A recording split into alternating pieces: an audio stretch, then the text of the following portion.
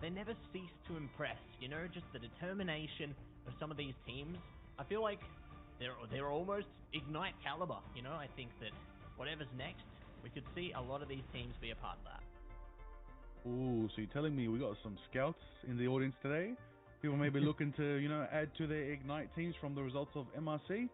I like that. That's esports. That's what we want right here. But especially today, we're not just signing up for esports, we're signing up for a fun time because we're playing Marvel Rivals. And of course, on top of that, Marvel Rivals is not just all about the gaming, it's also all about the in-game cosmetics. That's right. We have so many to tell me about. Matthew, tell me about this first one. Yeah, the Immortal Beast arises. War, Immortal Beast of the Undercity, finds and saves all those who are lost with feral ferocity. Lava drips from its aged fangs. Burning rage erupts from its scarred body. When choosing a new immortal weapon, the hunter found immediate kinship with another warrior who, much like the first dog brother, was worn by timeless battles and losers, the Wolverine. First appears in Marvel Rivals Season 4, Unleash the Fury of the Wolverine Dog Brother X costume, available now already from November 6th. And let your rage burn brighter than steel. But Liger, there's more. 3 icons are coming at you. Oh, and 3 stories are reimagined as well. A monstrous shadow crawls out from beneath Manhattan. A billionaire steps into the spotlight, and the Queen of the Zombies rises once more. New costumes arrive for Spider-Man, known as Man-Spider, and Iron Man, Big Shot, as well as Scarlet Witch, Queen of the Dead.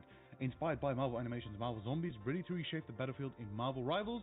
Available October 30th, 7 p.m. PT. That's already out. Face your fears, embrace your power, and make them remember your name. Don't you forget it. Remember the face, remember the name. That's the aim of the game. And we aren't keeping it tame, we're keeping it real. We're going to seal the deal. And we're going to play Split or Steal into these games right now. You love to see it, Liger. Got the Eye of the Tiger on you every single time. We love it. And just like our teams, we're going to be bringing big energy. Yes, absolutely. Big energy is guaranteed. Maximum pulse all day. Maybe some Iron Man gameplay as well. That would be awesome to see. The Big Shot. It's great. It's a great costume. Better cop it. Now, speaking of common things, we got to cop some victories here for these teams right now. They are ranking up throughout the past few weeks in MRC Season 4. Off broadcast, it has been an insane climb. I tell you what, schedule today is going to be stacked. Prize pool is just as stacked, and these teams are fighting in what is considered potentially one of the last professional Rivals bouts of 2025 in MRC. It's crazy to think we're here, and we just came back from the Grand Finals, but now we're here in MRC, already jam-packed into more Rivals esports. It's just a good time to be a gamer, I'll tell you that. Yeah, it's honestly amazing. Like, can you believe how quickly this year has gone, and how quickly this tournament has gone by as well? You know, we started off strong into the opening rounds of Marvel Rivals Championship Season 4, but today we are going to be covering rounds 12 to 14, and onwards tomorrow to the lower bracket finals into the grand finals there. So get excited for all the content which will be before your very eyes very soon. But what's on offer right now, Liger? You talked about it before. It's big money. It's a big prize pool. Absolutely. Totaling $14,500. Wow.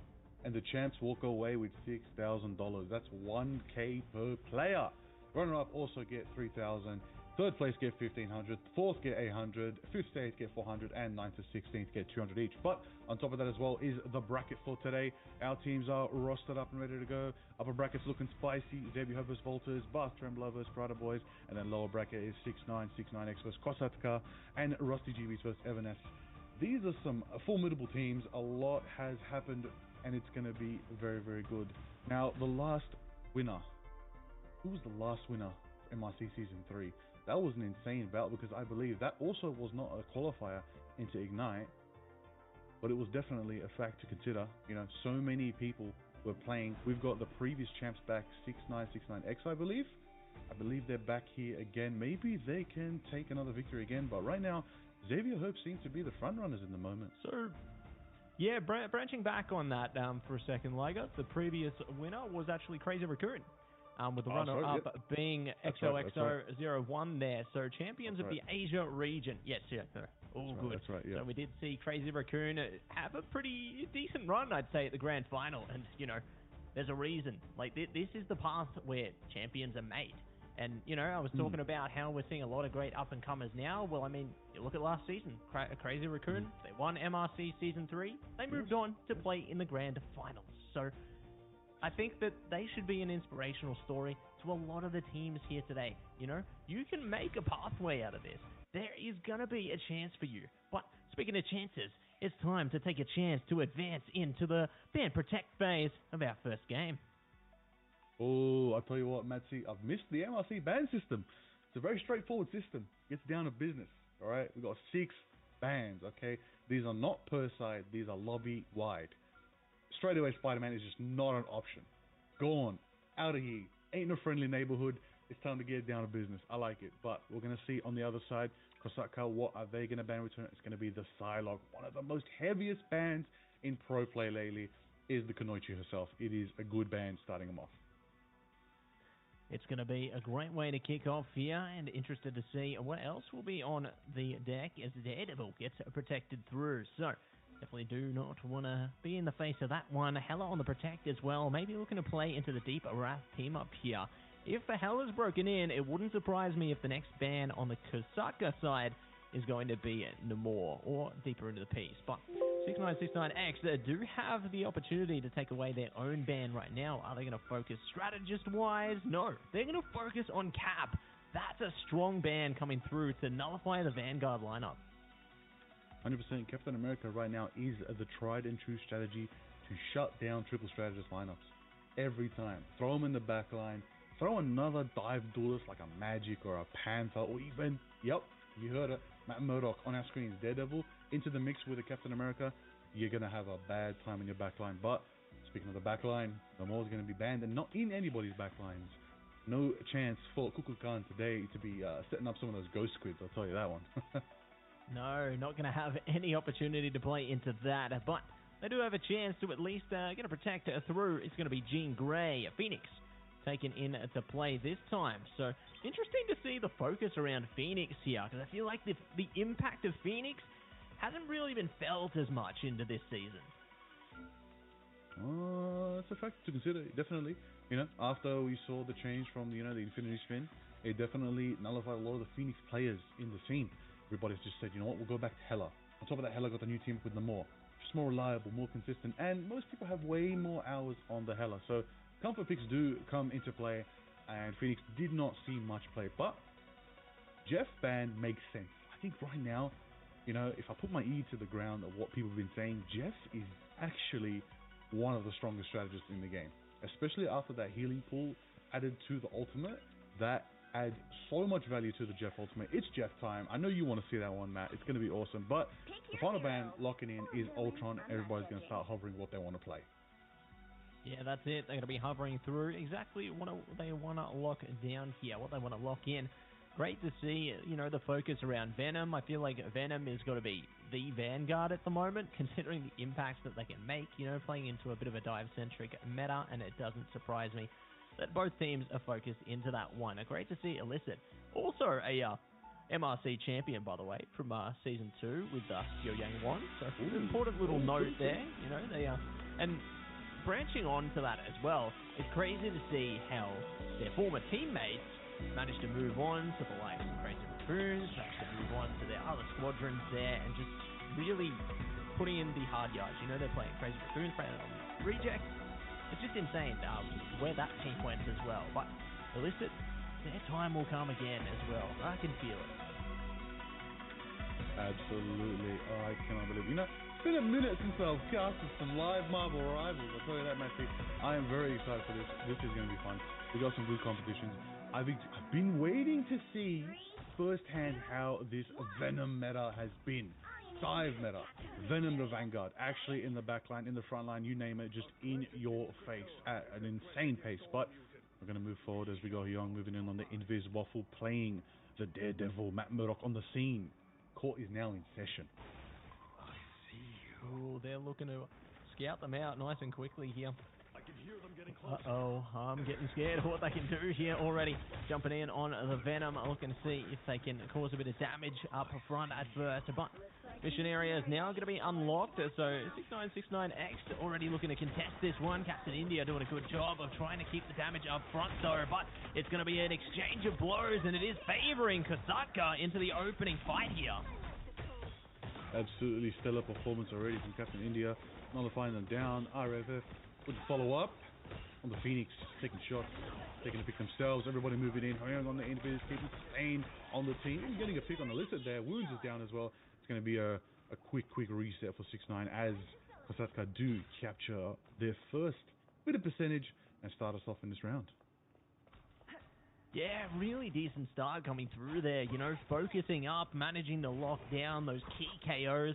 It's just been so mission critical for them, but we'll see if they can back it up with further results as well. Now, I feel like the factor for 6969X here is going to be playing into that BRB beacon, as well as locking in enemies with the bionic hook. I think Kraken Impact coming online definitely can dish up a nice meal there, and already they've sealed the deal on the Captain India. So, decent start, looking to lock it down with the Sia as well. It's getting better and better. Oh, what a pick just outside the boundary. They're picking up the pace real quick, Liger. Absolutely right there. That's what we want to see. The Kraken Impact from a Bucky is exactly what wakes us up here today. But speaking of waking them up right there, is going to be Slick taking out the Magneto. Feel like XB is out of here. Wounds taking out Waffle on the back line as well, taking out the Bucky. Is going to clear Daredevil out of the field. 55% and climbing right now. Alyssa is charging up that Sonic, ready to fire it when needed, taking out Captain India. Venom's down. It looks like going to be a bit of a reset here for Kosatka as the blue corner retreat for now. But, you know, I will say, in 6-9, they do flip it. They do flip it, Massey, and what that means is they're going to get percentage on the board now. But ultimate check right here. Wounds is down. There's a bit of a, you know, Kraken Impact coming out earlier from Kosatka, but maybe the tide could change in their favor now. Maybe they could build up to something. Most importantly, the combo I see, Slip and Derek, faded both walls into the piece of the abyss, could be massive. Yeah, it could be so big. It was a battle of the Venoms on the walls there. Letting the devil out though. Waffle trying to zip it up, and they are going to be able to lock it in for 6969X. They flex their way in. Captain India falls as well. So this is a great way to stagger out these KOs. Like, they're trying their best to push their way through, but 6969X are just staggering over and over again here. So really great way to build up a lot of time for themselves, and they should be able to match, if not exceed, the percentage that Kosatka has managed to build up here. So Kosatka now gonna have to figure out a way in. Like, they've got the Meteor, boundaries around the corner as well. You know, they got the Fate of Both Worlds. There's ways that they can maneuver this. Absolutely. What I'm taking note of right now, Ancient on the high ground, Hela, good pick, good positioning right here. Lobbing some shots into the backline of Kosatka. Let's see if that's enough for them to get a pick there. But speaking of getting a pick, going forward into the Amplify, that's going to be set up by Smiley on the Rocket Raccoon. It's going to be met with the Fate of Both Worlds. Oh, Ancient in the backline, taking out Be Like Egg, and Kanga's young right there. That's going to be 2 down to the power of the Hela, the queen of the underworld, I'll tell you that. But Wounds is there, taking out Waffle, the big Kraken Impact, charging it up, going for an uppercut, gets another reset. That's a double KO from the Impact.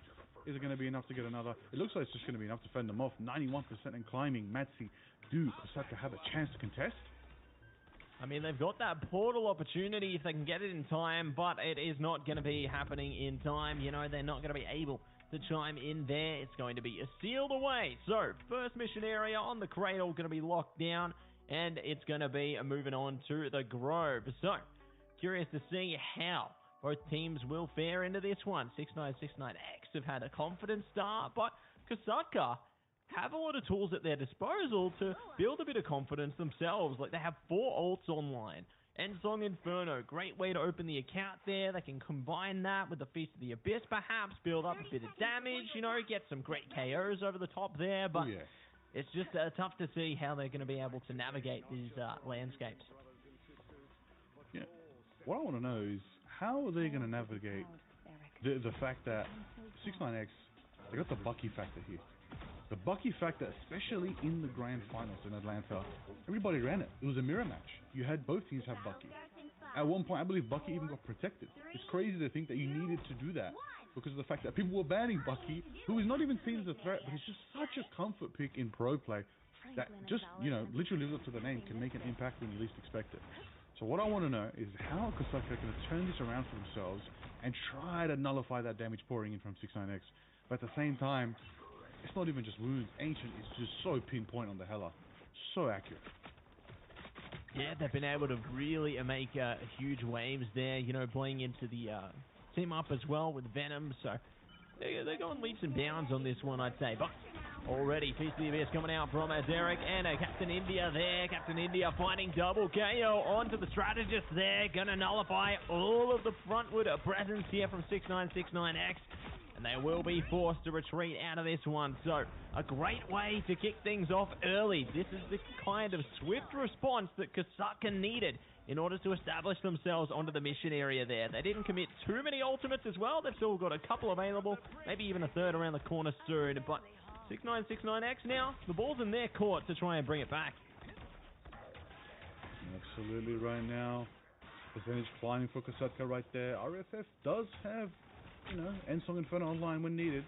Meteor is available too. Could combo that and it could do a lot of devastation for 69X if they time it right, but it's just in the skies, getting a bit of aim, getting a bit of information. Takes out Young as well.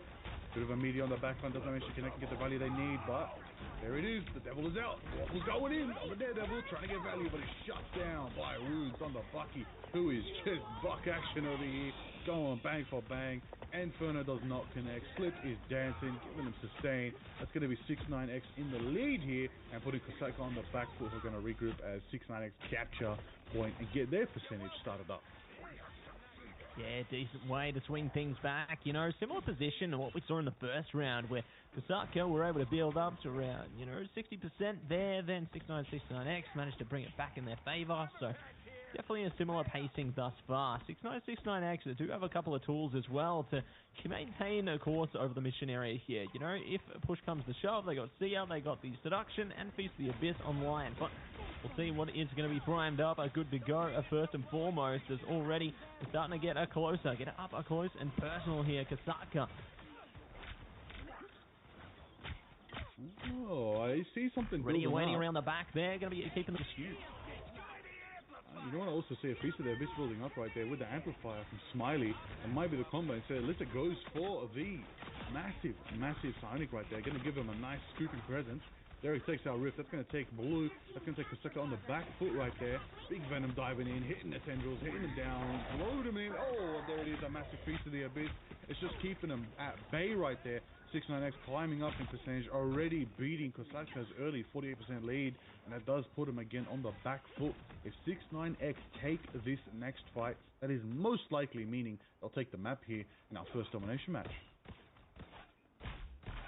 Could be exactly what they're after here. Could be the recipe for success. But Kosaka, they're ready to dish up a recipe for ultimates right now. Feast of the Abyss coming up. It's going to be responded to. Fate of both worlds into the boundary there. So they're exchanging ultimates well so far.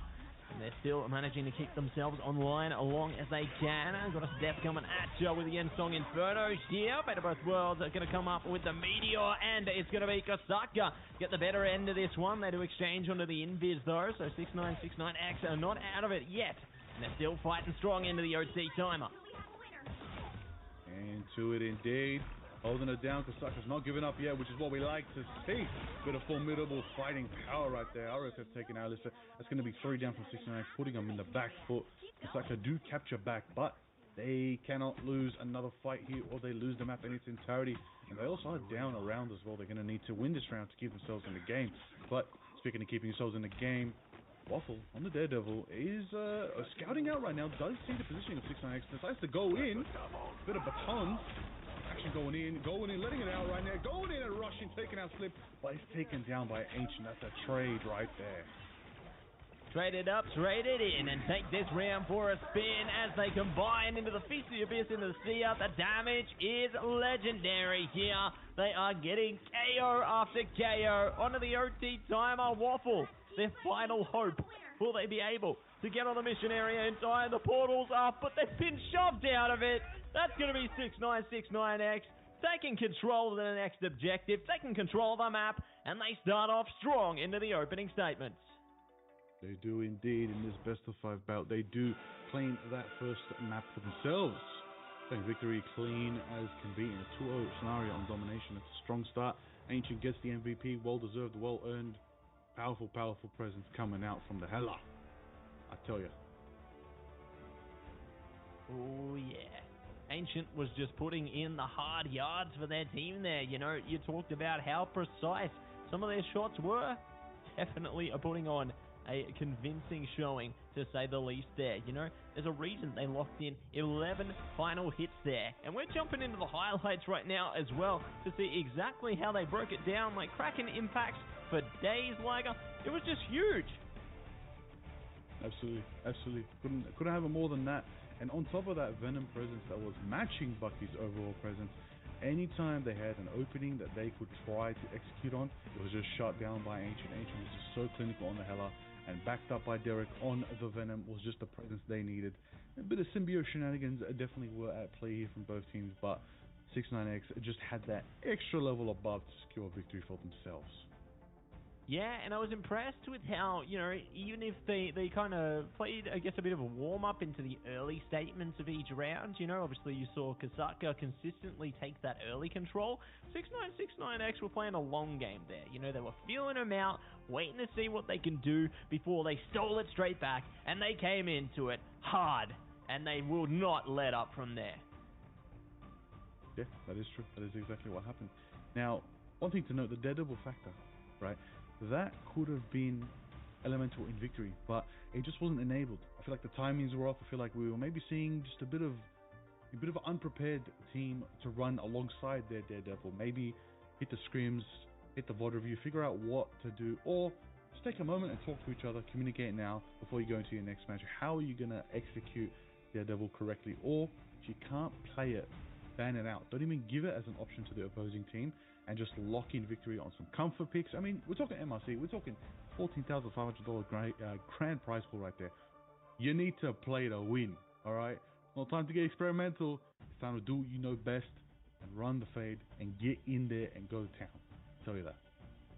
That's it. You're going to paint the town with power, and you're going to see which town they're going to head into for our next map. You know, our teams are going to be drafting it up right now, looking to lock in, see which map could have their name on it, so to speak. Which map could be the one that they want to take into consideration. You know, thinking on it, Liger, I think that they can get a bit creative here. You know, I think that, I'd say, Kasaka, you know, they're looking pretty strong overall, but I think if they want to take a map away from, like, the side of 6ix9ine, one that they haven't played is either Araco or Spider Islands if they're forced into convoy here. So that could be something that they could test them on, because 6ix9ine, they've played a bit of Idrisil Path already. You know, they've got 2 wins, 1 loss across MRC so far, and they've won 1 time on Midtown. So if they want to take them to one of the other maps, maybe this could be a good chance to test their limits.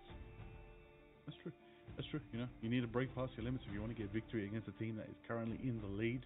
Because like, I'm going to have to really pull out something crazy here as we're going into, you know, the next phase. We're going to have new bans, new picks, new map. You know, as you said, you know, you mentioned Spider Islands. I think that might be the map we're going to, actually, which is very good to see, a convoy map. The beautiful thing about this map is it's actually great for Venom. Both teams do play the Venom, but on top of that, it's a great dive map too. I do like what I'm seeing so far from the hovers from Kosaka. I like seeing the magic. I like seeing Daredevil. Run it back one more time, make it work this time, and see if you can also get some outsourced dive utility coming out from the Jeff. Maybe that's what Hyung's going for. So I know they're hovering, and normally the hover aren't what people roll out on. In my opinion, roll out of this squad. This is a good team lineup right here. Yeah, roll it out, roll it in. Take this one for a spin, and immediately on to the Bucky ban. You talked on that before, and looks like they've heard the call. They are going to be heeding that with full trueness, and we'll be stealing that away. But Hela and Daredevil going to be locked down on the Protect here. Namor taken away as well. They don't want to see that Deep Wrath team up, and they're just swiping their way through this draft, Lager. They're going very quick. Absolutely flying through. I mean, you know what you want to do. You know where the problems were. Just target them. Focus on that. Get through the ban phase quick. Do what you got to do. Cap ban makes sense. Again, Cap is just not making it through. If you leave Cap unbanned, you're talking about a Cap and Venom in your backline. That is insane. One's got to go every single time. Most of the time, it's going to be Cap. He's just got more unyielding force, whereas Venom is just a bit more reliant on his team. Does have more survivability in some sense, but Cap has just a bit more impact, especially with the Bucky. When you got the old friends team up kicking in, it's going to be very powerful to have a Bucky and a Cap. So seeing them both banned makes a lot of sense. But Emma protected, that is probably wise. A good counter to dive, psionic power, really good front line, diamond form, you name it. It is a strong pick. But curious to see what Kosaka is going to protect here. Ooh, Invis. Going to hit the protect this time. It makes a lot of sense. You know, you get a lot of priority around that strategist there with the invisible boundary. You can really keep yourselves online during those team fights. It's almost mission critical in that one. But next ban is going to be theirs. It's going to be Rockets. So, not going to be able to utilize the BRBs this time around. They're going to be swiped away. And it's going to be Jeff taken out in consequence there. They do not want to deal with that one. Obviously, having the BRB taken offline, it's not the greatest, but I mean, there's also the possibility to play into Adam if they do feel confident on that pick instead. I really like what I'm seeing right here. Okay, I want to bring a bit of a rewind to that rocket ban. Rocket ban is very interesting. Why? We saw how utilized Amplify was in that last round. Almost every time that Kosaka tried to activate, it was just shut down by Amp. Amp was up. Amp was ready to go. You can't even take down the rocket sometimes. You got to fight through that Amp. And then if you're trying to fight through the Amp, somebody is just diving on you, aka Derek on the Venom. So, going into this next one, going into Spider Island, of course, as we know, we're going to have to try and see what Kosaka is going to do to change it up. Otherwise, 6-9X is just going to run away with another match. Yeah, they can't afford to allow this forward, you know, especially into a best of 5 endeavor here. They need to lock it down, need to lock it in, and just try their best to not let anything slip here. Otherwise, they're going to be in deep trouble. But always going to be the beautiful landscapes to check out on Spider Island. Both our teams are going to be locking it down, locking it in. Kosaka on the attack, 6-9, 6-9X on the defense. And let's get ready to get on with the show. On we go. Waffle ready to roll on the Daredevil, trying to make it happen on the Invis. Be like XB is here as well. XB on the Emma Frost, pushing forward. Also Illicit on the Emma as well. Emma v Emma in the front line, matching the Vanguard lineup with the Captain India and Derek on the Venom. There's already a Venom going in. Captain India diving straight for Ancient. Knows Ancient is the target to go for. Actually picks up Smiley and Sleep at the same time. There goes the strategic lineup for 6-9X, and they also take down Alyssa, who's not going to receive healing. He's going to put 6-9X on the back foot. Wounds picked off in the duel against Waffle. That is a good start for Kosaka here on Spider Islands. Yeah, what a decent beginning there. They're already pushing it halfway through towards the first checkpoint here. And looking to see if they can lock it down early. 6-9, 6-9X, they're regrouping here, trying to cause a bit of disorientation, you know, with Derek Rose causing them to look one way whilst the rest of the team moves on another position there. But already they could be taken out of place. Big focus there from RFF. Going to be able to shut down Slip here, looking for more as well. It's just a great way to single out your targets. Absolutely right there. I called that concept earlier when I mentioned Captain America with a dive duels on the back line. Venom can play that role too, and having RFF on the magic is clinical right there. That is going to give Kosaka so much dive potential, so much power in the back line, that it's going to have to be 6-9X playing on the back foot every single time they have a bout. But the portal is up, coming out from Wounds. It's going to keep 6-9X in contention to not let Kosaka run away with the first gate open for themselves. But letting him out as a devil, that's going to be a Waffle going in. Captain India taking out Ancient at the same time. XB falls as well. The boundaries up coming out right there. That's going to be from Hyung. Is it going to be enough for them? Smiley's on the C&D, making it happen. The Eternal Bond gives him sustain to be able to take down Hyung. And it looks like the fight isn't over with Agamotto from Wounds. Bringing it up, bringing it down. They are going to be bringing the pain in there and draining out KO after KO. Have the opportunity to single out Magic as well if they can catch it there. Ooh, just stuck around the back. And there it is. So that's a great staggered KO, singling out that key duelist there. And now going to buy a lot more time for them. Only just over a minute and a half to go here. Kosaka needs to reset, deliver another kind of results into this one. If they can play into the Psionic Seduction, combining with the Feast of the Abyss here, they can definitely find a way to break in and get it past the next capture point here, but they have to ensure their survivability first and foremost. Absolutely. Couldn't expect more right there. Another trade as Wounds and, of course, Waffle are taken down there. It's going to be a 1-to-1 each side. Derek's on the back line taking out the young right there. But both worlds is popping up from Demise and from Slip right there. Both of them dancing away, giving the team sustained. Big fist from Captain India right there on the Venom.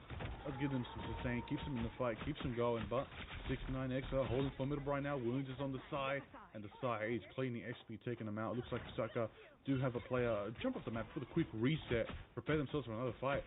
They've lost a lot of time here. They had a strong lead, Massey, but now they're already down to 30 seconds, 40 seconds left.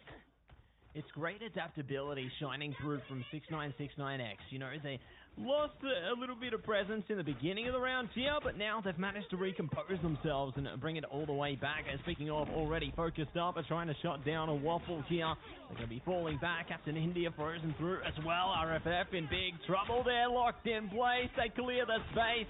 Eternal Bond coming online, but is it too little, too late? It could be exactly what they need to shut the gate on this one, as it's only 10 seconds, and the staggered KOs are just working out so wonderfully for 6969X here.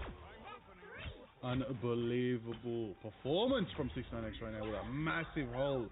Just when you thought they were getting stormed through in the first 50% of that map, they held it down, switched it up, they run around, and they claim themselves a strong defense just shy of the first gate of Spider Islands. That is insane on Tokyo 29-9. I got to say, Kosaka are in for an absolute mammoth of a defense effort here if they can try to get it. But right now, 69X has momentum.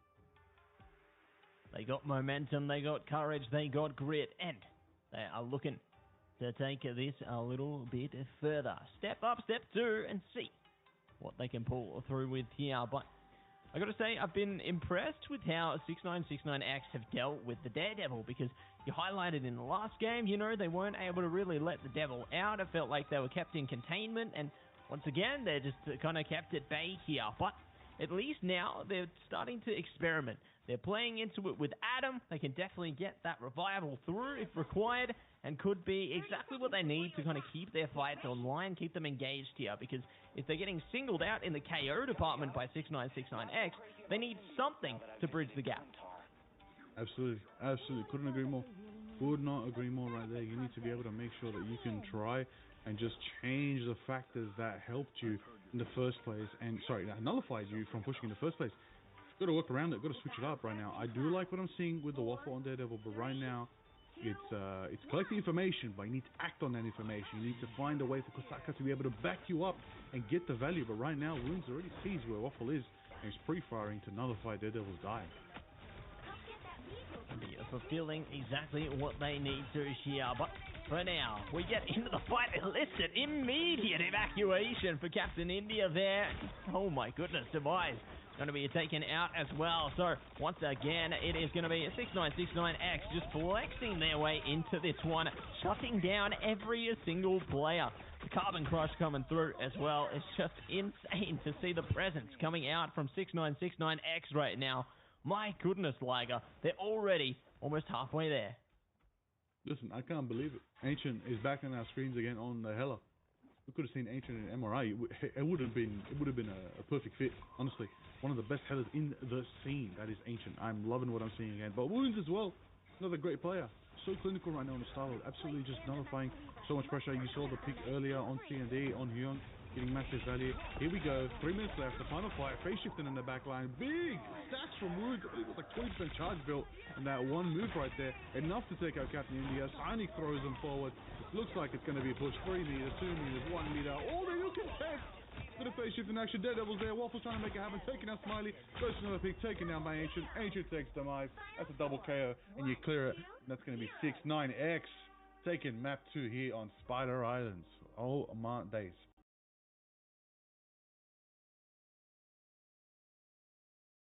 What an insane hold. You know, you might as well just say the team is Human Torch personified, because they're just on a fire into this one. They have been just enabling themselves time and time again. You know, Wounds in name is the MVP, and Wounds in nature, because that's what they're inflicting towards Kosaka right now. Just absolutely ruthless.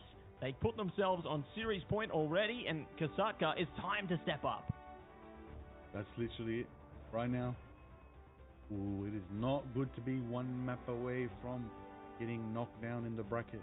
That is a tough position for Kosaka, but it's one of the most magical moments in Marvel Rivals Esports happen on the back foot. Let's see if Kosaka can pull through and make it happen. But right now, 6ix9ine got that fire. Like you said, they're hot. They got momentum. Let's see if they can keep their fire burning into this third map. Curious to see what we're going to do. Probably going to have a look at Convergence as well. A bit more of a longer, drawn-out map. Let's see if Kosaka can utilize, some of their tactics maybe a bit differently here. Maybe look, I'm going to be real. The Daredevil seems to be getting answered very well by 6ix9ine right now. It's getting nullified, it's getting focused on, it's not getting the freedom that it needs. Even though it's doing well, it's getting high elims, big final hits, it's just not enough to get the victory. Speaking of victory here, you know it, right there. There it is, the momentum coming out from 6ix9ine in these highlights. It's clinical. How much value they're getting on just the simplest of moves. Yeah, they just haven't been effectively dealt with at all. Like, Ancient has just been able to have so much freedom into the piece here. One and the same, they play into the Psylocke, into the Star-Lord, and it's just a masterclass in how to single out your opponents. So, very interested to see if they can continue in that endeavor once we do move on to potentially some Convergence action here, because, there's just a lot more that they can deliver into this one. And, yeah, I'm really excited to see what the third and potentially a final map could look like. True. Love to see where it can go. It's going to be exciting. You know what else I'd love to see, Matsy? Something on the horizon. Certain video everybody's been waiting for. Certain piece of media from Marvel Rivals. I think everyone's waiting for some announcements for season 5. You got the tape, Liger? You got the tape? I don't have anything. It's not with me. I don't have it. Yeah. I know nothing. You got the tape? We're all waiting together. We're all in the same boat, everybody. We're all patiently waiting for the news. I just thought, I'd remind everybody. I'm hoping we were distracting you from waiting, but now you're reminded, so you feel bad. But it's okay. You're about to feel really good because we're about to go into some more epic gameplay between these two teams, between 6ix9ine and Kosaka. It's gonna be good to see it. I believe potentially. The map switch, as we know, it does have a voting system. It does go back to a certain team's pick. I don't think we're going back to Convergence. I think we've changed it up a little bit. That's exciting. Change it up? Spice it through? Well, obviously there is different ways they could take it. I think that maybe they want to play to their strengths there, thinking of a team like Kosaka.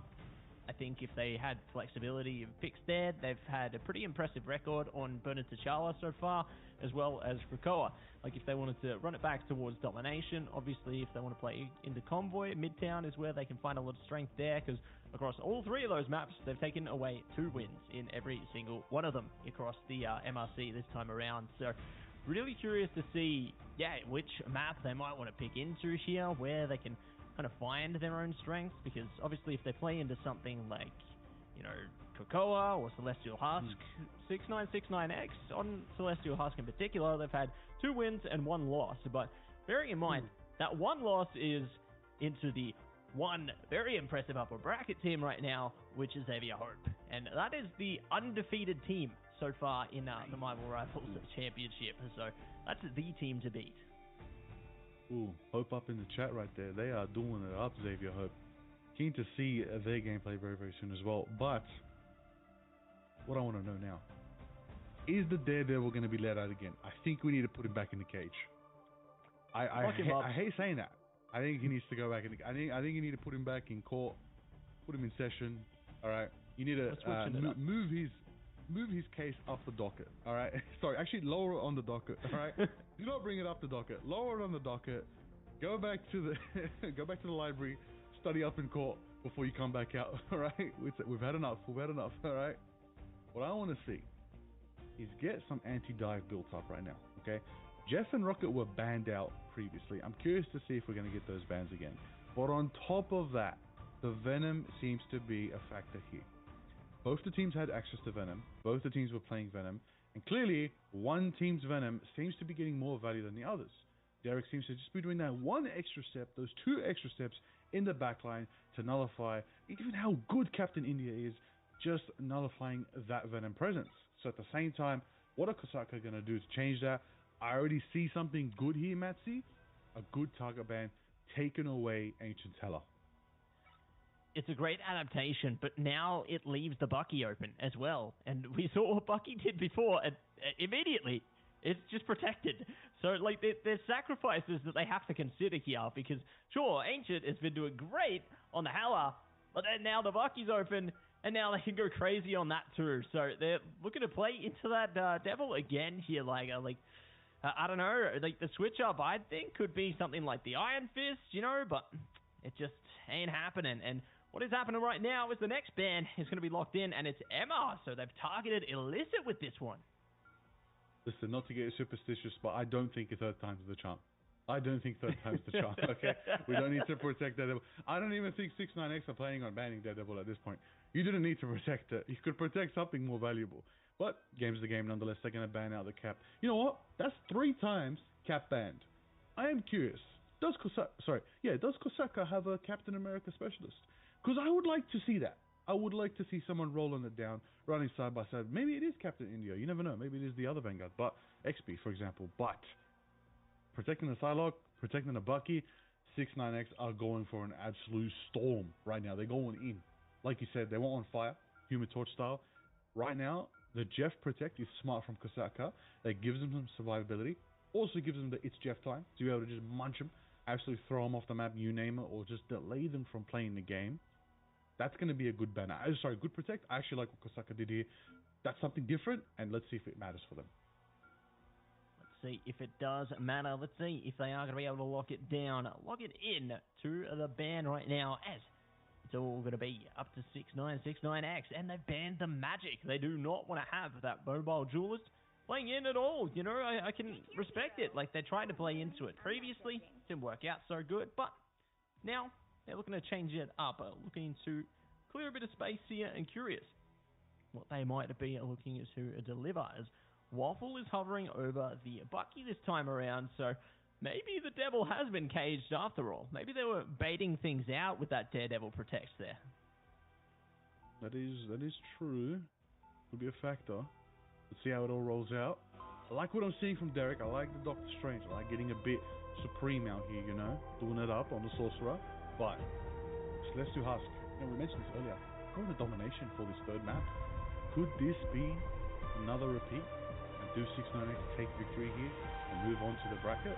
Or Saka gonna bring the fire back and change it up and beat that reverse sweep. You never know. It's always possible. We've seen crazier in MRC, I'll tell you that. And we're 4 seasons into the beautiful first year of Marvel Rivals. Speaking of which, the first year celebration, Matthew, that's coming up. Celebrating 1 year of Marvel Rivals. How beautiful is that? That's amazing. Yeah, can you believe it? I saw Jeff the Land Shark's voice actor is going to be in attendance at a certain event in the States as well for that. So get hyped up if you're on that side of the globe. Unfortunately, you and I probably won't be in attendance, but props to whoever can attend. It's going to be an amazing event, I am sure of that. But for now, this event is Portal Combat.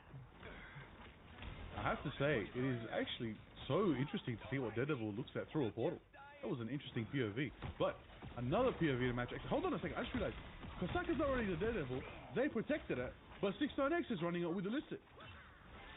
They're the ones running it now, Matthew. I need to know, are we going to see a Crack Devil gameplay right here? Or is it going to be a repeat? Is Daredevil the Crutch for these teams? Regardless of that, you know who isn't the Crutch? Rip on the Luna. Big sustains, big claps, giving the team momentum, moving them forward right there, making it happen. XP losing a bit of HP.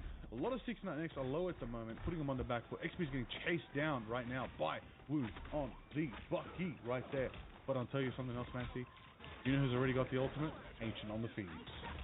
And there it is, Ensong Inferno into its Jeff there. So might be looking to bring something up. Illicit brought back with the BRB. It's a good start, but it's Wang taking it through right now. Bam! Dropping in 3. What a way to open the account into the early point of the mission area here. So consistently may be able to claim that early control again. They've only got Strange to deal with right now. Terra Crow's in a bit of trouble. And there you go. So if there's one thing that's been consistent for Kosaka, it's the first point of control for the mission area, but it's just holding on to it that becomes a bit more difficult. Oh no, unbelievable. Unbelievable, wouldn't have it any other way. We'd love to see a Jeffrey go out, get the 3K on the big Jeff time. We love to see it. What I also want to see is a big meteor. Captain India, give it to us.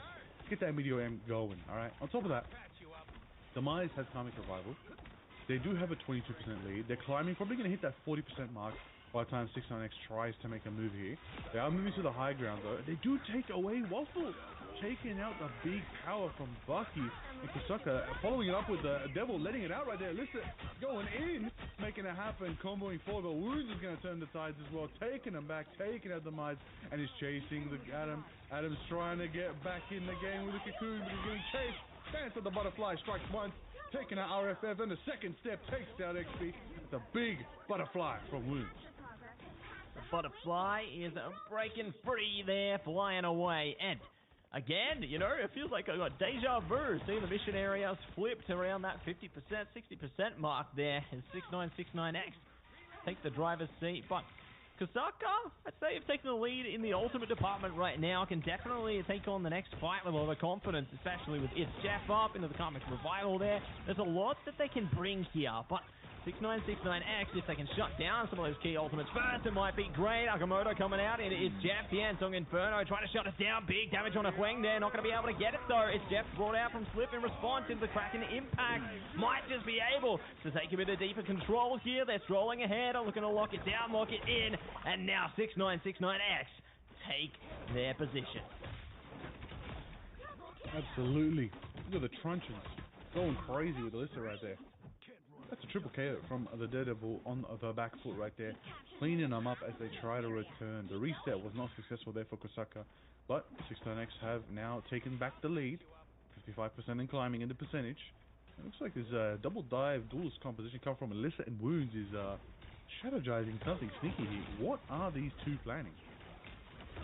They're planning to cause a bit of mayhem, cause a bit of havoc, you know, get a bit of higgledy-piggledy with it, I reckon, Liger. They've got some mischievous plans ahead, just like the Thing, reading the book in that emote. But for now, we're going to be bringing out the Devil. Illicit, looking to lock it down. It's RFF, the first to fall, looking to lock it back with the trade there. Captain India, good for it, and good for more is Ancient from afar. No matter the distance, they cover it up in Damage City. Absolutely. You know, that is exactly what you want to see right now from a team that's rolling through with a 2-0. They're keeping it strong, 5%, and there's no time for anybody to set up a portal. A Dance of the Butterflies, a spawn door from Wound, and Smiley is taken down, but it doesn't matter because that's going to be a door hold right there. The first round of Celestial House for 69X. One round, one Celestial Codex away from claiming this series of 5. That is insane momentum coming out from 69X. Kusaka, last chance to show signs of momentum, signs of life. Kusaka, bring out everything in your arsenal. You need to show up or show out. That's it, you know, the curtain's there, they're ready to pull it closed. Otherwise, they might just have to fight, resist, to keep it wide open. And the chances to do that are right here, right now. You know, decode the codex, get the speed run through onto this map here, onto this round, and see what they can deliver. But for the time being, both teams are going to be playing in a strange, nice and early, so curious to see if the portal will come into effect early into the rounds here, or whether they save it for an upcoming team fight. They are going to be testing themselves here and now, and it looks like 6969X, they're just going to be opening the front door. They're going in at guns blazing here. Absolutely. Wouldn't have it any other way. Outsourced speed boost coming out from Slip on the Jeff. Keeping the team ready to go and ready to fight straight away. Alyssa already has the vision to see where they are. Oh, it's a door, it's a Daredevil door right here. That's what we want to see, the 1v1 between the lawyers. And it looks like Alyssa's going to be the one to take this case. Waffle taken down. 3 seconds till the mission area unlocks, but it doesn't matter as 69X are just pushing Kusaka back. And it's a big Jeff coming out from the Humes. Do they manage to scoop 1 or 2? They do, but they're met with a Phoenix. Does anybody take him out? Oh, they get the health back, and it's enough to throw Daredevil off the map, taking out Alyssa as big value from Hume right there. Gonna put 69X on the back foot. Kusaka showing up right here with a big RFF on the Bucky as well. They're gonna take down a couple there from 69X, put them on the back foot, playing percentage, started up, and hey, look, you know what? Good on them right there. Not letting themselves fight under the heat of 69X's fire, but instead turn it up on their own side. Yeah, once again, they take early control of the mission area here, and now getting a KO, slipping it through the cracks there is going to be a great way to hold on to this percentage. See if they can get anyone else over the top as well as they're focused up here. Illicit looking to wreak havoc into this one, and they find Captain India. What a bionic hook from RFF though. They tread it straight back onto Illicit, looking to see if they can catch anyone else up top as well. Kraken Impact is online if they require it. The Devil's coming out, it's Jeff's coming out, it's all coming out right now. They're coming out of their cage, they're doing just fine. They gotta get down because the KOs fall. And how will they hold on to it? With sheer power and determination. Absolutely epic plays right there coming up from Waffle on the Daredevil. It took a couple maps, but now we know why it's protected. Someone's a bit clinical out here, we love to see it, but can't just be clinical, you gotta be lethal right now, and 619X have a big combo coming up. They got Ensong Inferno, they're gonna have an Agamotto at the same time. If they need to amplify it, they can, and at the end of the day, Wounds will be there in the backline, ready to dance like a butterfly. But let's fly on into the action right here as the Celestial Husk is ready to go again. Ancient taking out RFF. That's going to take down a potential Kraken Impact into a massive Agamotto from both teams. I believe almost everybody's been stunned out there, but it's going to be met with a Fatal Thoughts from Demise. Who's taking him down? Wounds gets the big taking out Demise outside of the dance. It's going to be sustained. Who throws Strange off the map? That's going to falls off the map. Young, what are you doing on the Jeffrey? My goodness. But Wounds is having the belt. The 1v1 with Waffle on the Daredevil. Everybody's looking low for Kosaka. They don't have a healer because Jeff's off the map. And Smarty and Wounds take one each right there. Overtime sticking up. Kosaka's got 99%, but 619X do seem to be able to take capture back. My goodness, Wayne getting a bit caught up in the play there, it would seem. Caught up in the adrenaline. Hopefully they're going to be able to keep themselves composed into the next fight, because otherwise that could make or break the game here. So, great to see 6969X manage to bring their way back right at the edge of the finish line here. Curious to see if they can hold on though. They're trying to phase each other out. See if they can lock something in here. Waffle, target acquired. They are going to try and lock it down onto Illicit here. Not going to be able to catch it though. Slip in a bit of trouble. Derek Rose, one of the same. The damage just keeps stacking up here for Kosaka, and no one's been KO'd yet, but that's going to be right around the corner. I can just feel it. There it is. RFF online. It's Jeff as well. Oh, I'm waiting to see that Kraken Impact, but Derek's going to be frozen out of fun for now. Does manage to take out Demise. We're going fearless with the skies. There's a Bucky. It's ready to go. Oh, taken out by Wounds. Never mind. Slip. It's the Jeff time. Taking out Captain India. Big splash is going out. Agamotto is potentially going to line up, but it's 88% and not enough. Taken out. Not going to be designed for XP. Everybody's pushing forward. Wounds is flashing and dashing and clashing through all of the opponents right in front of him, right there on the Sarlacc, right there, putting in the work. Kosaka's on the back foot. 64% and climbing. One more fight away from victory for 619X. Kosaka do have the lead, but are they going to take it back? That's what they got to do. They got to fight for it. They might be able to get it if they can just keep things stacked in the right direction here. It could be momentous, but the Agamotto, it's got to be something they have to adapt around. They've got to be careful. The Dance of the Cutterfly comes online into the Fate of Both Worlds. Meteor coming out as well. Flip going to be brought right back to the BRB. See online as well here. Another Meteor coming down. It's Hellfire in the skies right now. Captain India trying to get the boop through. Not going to be able to scoop it in. It's Wounds locking them down. Huang is down. More to follow. Demise will fall. There's no heals for Kosaka right now. The Agamotto comes in, but it's too little too late. 6969X escape the fate and will be looking to shut the gate here. It's all down to Waffle and Go. They're trying to keep it online. The heals from afar are keeping them in, but there's more to be done here, Liger, and the portal comes on top. Portal is insane right there. It's going to keep it in contention. 619X overtime sticking off. Who's going to make it? Climbing to the Phoenix. Waffle meets him in the skies. Clashes in the middle of it. Takes the damage. Following suit. Who's got somebody in their tummy who they're going to make it happen with. Saving their own venom right there. Big picks coming out from Ancient. Taking out XP. That's 3 inside Slip. Slips off the map with a triple KO on the Jeffrey right there. Illicit takes out Hyung. And there it is. 6 of 619X. Are alive at the end there. They do claim the Celestial Husk in what is an insane overtime fight, and they do claim 3 maps in this best of 5 series against Kosaka. GG's.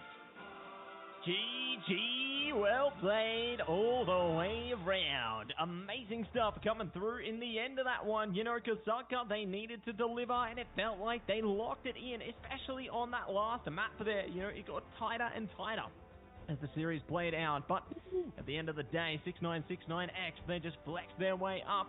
They are promoted into the next section of this here tournament, and what a way to put on their talents in full display.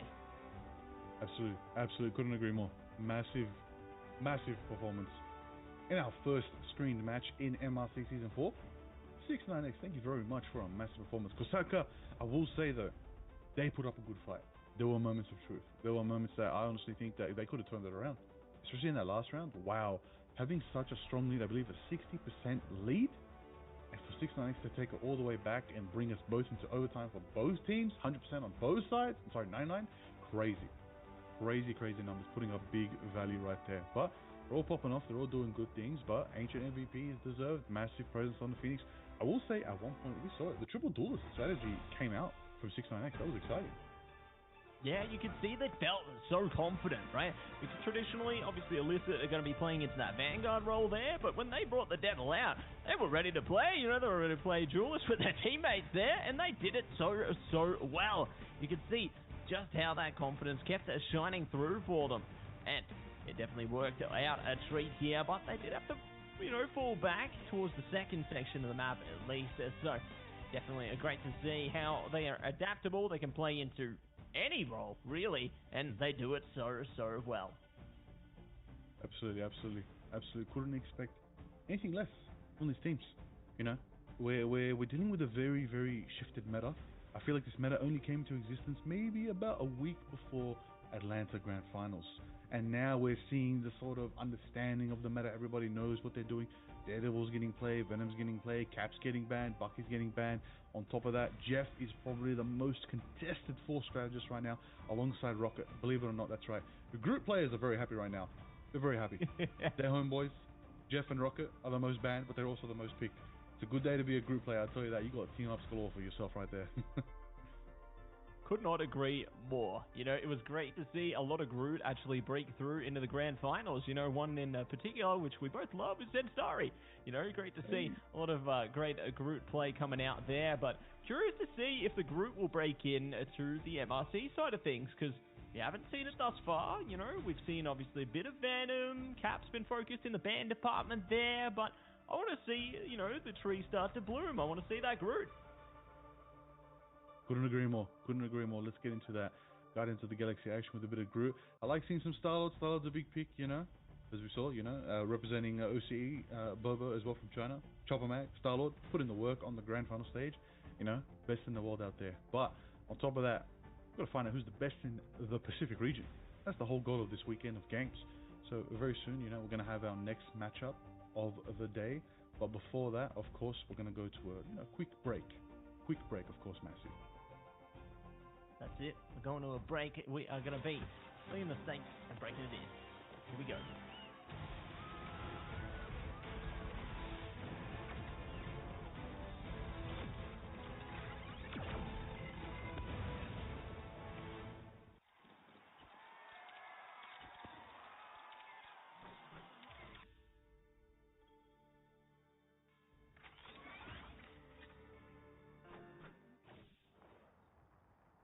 I don't think that's the welcoming committee.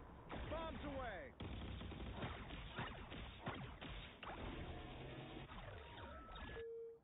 Powering up. Anyone say fireworks? Maximum pulse!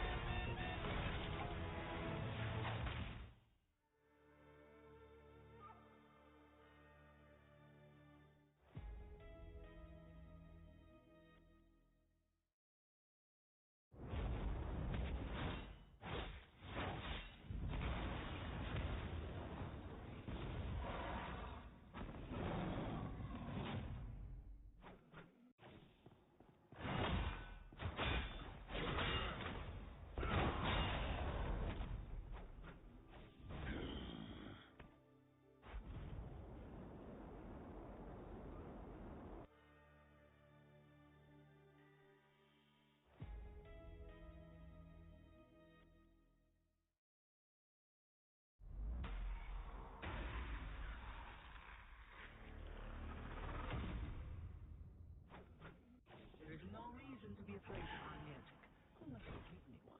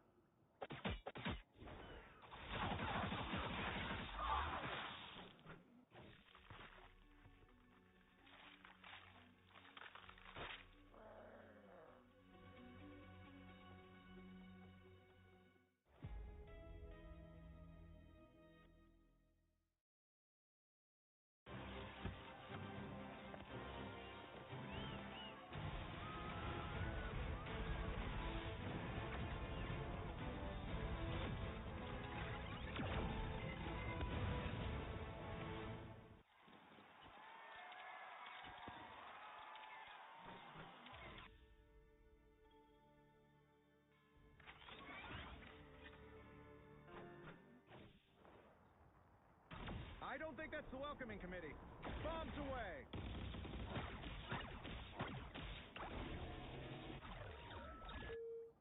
Powering up. Anyone say fireworks? Maximum pulse!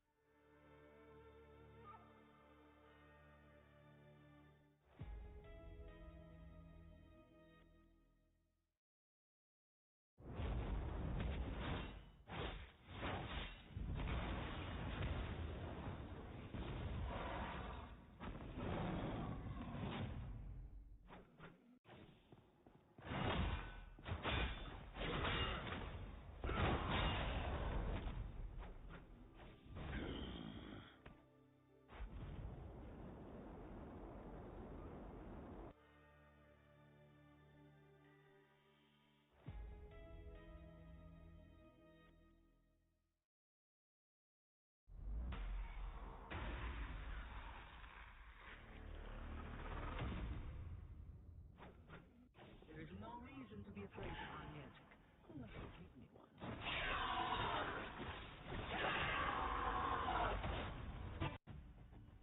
How's it going, everybody? Welcome back to Marvel Rivals Championship Season 4 here today. My name is Liger. I'm joined by Massey. Massey, boss, that last bout between those two teams, between 6-9X and, of course, my goodness, like, that was just crazy. Crazy. 3-0 this early in the day is insane momentum to see. I gotta say, though, honestly, it's a rough one. It's a rough one for Kosaka. It was a rough one to start getting 3-0'd, but nonetheless, it's all about MRC. They still walk away with some good prize earnings. I believe they're technically top 8, maybe top 4 after the math is done, and that does mean they walk away with a good 400 to 800 bucks per player. So, sorry, for the team, of course, nonetheless, good value. But that's it. We're here about the grand prize. We want to know who's going to be first, who's taking it all the way. 6-9X showing some formidable effort. I'm curious, have they gone up against Xavier Hope before? Yes. That's interesting to see. Yes, they have. Yes, they have. So, they have faced Xavier Hope once previously into the tournament lagger, and Xavier Hope clean swept them 3-0. So that's the little test that came out there in their previous bout. Xavier Hope have played really, really confidently, like I'd say, in the last one. So if 6969X get their chance to face them again, there's a bit of a revenge story brewing between these two teams. Bit of I like that. I like the storyline, you know. That's how we do it in the Pacific region, you know. Get down to business, all right? These teams, they know each other. All these players know each other. They very much hit the cues together. Same sort of servers that they play on. You know, everybody's rotating around that, 100 to 0 ping mark. Everybody's sharing servers, having a good time. What I'm curious to see, ultimately, right? How are these teams going to fare going into this next match? Because we're going to get into it very soon. It's going to be exciting to see how the match all goes on out. You know, this next match is going to be cool. Very excited to see how is this going to unfold. Yeah, really curious to see how it's all going to unfold, how we're going to be able to break it in, you know, how we'll see what both these teams can do. Obviously, once we get into the next step on the horizon here. Very excited for what's to come out of this one, you know. Where we go, who knows, until we know. But we are going to be getting into something sooner or later, I believe. And yeah, I'm just keen to see who's going to be progressing their way through this tournament, because we've seen a lot of impressive gameplay already into round 12. You know, I think there's definitely really positive strides being made by a lot of these squadrons here. You know, it's like I said earlier, like they've got very Ignite-esque styles of play there. It would not surprise me, you know, if the champion in this, even some of the teams that don't make it to be the champion, are going to be making waves into whatever comes next for Marvel Rivals. Definitely. So many curious things that I want to know. Like, are we going to see, you know, one thing I'm wondering, right? Into this next match, you know, we might be taking a trip back a little bit in the tournament. You know, MRC, it's been happening all week long. It's happening for multiple weeks. We want to know how these teams got here. We want to know, why are these teams here? Who are these top 8 teams that have made it to today, to this weekend, leading into the finals for MRC tomorrow? We might have a little bit of a match where we kind of see how Everness got here against a match that was very exciting for them. Curious to see how it all unfolded. You know, I believe we're going back to Celestial Husk once again, Matsy, so that's a cool one. Come back in time into the Celestial Husk. Obviously, we just had a bit of fun heading into that one. I think Celestial Husk, you know, it's a bit of a tough one, I'd say, for a team like Everness. You know, obviously I'd say one of the only maps that they've taken a bit of mortality on. You know, I think they've lost at least once on that map. So curious if we play into that again, or whether we go in another direction here. You know, it's all going to be unfolding into this one. Definitely. Keen to get into the match very, very soon. We're going to get into the gameplay. Very exciting to see how the bans and picks are going to be once again. You know, a lot of factors to consider here. You know, we just had a matchup where we saw a lot of Daredevil play, Venom action as well. But the Hela and Bucky are still standout duelists in the scene more than ever before. And I like what I'm seeing so far with the strategic lineup. A lot of variety. Not too much, you know, the healing pools that we're used to seeing with the Lunas and the Cloaks. We're actually seeing a bit more variety, throwing in a bit of Jeff. Rocket seeing some more play, but there it is. Oh, another sort of Daredevil Silo composition. I like what we saw last game when that was happening with 69X. Might be Catachino's time to bring out some of that madness. Ooh, I'm excited to see if they are going to be bringing it out, locking it in with a bit more power into this one. But you don't know until you know, Mr. Liger. What you do know is Mantis is going to be banned out first by Catachino there. So great way to begin. We've seen a lot of priority around the Mantis, you know, definitely amplifying the damage, making a big statements for their team. But Everness, they're going to be taking away the Venom. So, doesn't surprise me at all, considering the power of that Vanguard. It's going to be a good ban. Yeah, it definitely is going to be a ban that we were expected to see. The Venom was going to finally be banned out, give some more Vanguard variety to the lineups we're seeing today. But Emma's going to be protected. I will say, Emma didn't see quite a lot of playtime in grand finals, you know. A lot of the times was banned out. Both teams are like, we don't want to deal with that. We want to play dive. We want to have fun. Emma ruins that fun for everyone. So that's going to be a strong protect coming out from Everness. See who they're going to be running that one. I see some familiar faces. We see Ash and OCE back in the fray. A lot of big players, Doctor as well. It's good to see. The beautiful thing about MRC is even if players do not get to make it through to MRI, to the grand finals, MRC is still here for them every single time. We're in Season 4 now, for them to be able to get in there and still get some esports going for themselves. So, Solid Protect makes sense. Doctor is going to probably be bringing out the Kanoichi, and at the same time, they're going to ban out the Bucky. Make sure it's not an option for anyone. And it makes a lot of sense, you know, after what we saw into the round 12 endeavors before. Definitely doesn't surprise me that there's going to be a bit of priority over the Bucky getting banned away into this one. But we'll see.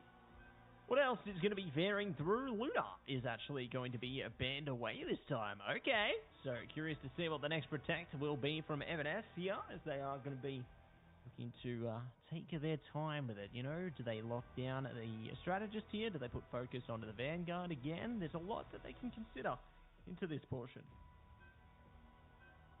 Definitely indeed. What I'm also wondering, Invis is protected.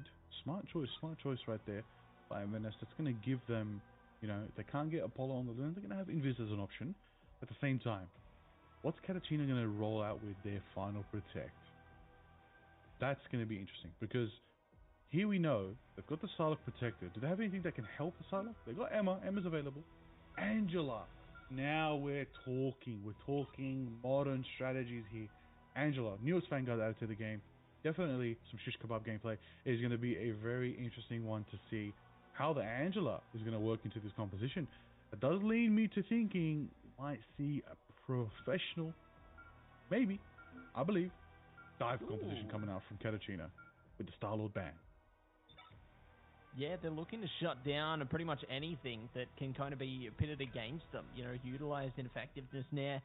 Do like to see the Hela getting banned out as well, so they can't play into the deep Aratha team up. But as a result, what do we see open? Cap is open for business. Angela is open for business. Everything is open for discussion and open for play here. So we'll see exactly what they are going to be bringing to the fray right now. Whether these teams are going to be matched up head-to-head and good to go momentarily, or whether we see something else entirely breaking in. There it is right there. Seeing some strange hovers. Doctor Strange could be the pick. A lot of good value can come out from Doctor Strange, but I really hope Catachina are rolling out with the Angela protected and actually picked as well, because Angela is exciting gameplay. We're talking about high flying dive, good compositions, throwing down heaven. You know it's going to be scooped up. Everybody's going to be comboing all together. It's good wombo combo time. I'm hoping we see that, especially on Celestial Husk. Nice boxed in map. A lot of good opportunity to bring out some really close combat heroes. Talking like Captain America, for example. You know, Venom's out of the picture. Cap's not banned, Messi. We didn't see Cap the last 3 maps that we had a good casting time on. But we might see Captain America here and now. Good indeed. See it breaking it down as we look to take point on to the portal. So, Evanes looking to take their strides up high, nice and early into the piece here, and see if they can take some good control of the mission area once it does open, as Catachino looking to rise up here. Angela scoping them out, looking to lock it in, but they aren't going to be able to deliver the impact just yet. Big straight from Shield early on to start to just, you know, keep the team protected from Angela's spear. Trying to make it happen. Axis. Go for a bit of a spear. Tries to go down for the combo, but he's slapped by the Star Eldritch Whip right there. Big BRB beacon is activated, bringing Angela back in the fight. Doctor on the side. I'm going to use the illusion early. See if they can get to a better position to try to take the next fight. But Lil Monix, big Phoenix plays right there, taking out Scooter. That's going to be the Punisher down. That's going to be good value for them, nonetheless. But I'm going to bring notice to the fact that Doctor is just so clinical right now on the side, sneaking a pick, taking out the Ash and OCE Jeff. Even so, big play coming out from Lil Monix, taking out Apollo. Star goes down as well. That's just easy pickings right now from Catachina as Evanescence on the back foot. On the back foot, and looking to see if they can put their best foot forward to try and step up to this one, because Catachino are greater for the beginning here, but they've got to be consistent. They've got to lock it down with their 2 divey vanguards, see if they can deliver some solid results here as they look to push themselves into positive strides. I already like what we're seeing from Skirt, trying to see if they can just push their way in. Big damage, almost catching Hazy there. Not going to be able to get them. Carbon Crush coming out. Does find the opening KO. Goodbye, Angela, and more to follow. Evanescence finding everything they need. Down to the butterfly coming out from Doctor there. But all they find is Dylan FBS. Big Dylan going for that side and taking out Doctor, who just wasn't ready for it. One again, going off. We're seeing some aura farming from Dylan right here. He's going to just, you know, use an ultimate, maybe a bit too early, but nonetheless, it's still going to activate, still going to give value, still going to give sustain. Skirt hits the pain, taking out Annexes, taking out pain right there. Angela's down. Rocket as well falls, that Skirt, taking him down. Big value coming in from Punisher, big choke slam from Apollo on the Emma, and they're cleaning up one after another. Evanescence do finally take some percentage back on the board, put Catachina on the back foot, but nonetheless, Messi, 63% lead is pretty massive. Couldn't agree more. They've managed to find a lot of good strides on this one. It's great that Everness have been able to swing it back when they did, but they still have to play a little bit more of an endurance game if they want to match them. Freedom Charge coming in. Great response. Seven's Retribution coming at you with the Sino Seduction. It's Jeff as well.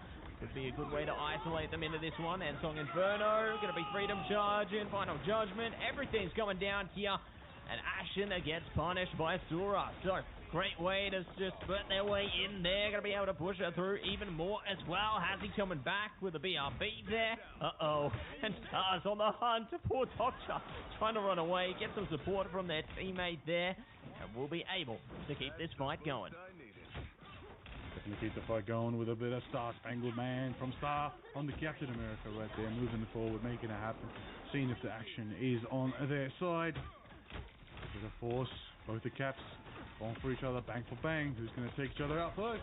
Don't know, but they're both very much undesirable to be taken down. Oh, I spoke too soon. Ocam on the Cap. Flew a bit too close to the Punisher and absolutely lived up to the name and got punished by Ashen OCE. Splashing about, taking out in the background. It's going to be good value. I think Ashen's looking for a bit of a It's Jeffrey very soon. But only 50% to charge, whereas Hazzy actually is closer than ever and could go for a big Jeff time, Matt. I know you're excited for that one, a bit of a Jeff time. A good time. Oh, yeah. It's Jeff. It's time. And we'll see if they are going to be having a good time here as the Cosmic Yard Amplifier comes online right now. They're looking to lock something down with that one. Skirt goes down. Comic Revival, though. Good to bring him right back. It's Jeff online. Ashen goes down. Brought right back. The old steel ticking here.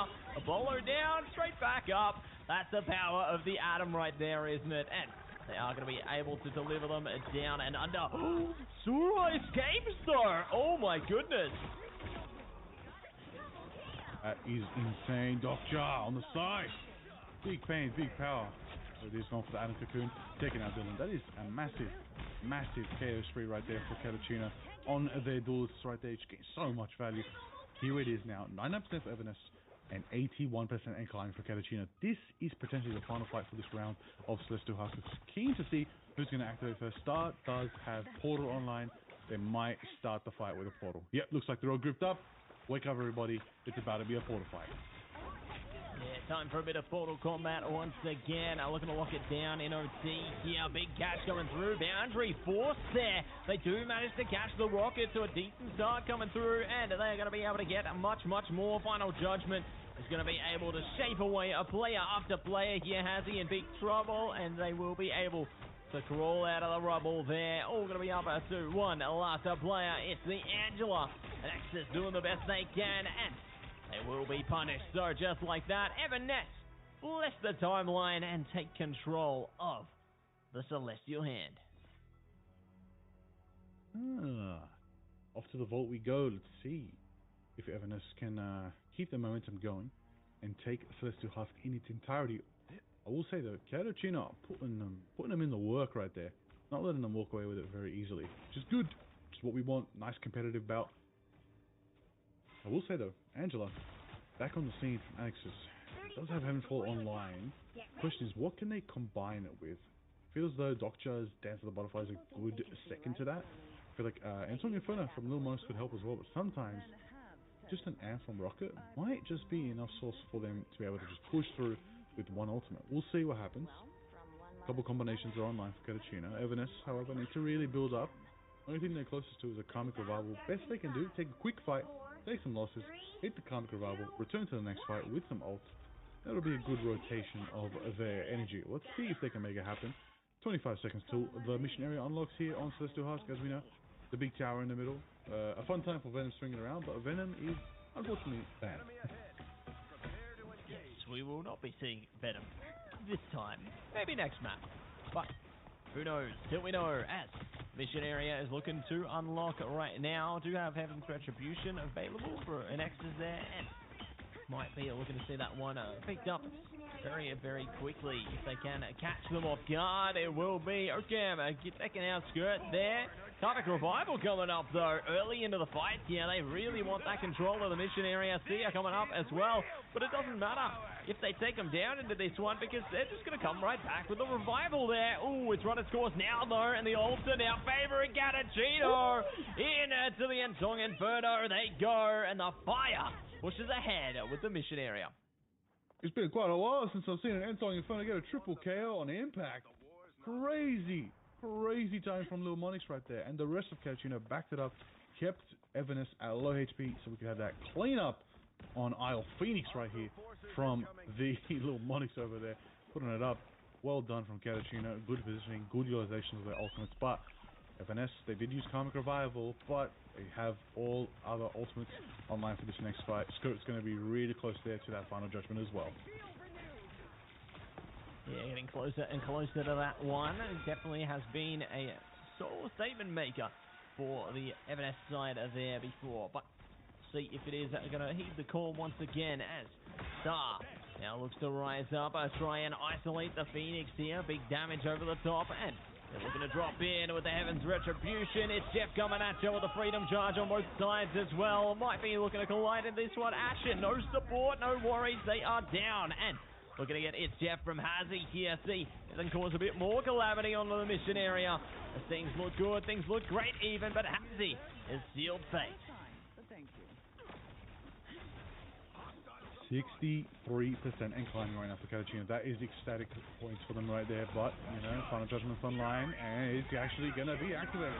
Going as well into the Sonic selection. It's a massive combo coming up from Nevertheless, from Apollo, and Skirt right there. That's going to be one. That's going to take it out of Cam. That's going to take Monix. Dylan, however, does hit the Karmic Revival. Sorry, the Self Cocoon. Karmic Revival online very soon. And it does switch the pace for them, get themselves percentage on the board, helps them capture for now, but at the same time, Catachino, they're out here. They got themselves an Entong Inferno, Dance with the Butterfly. They'll have Amp next fight as well. That could be the turning factor. Ideally, want to mix up Amp with the Butterfly Dance. That could give Doctor some big potential to take out the background Evanes. However, they need to consider the fact Invisible Woman Boundary is online for Evanes. How are they going to counter that, bait it out, figure it out? It's definitely the plan for them.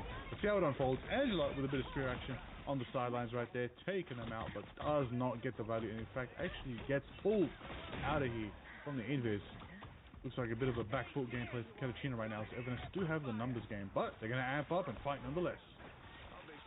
Amp it up, fight it in, and give it the best they can. It's going to be huge work put in by Catachino right now. Star is trying to stall it out, keep control of the mission area, but they only hold on to it for so long. Catachino are now back in the driver's seat, and they are on a very smooth road towards a potential 100% here.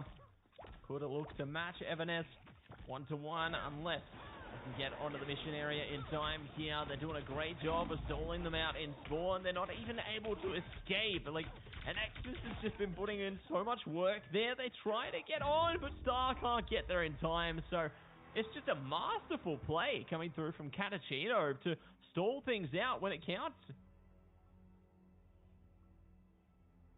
1-to-1 on the Celestial Husk.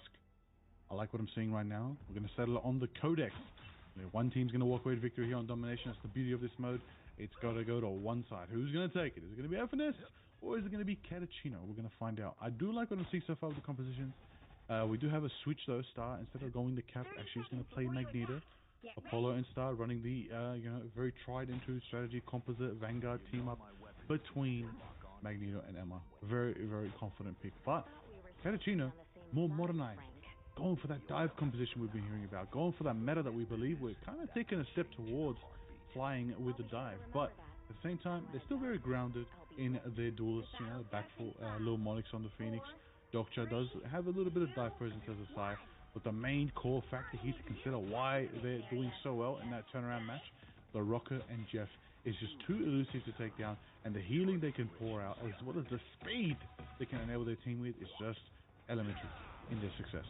Question is Evanes even going to care? Because they got Aura Farm and Dylan now here with the Karmic Revivals. That's right, Senna.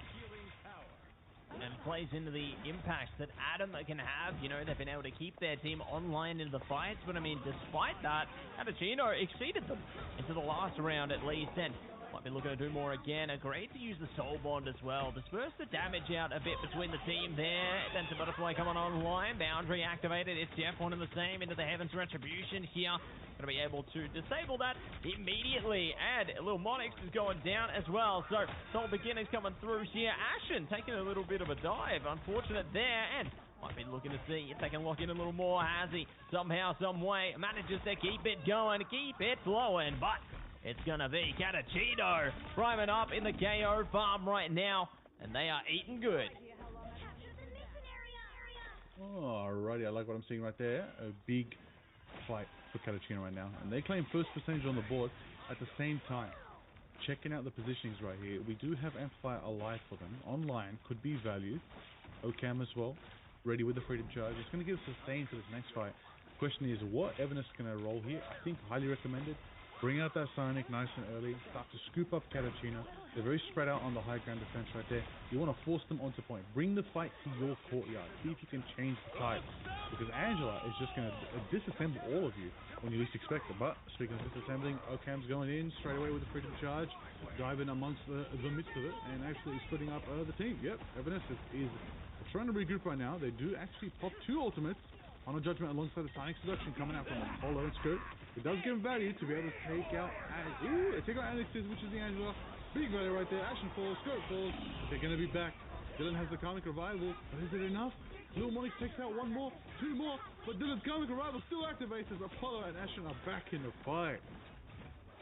Back in the fight, back in the game and ready to bring the pain here. Let's see if they can zone out a fair few more as Catachino have more and more in store. They are just building up so much percentage so far. We'll see if they can deliver more where that came from, as they are doing a grand job of keeping things in their favor. Evanes, they need to lock in sooner rather than later, or we could see this first map for domination go to Catachino. Right, making that happen. 80% and climbing is going to be made with the Dance of the Butterfly coming out from Doctor right there. It's not going to be enough. Ocam taken down. Stard is managed to nullify them. Big invis boundary did set them up there. Oh, it's a spear from Annexes on the Angela, and they do take out Skirt, taking a Punisher, massive value. But it's Jeff time as Ashen goes through a scoop. I believe they got a couple, but they're going to be able to jump away from the madness. They're going to regroup and retreat away, but they're getting chased by an Angela, and they're going to be falling off the map from the pressure of the one-winged demon right there. As he takes out Dylan, big value coming out from Jeff. That's going to be massive value. Big speed coming out from Alexis. Double KOs all around for Angela. And that's going to be Catachino taking the Celestial Husk. What a turnaround, Matsy. They turned the tide back into their fight, and they claimed the first map.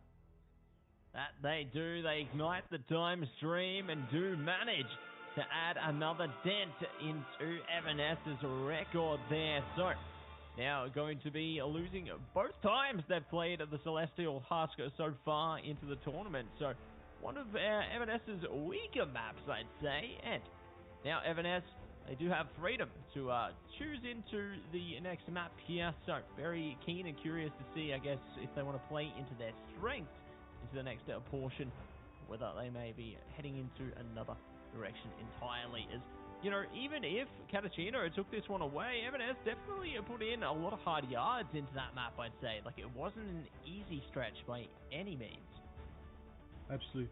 Not at all. Not at all. You know, 13-minute game, very high impact, high force from both these teams, bringing out different compositions. I like that both these teams are understanding the value of the Jeff. They're bringing out the Jeff, but you know, what I'm also noticing, there's a big shift of the tide.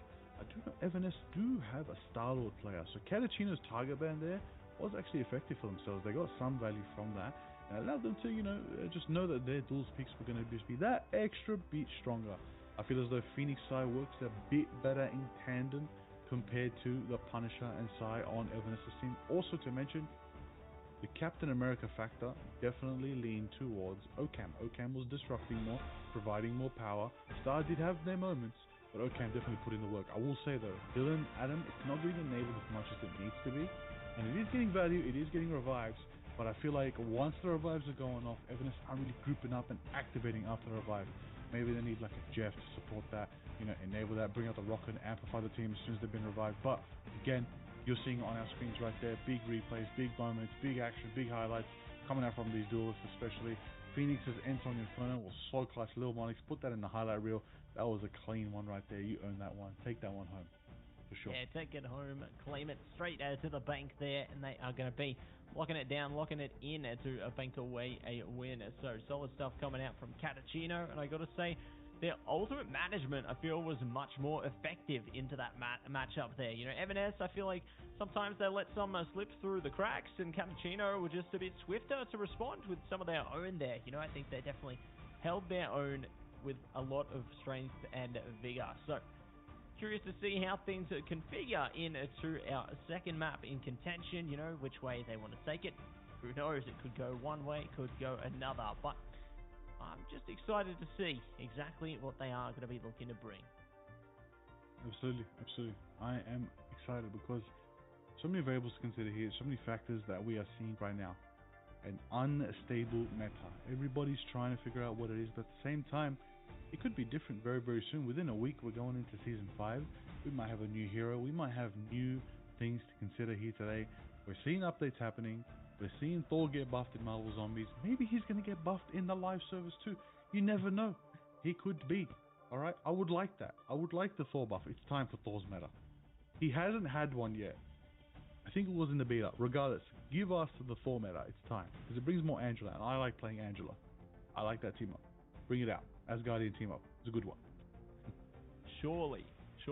But you know what? Surely they bring through a few more Asgardian heroes into the mix there. Maybe we bring Heimdall into the game. Maybe we bring something else. I feel like that'd be a lot of fun playing into a bit of an Asgardian team up even deeper. Play into the lore a bit more there because there's a lot of key characters you can bring through, right, Lago? Yeah, definitely. A lot more factors to consider, a lot more characters that are in the Marvel lore, the ethos. So many characters. I will say, there are even characters who are similar to the ones we already have. But I still would like to see them. Miles Morales, we're looking at you. Alright? Hunter's Moon, fellow Fist of Vengeance in the Moon Knight comics. Many different characters out there. Silk is another great pick. Is Mary Jane going to roll up? Is Professor X going to finally roll up in the wheelchair? Or, even better than that, Robbie Reyes, Ghost Rider in the Mustang. I'm talking cold. Well, it's not cold. It's actually on fire, so it's not really cold Mustang.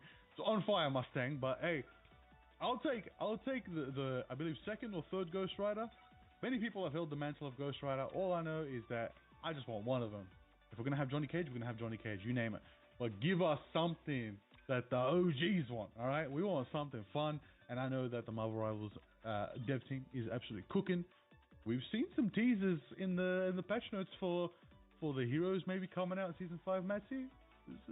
Do we want to talk about that? Maybe we just let people go have a look themselves, maybe.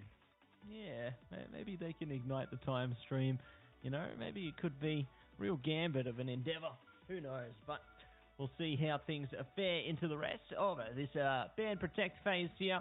What I'm liking already is the fact that we picked into Krakoa. So Krakoa, you do have Evanes having a 2 wins and no loss record on this so far. So this is one of their more confident domination maps, I'd say. So definitely looking to play into their strengths here. Obviously, Celestial Husk, they faced a bit of mortality there, but we'll see what they can bring into this one now as we've got plenty of heroes taken away. Mantis is gone, Emma's gone, Venom and Cap are gone as well. So really looking to just dictate the trajectory of this one. But I like how Catachino, they keep that Angela in their favor.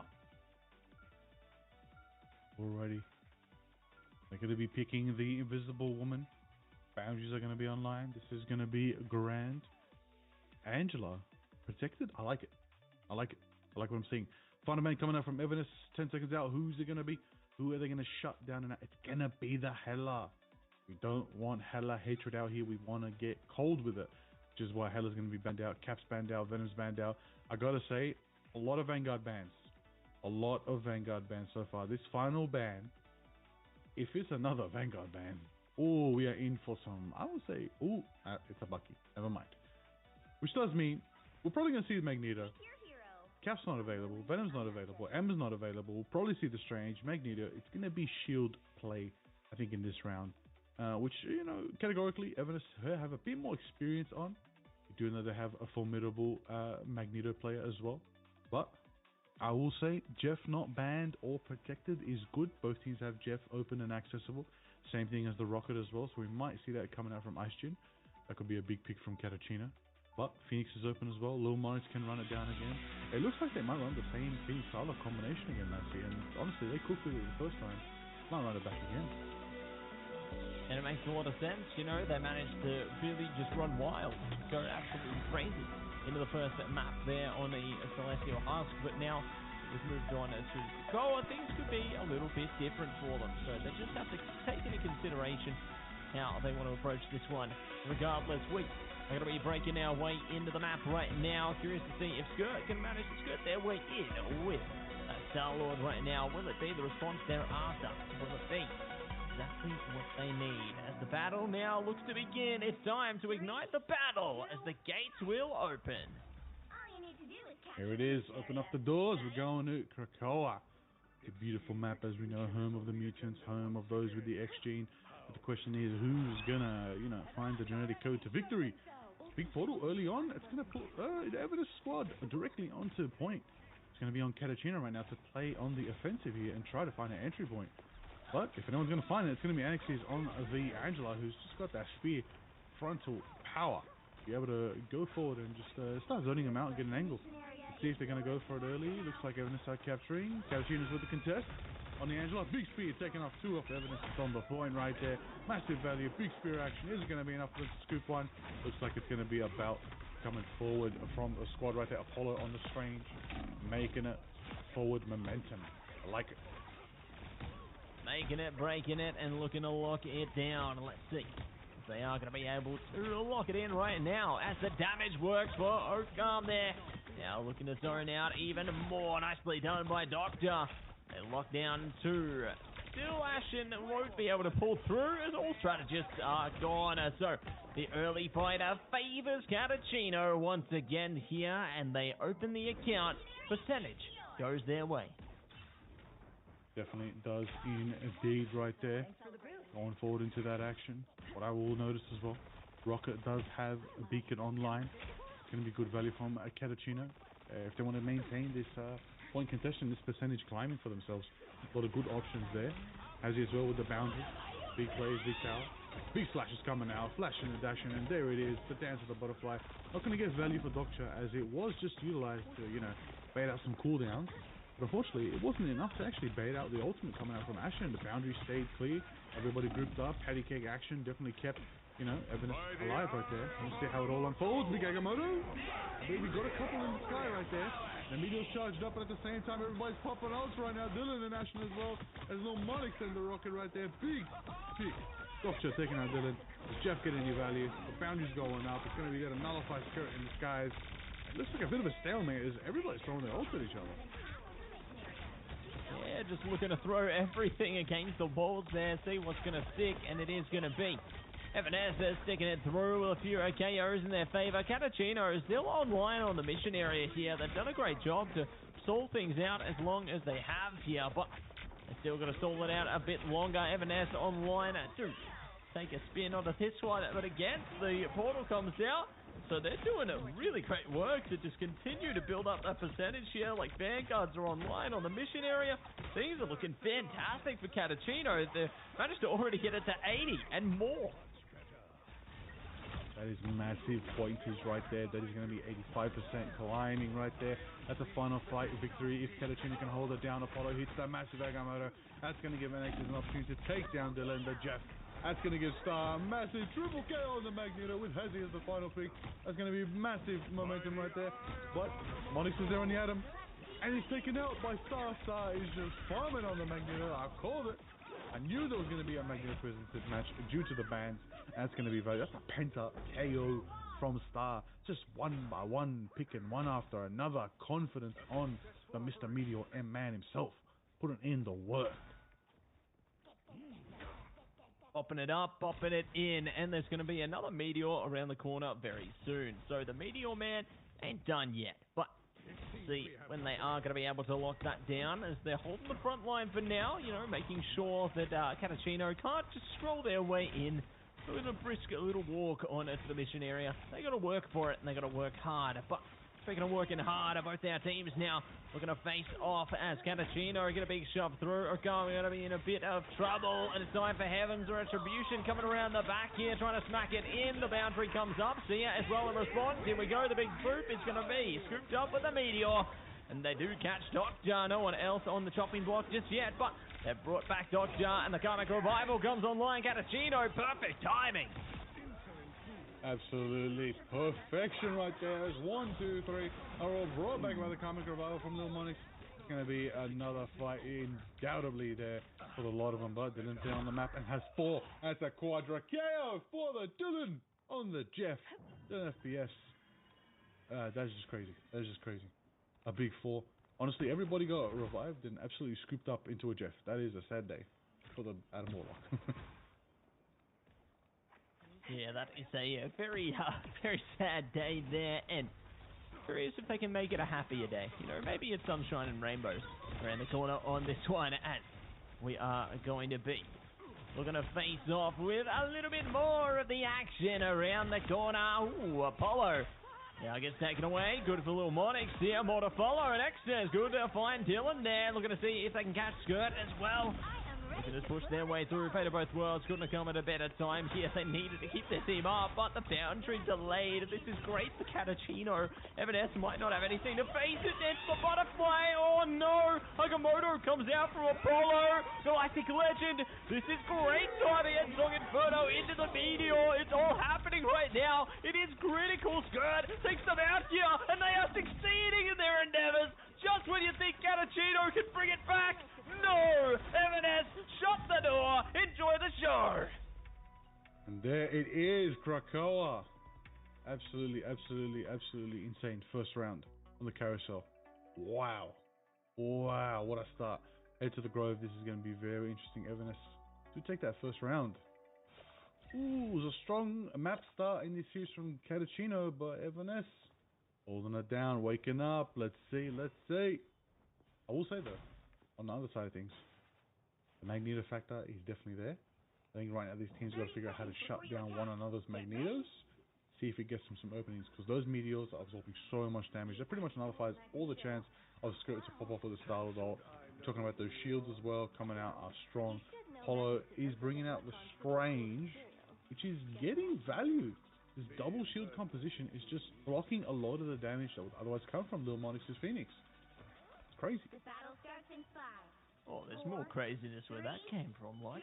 There's more craziness around the bend here, and curious to see what else they are going to be able to bring into this one as we bump it up with a bit more fun around the corner here. A bit more exciting action, and let's see exactly what they can do as Skirt is going to be the focal point right now. We're going to see how both these teams tackle the mission area.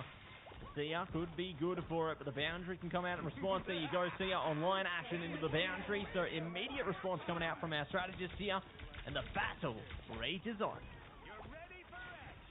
Absolutely right there. That is what we want. Big value coming out. Evanes putting it forward. Big value again. Doctor taking him down. Luna is down. That is going to be massive value coming up from Psylocke right there. Big momentum. Apollo's going to be building up that charge. As you know, the Master Romantic can be very valuable. And there it is. It clears out with massive AoE, taking out the Magneto. Agamotto goes off. We don't know if it clears. Oh, and the Phoenix absolutely burns Jeff out of the... Oh my days. The two people scooped up, got absolutely burnt up right there. And it's going to be a legendary follow-up from Skirt on the Star-Lord, who's going to be shredding through, taking out Hazzy, gunning them up, and going again and taking out Monix. Double KO. Okay, it does shut them out of the sky, but the trade is worth it. It does put them on the back foot. Heaven 4 thrashes down from the Angela Annexes, and it's going to be another pick from the KO from the Dance, the Butterfly, flashing through. Doctor getting value. Everybody's just going after each other. Ult 2 picks. Ult 2 picks. Ult 2 picks. Respawn. Ult 2 picks. These teams are just fighting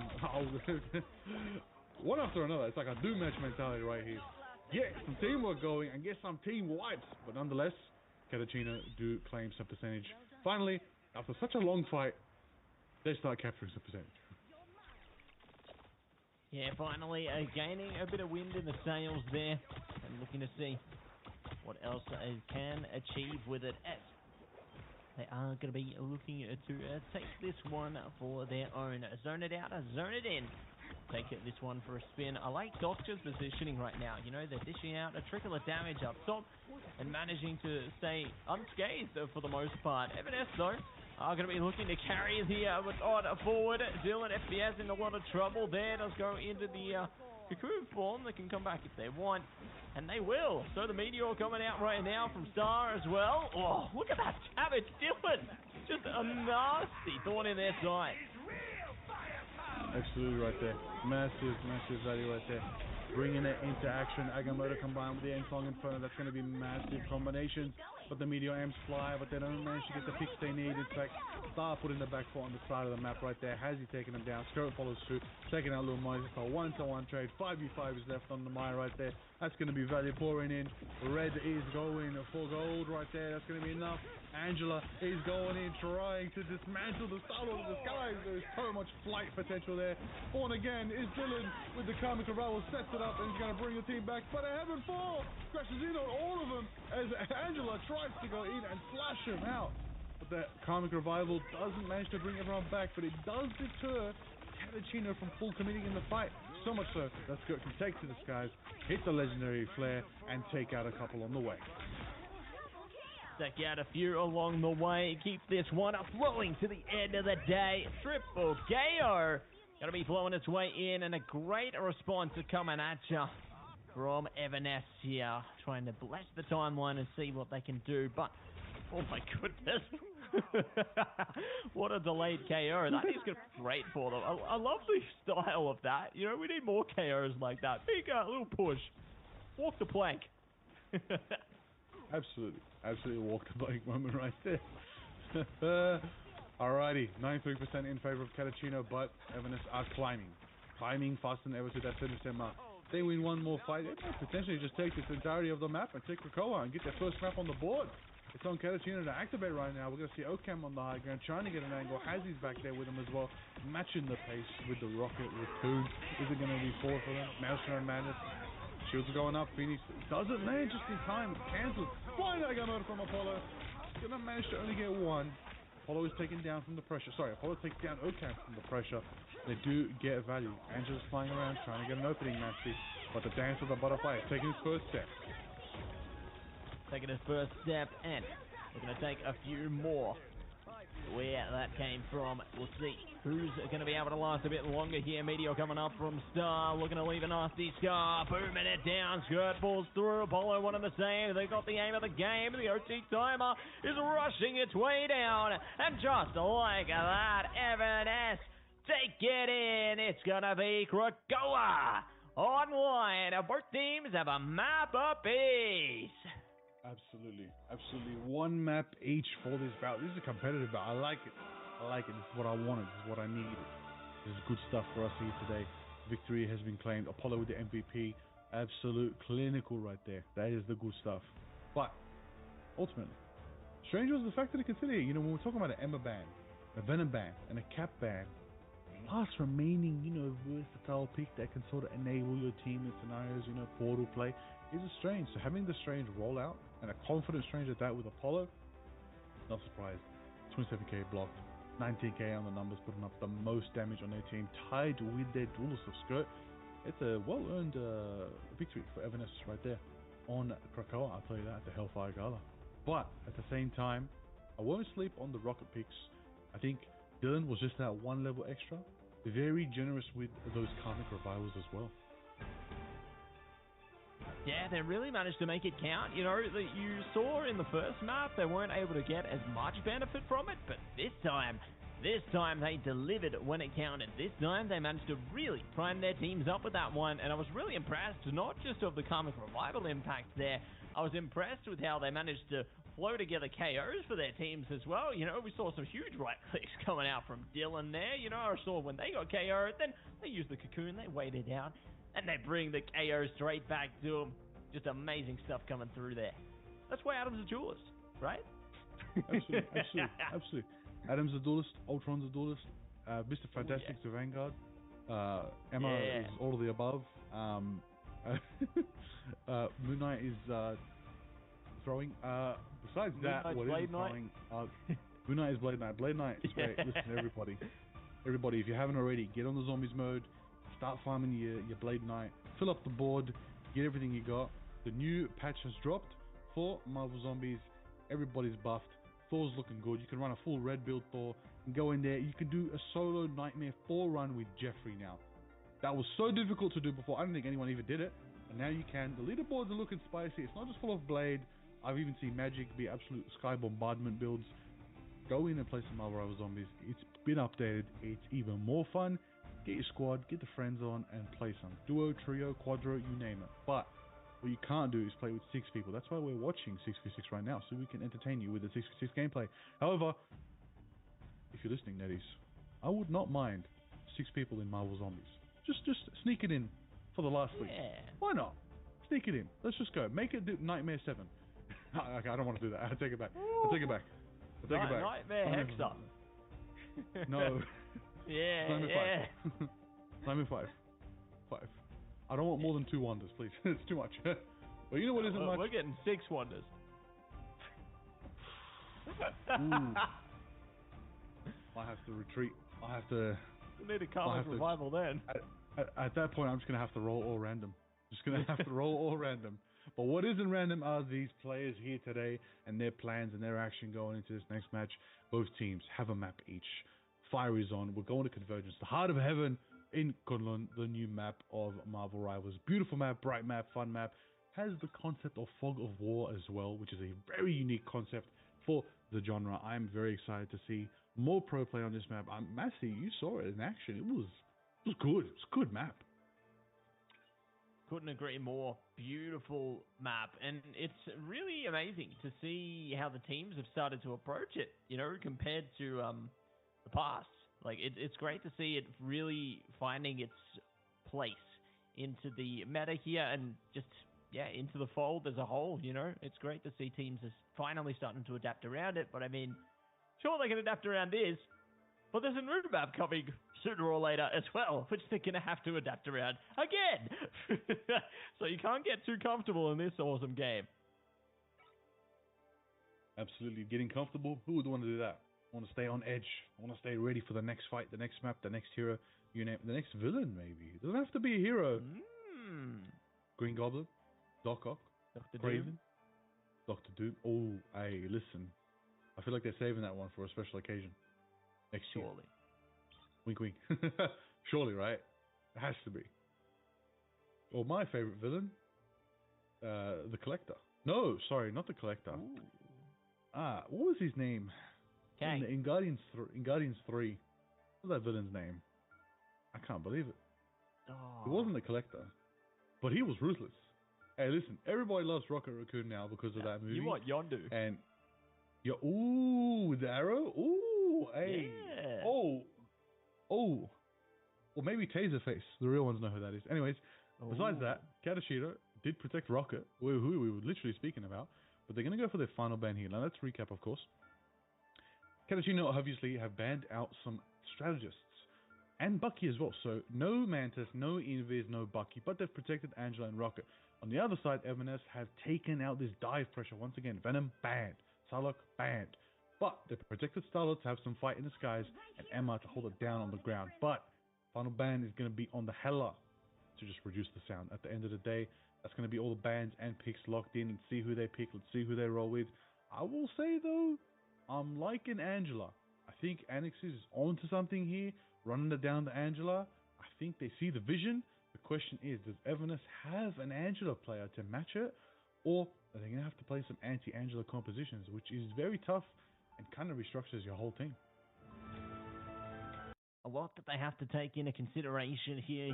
What are they going to be able to find the most strength on? Because they need to find a way to break in. I'd say, arguably the hardest part of this map is taking that first part of the mission area.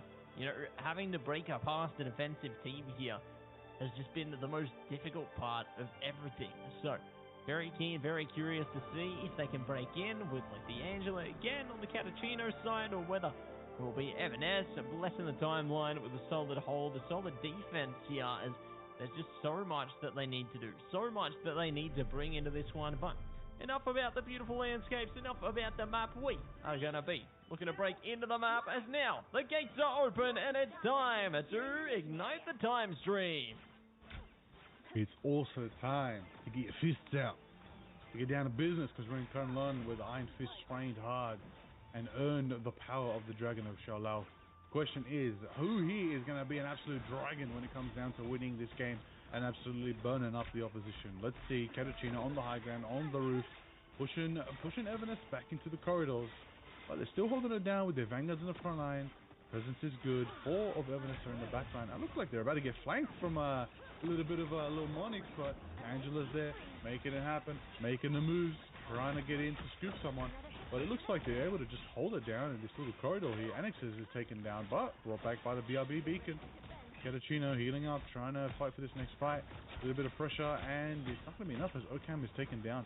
What I want to quickly just say here, right now this map, as we know, very open on the attack for this first point. But when you can bunker in that room right there, as Evanes were doing, put your vanguards on point, still have LOS of them, you kind of can't get targeted by this high ground position that Monix is at. You can get pressured, but you can't get focused down, which means that what it requires is Catachino to start hitting a flank and get into that room. However, as soon as they try to do that, there's so much range for them to cover that Star and Apollo are there to just stop them. So it's a good strat, it's a good position, it's a bunker composition, I like it, but when the ults come out, that's going to have to stop, which is what's happening right now as the beacon is up, Amplifier's going off, it's Jeffrey time. Matzy, are we going to get a big munch?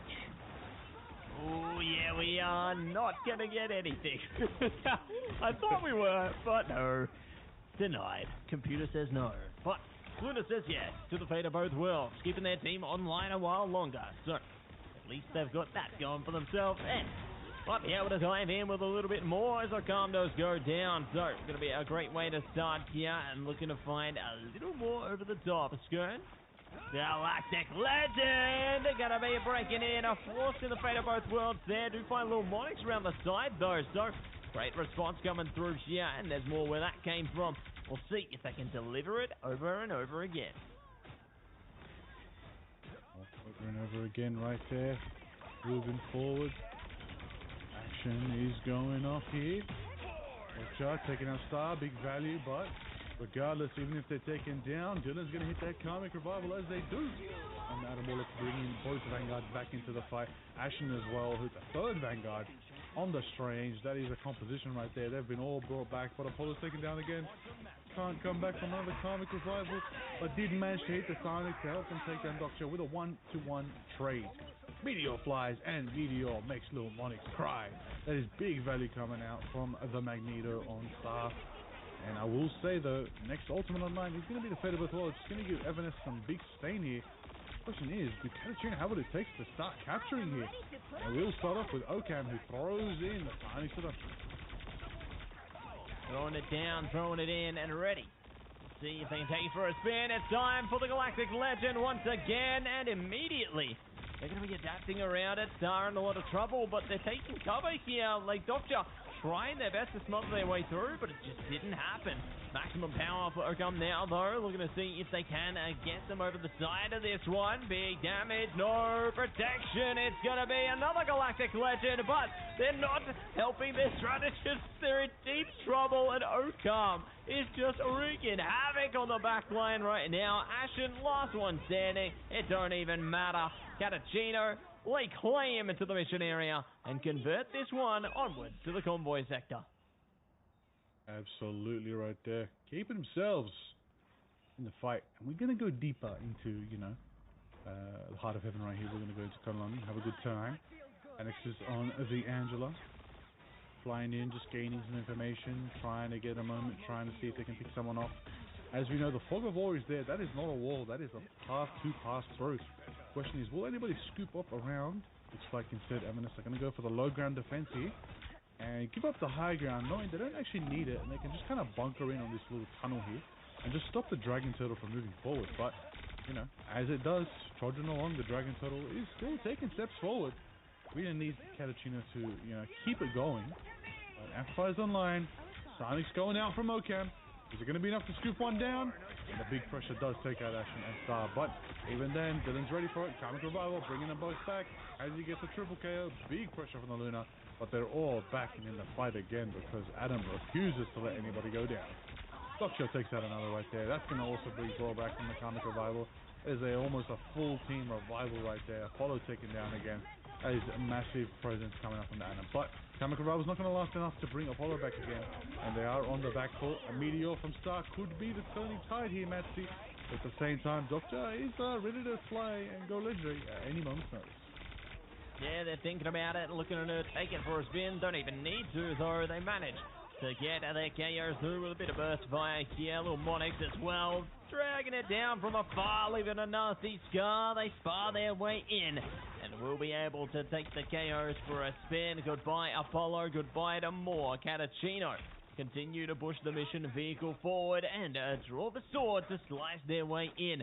They're getting closer and closer to the next capture point right now, and M&S, they need to find an answer. All they got right now is the Galactic Legend on skirts here.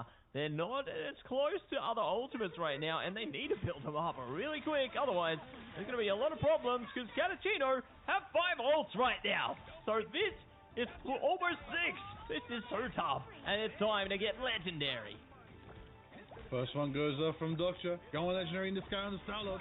Going to be enough for them right there. The Dragon Turtle's making movement, making it forward. Ashen's going to go for a big scoop. It's Jeff time. Is it going to be enough? It only gets one, but it's going to be met by the Phoenix on impact. Ashen is absolutely burned to a crisp.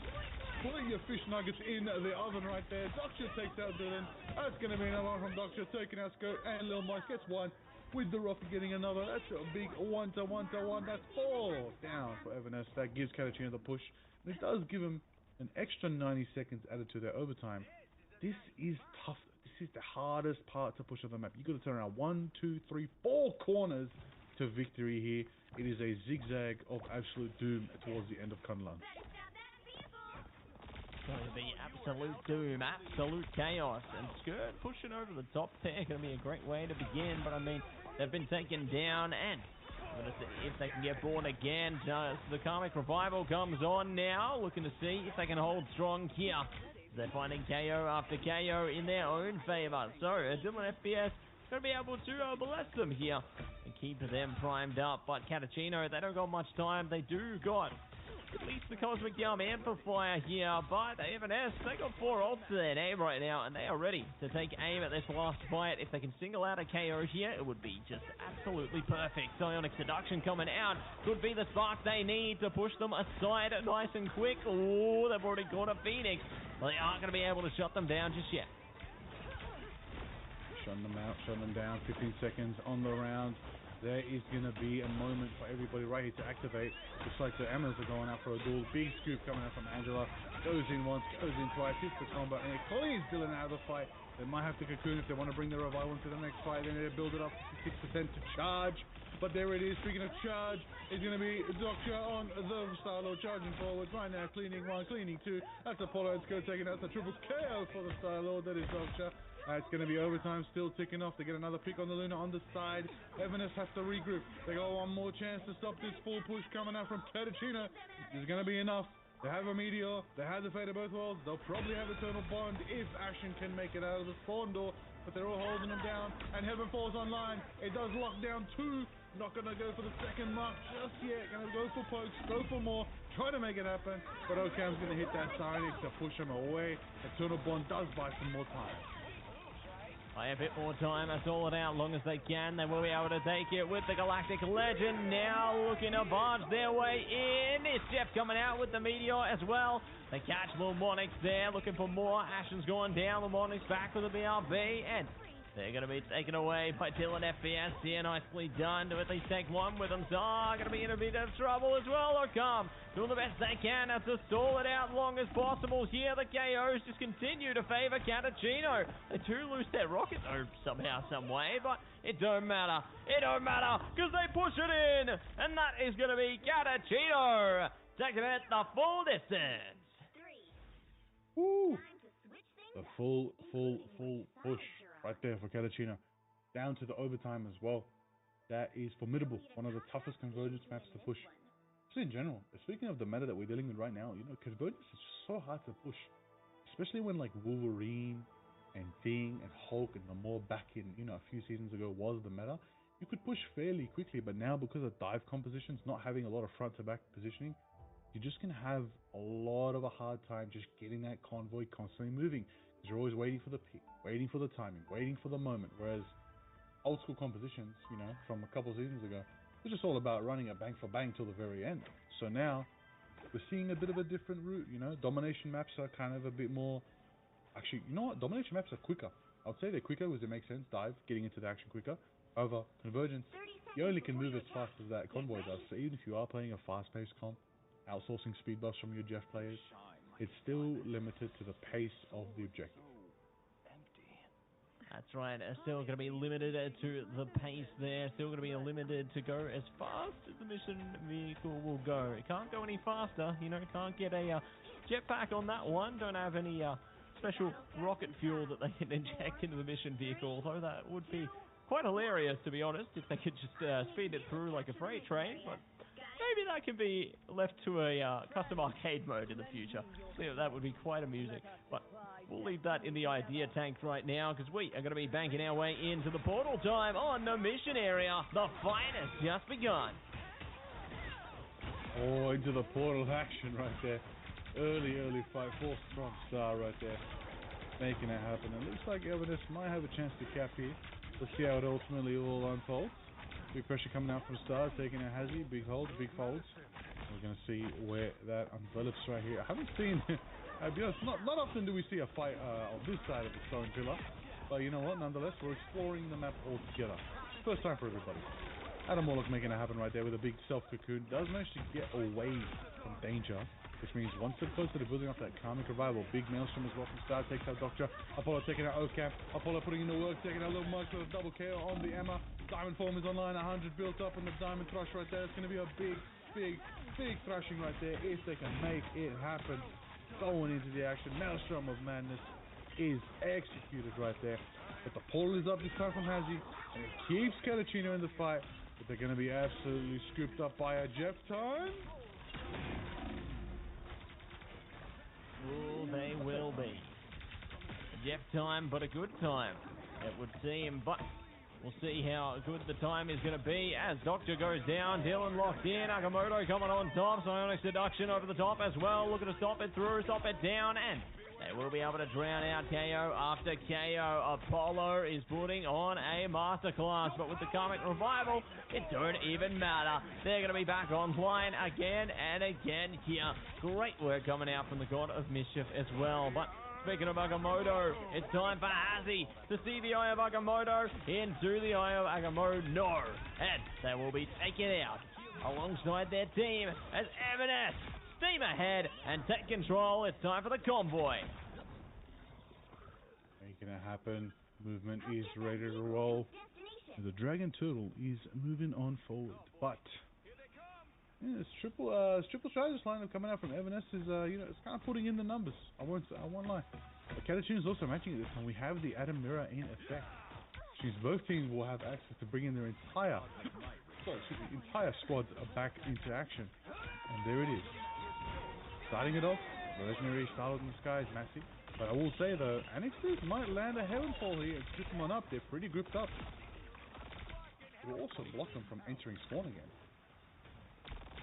That could be beneficial for them. I think that could definitely help them out here if they can block them from getting into that position there. Speaking of, almost taking out the Emma into this one. Not going to be able to make it happen though. So going to have to keep raining down power from afar before they take themselves to try and be the star of the show as they blow their way in. I do have the Sonic Seduction online for Catachino if required. Heaven's Retribution, one of the same. And X's though in deep trouble. Good Carbon Crush coming through. It's Jeff coming at you with the Sonic Seduction. See it online as well. No one going to be taken out as yet. See it immediately shut down there. Ogama in the chopping block, and we'll see if they catch anyone else over the side here. Karmic Revival though comes on and will not be finding the impact it needed. I am at your service. What I'm seeing here There's a lot of value coming out from the ultimates, but not enough movement as well from Evanesce. You know, Catachina are pouring in ultimates just to stop that movement, absorb the time bank from Evanesce as well. What I will also note, Hazy does have Fate of Both Worlds here, and that could be the combination to work with Anxus, right, on the Angela.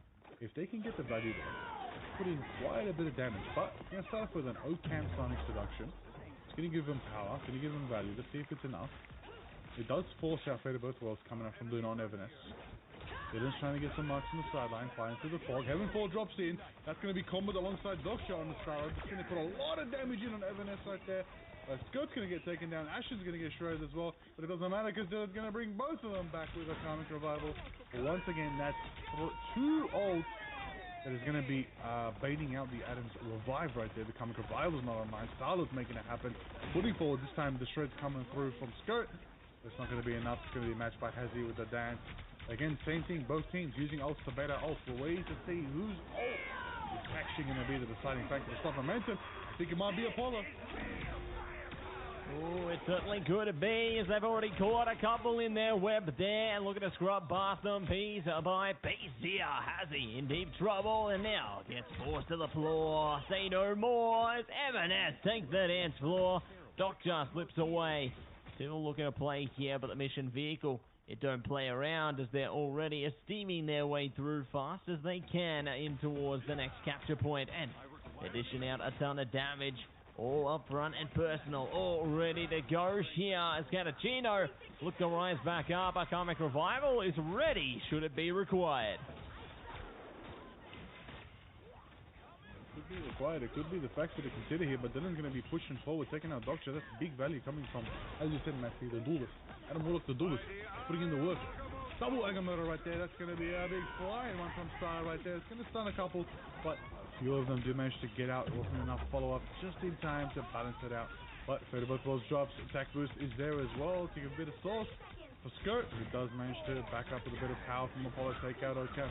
But just when you think it's over, Lil Monix this time hits the Karmic Revival and brings back 1, 2, 3, 4 of their teammates, bringing them all up into the fight. Even if another goes down, they're just going to be brought back again by the Revival, which they just were. Entire team revival from Monix. Monix is taken down, but knowing that they did revive their team, still buy more time was good for them. So, now we're talking about the same thing. We just hit the third section of Kunlun, and even Evanesce have 90 seconds added to their time bank.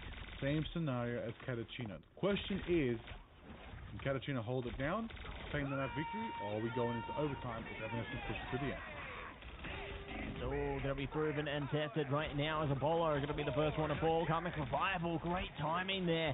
Evanesce just faced a little bit of trouble, but they will be able to crawl their way straight back up. Dylan FPS are blessing them here if they can manage to hold firm, hold strong into this one. And Catachino now forced to fall back themselves, concede a little bit of space here and live to fight on. But speaking of fighting on, they got the Fate of Both Worlds available from Hazy here, so definitely can look to bring something into the mix if they want to turn the tides of a fight. There's not much time left here for Evanesce, so Catachino need to do whatever they can to throw a spanner into the works, and already they've found a Vanguard, and they're looking to discard even more. Even more if they can try to open a door to victory. Not let themselves get taken down right here is the key. 20 seconds left. Catachino is looking very confident with their defensive positions right now. Angela has everything they need to stall out Evanesce here. Look, they've got an Agamotto that could hit the Tomahawk Agamotto from Star. It could be valuable, but Ocam's going to hit a Sonic nice and early. Keep Evanesce pushed away from the Dragon Turtle. But Evanesce are going to push in. They're going to throw an Agamotto in. That's going to be able to stun out Ocam. 1% 2 HP. Ocam is still alive right now. Massive survivability. In fact, does come back with a BRB beacon and is taken out, but brought back into the fight because of Rocket. Keep it going right now as they're trying to get this victory in their pocket as Lil Monix is hitting the cocoon right there. But Dylan's got the Karmic Revival. Even if Evanesce are taken down, they can be brought back into the fight. And there it is, a Sonic Seduction is coming through from Apollo.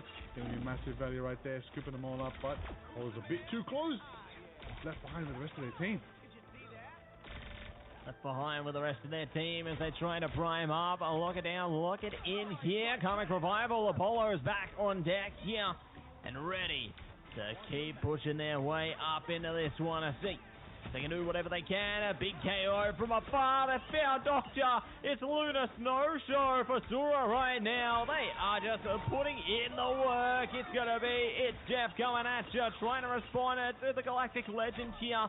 But they can't find anything right now. Doctor, the ult left behind, and they're not coming into this line. They've taken down another KO. Another right there. And an Agamotto. That stuns quite a few of them out. 4 meters left. Do have an S pusher forward. Do Catachina have a chance to hold it down? Scoot takes down O'Carroll. That's another one in the sky. Scoot's going forward. That's a big shred. And it does push the whole distance. We ain't over yet with Kunlun. We're going to hit the overtime. We're going to run the map back one more time for both teams. We'll see how they do on their second attack as they switch up the sides. Switch sides and ready for OT. Both these teams have been putting in the work into this series in order to hold on for dear life. You know, it's in Heart of Heaven, just showcasing the heart that both of these teams have. You know, they're putting in a lot of effort, a lot of energy. That's why both of them got the full push there, because they're hungry for it. Hungry to keep this game going. Hungry to keep it going. And hungry to hone their talents. But speaking of talent, we're going to see more showcased into the next section here. We only got a minute available on both sides. Otherwise, they have to play the OT timer. And they're placing into the most difficult part of the map again. I see. Pretty big value here. A lot of factors to consider here. You know, we're switching it up. Changing the composition slightly. We're bringing Magneto back into the fold. I think Catachina's just so confident on the Angela. Alex is not going to switch. I would say running Ocam on Emma's good here too. It seems like they're confident what they want to run. But it's all about the Adam factor. If they can get Dylan out of the equation early, Catachina have the favor here. That's their key fact. That's their win con. If they can manage to get that out of here, they can survive, they can thrive, and they can claim victory here tonight. But if they can't get the Adam factor out of the mix, they're going to always go into a fight dealing with a 6 vs 11 situation. Yeah, this could be a bit of a challenge ahead of them, and see if they can conquer that challenge right now as the fight will continue racing on into the next portion. A great trade to engage the fight early here. Action in deep trouble as Catachino already abreast them against the wall into this one. They are not messing around here, but all in all, they're still online, but not for long. This is insane. The KO's coming through. The shotgun is delivering the work here, and more to follow with an Nexus up the back. They make sure they can't come back. Right there. Moving forward, Punisher. What's going to happen? Momentum. Lil Mike's taken down from Dylan again. Dylan, even if not comic revival, is still providing so much pressure right there. Ashen splashing, taking out Doctor. That's going to be the power of the OCE Demon Jet. But Angela's flying. Amplifier is there, thriving. It's going to be juiced out. Taken out from Luna right there. Agamotto could be a factor if they just build it up in time. A big Sonic seduction is absolutely blocked by a Seraphim shield, and that's going to be Skirt taking out Ocam. Jeffrey throws them far, but it's just not going to be enough. And Storm is ulting Doctor. It's going to bring down Mega Hurricane right now into the field. And it's going to be met with the Sonic seduction, but the double fate of both worlds is keeping everybody alive for all this damage. Scoop them up. Everybody's together, and it's a drop of Agamotto from Skirt. That's going to get one right there. It's going to hit the Master of a Man. It's taken. No, it doesn't actually click. Oh, it's just enough for them to take little mics after the fact. Overtime still ticking off. Catachina trying to show signs of life, but they don't have the sauce left. There's only one of them left to contest. One of them to try to make it. It looks like it's going to be Evanescence with the defensive hold. About 60-70% of it contested. 86%, My I should goodness. Wow. 86.83 there. You know, they definitely hold on firmly into that mission area. And now the sides are flipped. It's time for an attack here. But my goodness, they were working so darn hard, you know, to just give it their all into this one. And they've definitely ran the gauntlet into this matchup so far, and it's not even over yet. You know, we're still on the edge of potential glory here But these teams now priming up once again, are looking to run it down the line, are looking to go to town into this one as Kunlun opens the gates once again, and we are ready to show them just how it gets done. Yes, definitely, indeed. We're gonna have to see how this all unfolds. Get ready. You know, this is detrimental. This is detrimental right now for Evanescence and Catachino. We're gonna see how their matchup unfolds. We're gonna see how it all ties in here. Someone's got to hold it here. You know, someone's either gonna hold it, someone's got to defend it. There's no chance of a tie. Absolutely no variable chance of a tie here. Either, you know, Catachino hold it down, claim Kunlun as their second map win, or Evanes are going to pull through and they're going to push that 86% mark and claim victory here on Kunlun. One person's walking away with the victory here, and then we're going to go to our fourth map.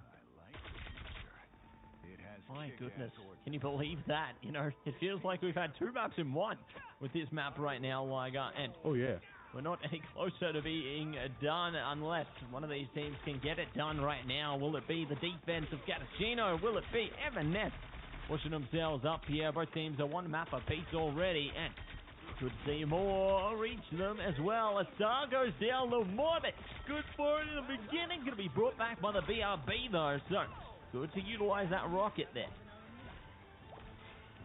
Rocket is being utilized. Amplifier has already been built up by Ashen. They're going to go to the high ground roof. They're going to drop. Yep, Amplifier's already in the skies right there. That's going to be enough straight for a takedown. Aces and Little Mike Falls and Dr. Falls. That's so much pressure coming out. Ocam as well. There's no chance of a karmic revival. That's 1, that's 2, that's 3, that's 4, that's 5, and 6 is in the sky, and that's a 6K. Whole team wipe. Evanes do push through and claim this map for themselves. Oh yeah. Claim it for themselves and delve in to claim the Heart of Heaven. So that will be the first one on the record there for our team of Evanes here. So really impressed with how they've managed to approach this one. You know, the only map of convergence that Evanes haven't played is S4-PAC right now. They've won every other map, like all of Jalia, Symbiotic Surface. They've won it all on convergence so far, except S4-PAC. So curious if they'll go there later into their piece. As now they are on a series points here, looking to advance further into the rounds here. Obviously, we're taking a look at round 11 right now, and keen to see how things will fare for them into round 12 when we go there, as we are now focused up and looking to focus in on more where that came from with these incredible highlights, you know, just seeing just how impressive these teams were. Absolutely so much pressure coming out, you know, especially when we're talking about that Dragon Turtle tunnel. It was absolutely clinical. So many karmic revivals kept the fights going longer than ever before. That is the composition of the triple strategist Adam Warlock compositions. You expect nothing less. Honestly, I'm not surprised we're going to see Bucky more often, you know, but that is the game, that is the name of the day, and that's how it all unfolds right there. Evanescence do claim second map in this best of 5 series.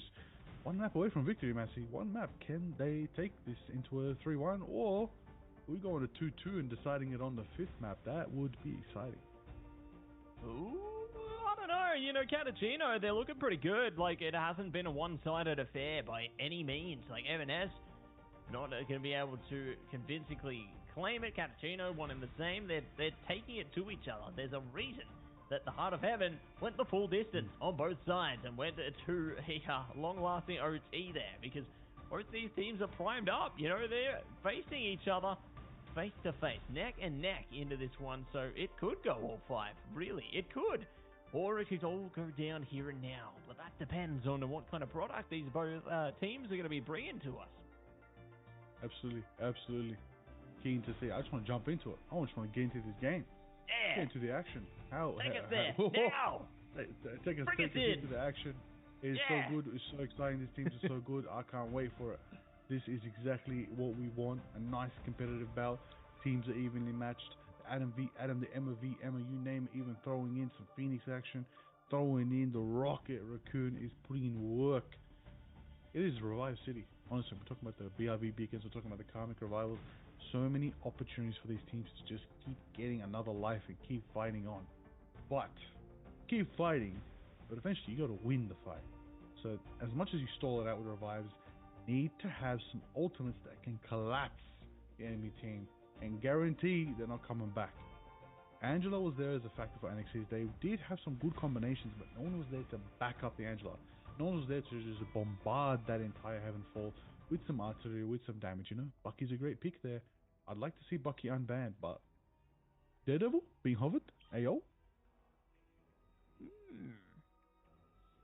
Hello. I see what we're cooking up here.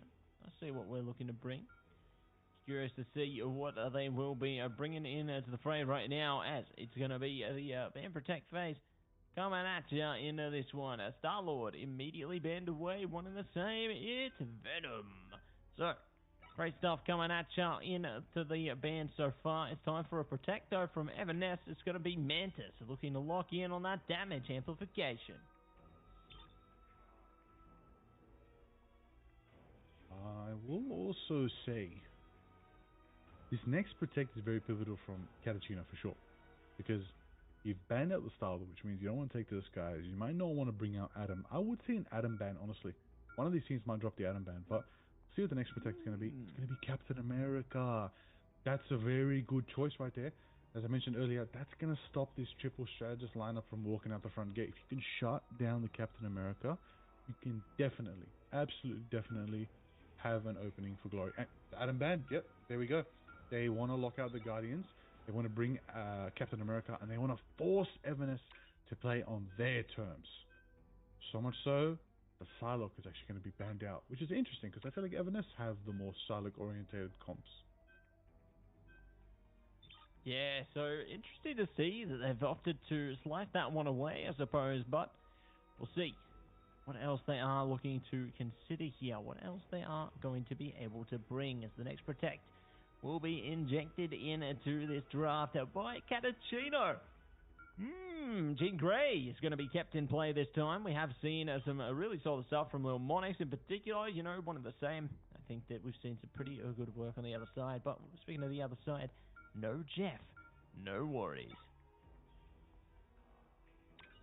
Oh, no Jeff, no Hella. Hella locked out as well.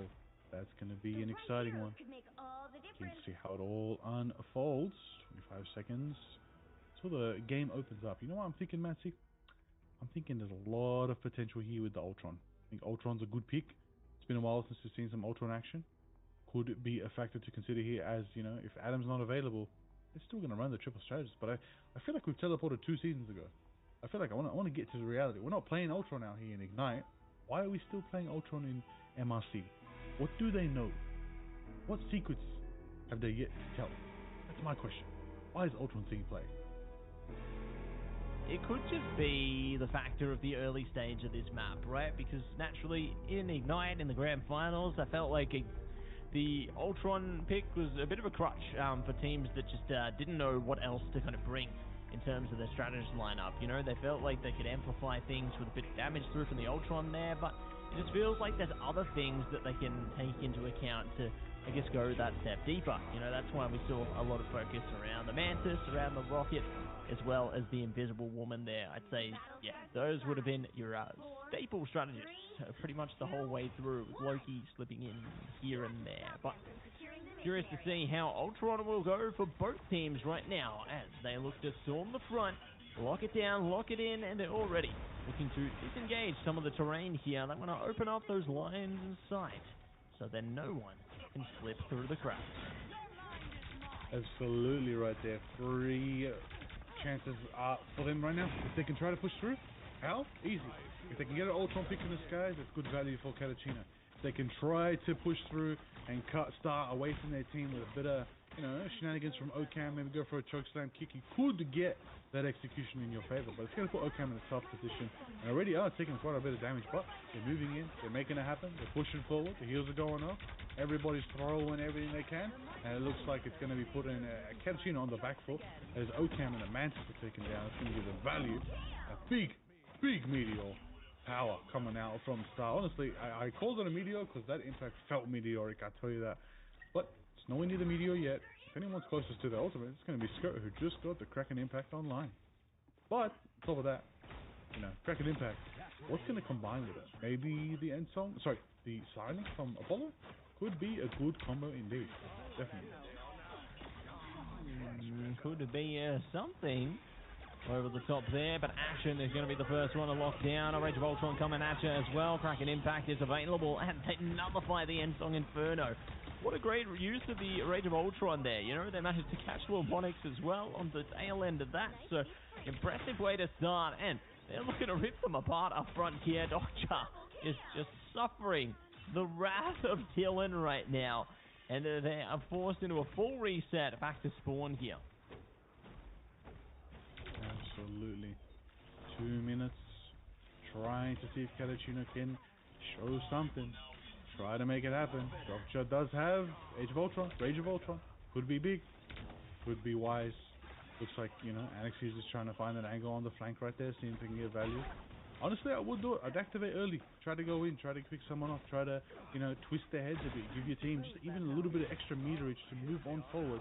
That's exactly what a cap does. Make space and get in their face, mate. That's how you do it on the Captain America. Let's see if it's going to be backed up by the Rage of Ultron. Big Meteor misses the Meteor. Stars Meteor unfortunately misses the Rage of Ultron. Can't believe it. What we are witnessing right now. There's not going to be any rage, but there is going to be a bit of a dance battle, which could go down momentarily here, depending on who pops first. Who presses the big red button, as it is going to be activated by Hazy. So Ionic Seduction coming out from Apollo 2. And Zura is just waiting their turn, not looking to burn through that one, but what they are burning through is the Rage of Ultron into the Kraken Impact, trailing it through again and again and again. They look to condemn their enemies, but the Freedom Charge will allow them to barge right in. Lucky on the timing, Zura. Patience plays off here, and they get their tip. Oh, Bastion, not so lucky though, not staying in range. Alrighty. A lot of pressure coming forward. Looks like Catachino do have the moments to make it happen. Big tower, Ocam taking out Luna, Apollo taking out Doctor. That's going to be big value. And of course, just when you think it's over. Hold on, I think a portal might be in contention here. Coming out from Skirt, that's going to keep them in contention. Little Monty is getting value. Throwing fire through that portal right now, but enough for Skirt to move forward, hold the Seraphim shield, block a lot of damage. Give Evanes some time to move in and group up. Give them time to contest here. They're getting pushed away, they're getting pushed forward. They need to regroup, they need to get in. Bunker into that box room right there and pour all the healing into Star. It looks like they're doing time. 3 seconds, 2 seconds. Overtime is definitely going into effect. The final chance for Catachino to capture and keep them moving on symbiotic surface. Oh my god, the portal blocks them off. That's insane. It's blocking them out, blocking them in, and they're looking to do whatever they can with it here. Could have Maelstrom over the top there. Skirt delivers exactly when it counts. And they are looking to see if they can advance through more. Meteor over the top could be what they need to shut down Luna, shut down somebody. Oh, goodbye, Hazy. It's time for the Sonic Seduction as well. Exactly what you want to be seeing. They shut down, that's right, they just shut down everybody. And it's a successful defense. Soul Resurgence gets popped there, but it just don't matter. Evanes, what a blessing that defense was. And they're on the side switch right now. My goodness, what a change of pace here. You'll need a top-notch team to win this one. Absolutely insane. Insane defense. Wow. That is crazy. You know what? I'll tell you something. Tell me. Skirt Strange, game changer. Immediately popped the portal, went straight into Lil Monix's face, nullified all the chance of Monix throwing a Phoenix ult, just a crazy Endlong Inferno into that portal and just stopping it and keeping them going through the symbiotic surface. We now have a situation where Evanescence are on a big high right now because they're feeling confident that all they need to do is just capture first. If they can capture it, they're chilling. They win the third map. It does mean they win this best of 5 series, and they carry on. That could be big. You're a shooter like me. Could be big, could be great here, and we'll see if they open the gates on this one. And, you know, it plays into the flexibility that a lot of players need right now. You know, Duelist being able to flex into that Vanguard slot should the need arise. It's like players like Patek from Chopper Mag, who put on such a great show of that. You know, they can flex off into a Vanguard. If the need arises here, they can do more than that. But right now, we're seeing the Zazasak special come out for a second there, but it's only going to be a second, it would seem, teasing us with the Black Widow. What a shame, what a shame. Would have loved to see some Black Widow gameplay. You know, the absolute demon that is from the Red Room, you know, the one who rode the mission with Hawkeye to Budapest. I would love to see some Black Widow gameplay. If any tournament's going to be the tournament, it's got to be at MRC. But until then, we'll stand suffice with a bit of skirt on the Bucky. I love saying that guy's name. But besides saying that name, what I want to know is who's going to claim their name in the Hall of Fame and claim victory here today against the opposing team. Catachino is trying to make it happen, building up the ultimate. Cam takes down Skirt, that's going to be big. Dylan in return takes down Doctor. Skirt's brought back by the beacon. Doctor the same as well, as both are activating all their beacons to bring their team back up and out. But that's 3 down for Catachino. That's a massively disadvantaged position for Catachino as Evanesca pushing through. They're holding it down. Alexis has already switched to the Strange. Will the portal make it in time? I don't think it does, and it's over. Evanesca win. Clintar and the symbiotic surface here with a clean hold into a clean push 95% capture, and that's going to get him the series as a whole. Wow, oh wow. So, amazing work coming at you there, and you're going to see Sura on the MVP. A really impressive work, you know. I was really just left in a state of admiration there with how well they managed their ultimate. Like, they didn't just pop the Fate of Both Worlds all willy-nilly, like a lot of Lunar Snows tend to fall into, you know, once your team starts to face a little bit of that KO potential, you know, the opponents are getting a little bit closer. Some strategist players get a bit nervous, I'd say, but I was very impressed with how Sura held their own. You know, they zoned him out, weren't going to be just popping that ultimate until it was absolutely necessary, and that was part of the factor of what kept them online, kept them in check in order to just take control of this map here and this game. Absolutely. It's exactly what you need. Massive value. Have a look at the highlights, some of the best moments of that insane match here on Symbiotic Surface. Clintar putting in the work. Star was doing it up. Apollo was making it happen. Everybody was doing absolute numbers there. Clean victory for Evanescence. And honestly, that was a series that could have gone to that 3-2 mark, but once momentum kind of shifted into Evanescence, they made the right bans. Those last bans were clean for them. I think they won that game early on in the banning and picking phase. Yeah, couldn't agree more.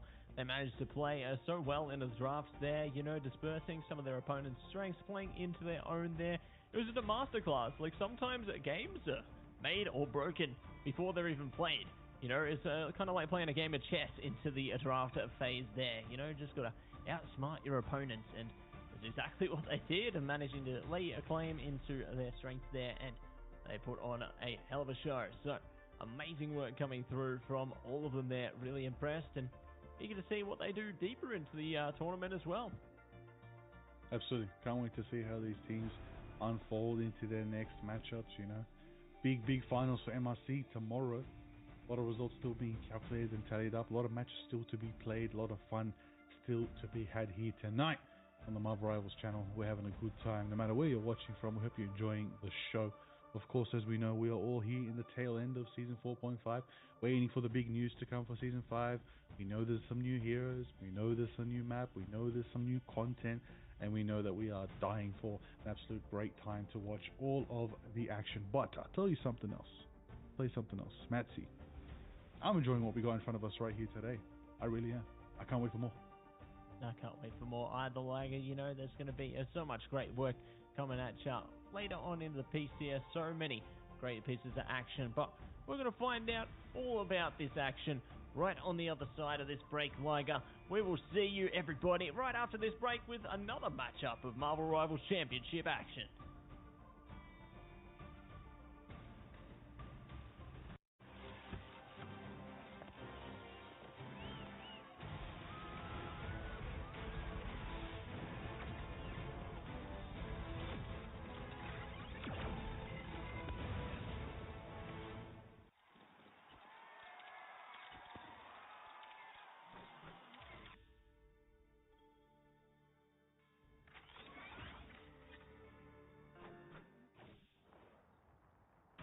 I don't think that's the welcoming committee.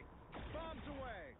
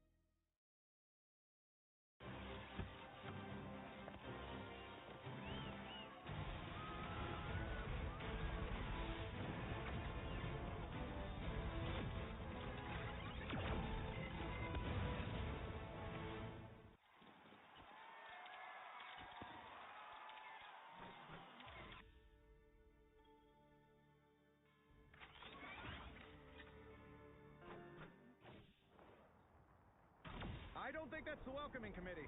Bombs away!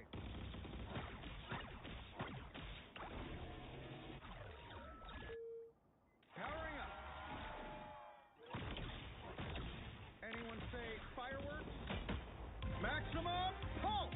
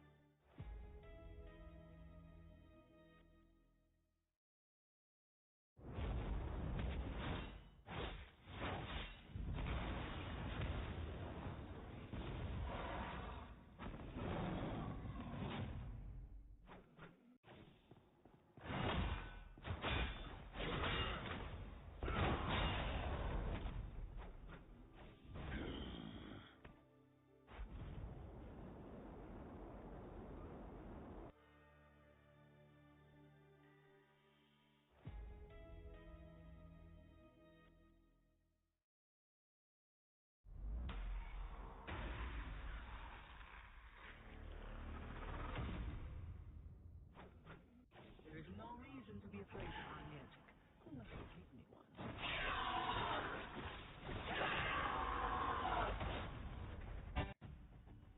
Welcome back, everybody, to Marvel Rivals Championships in the Pacific region here for Season 4, Heart of the Dragon. It is exciting to be here. My name is Liger. I'm joined by Matt C. Boss.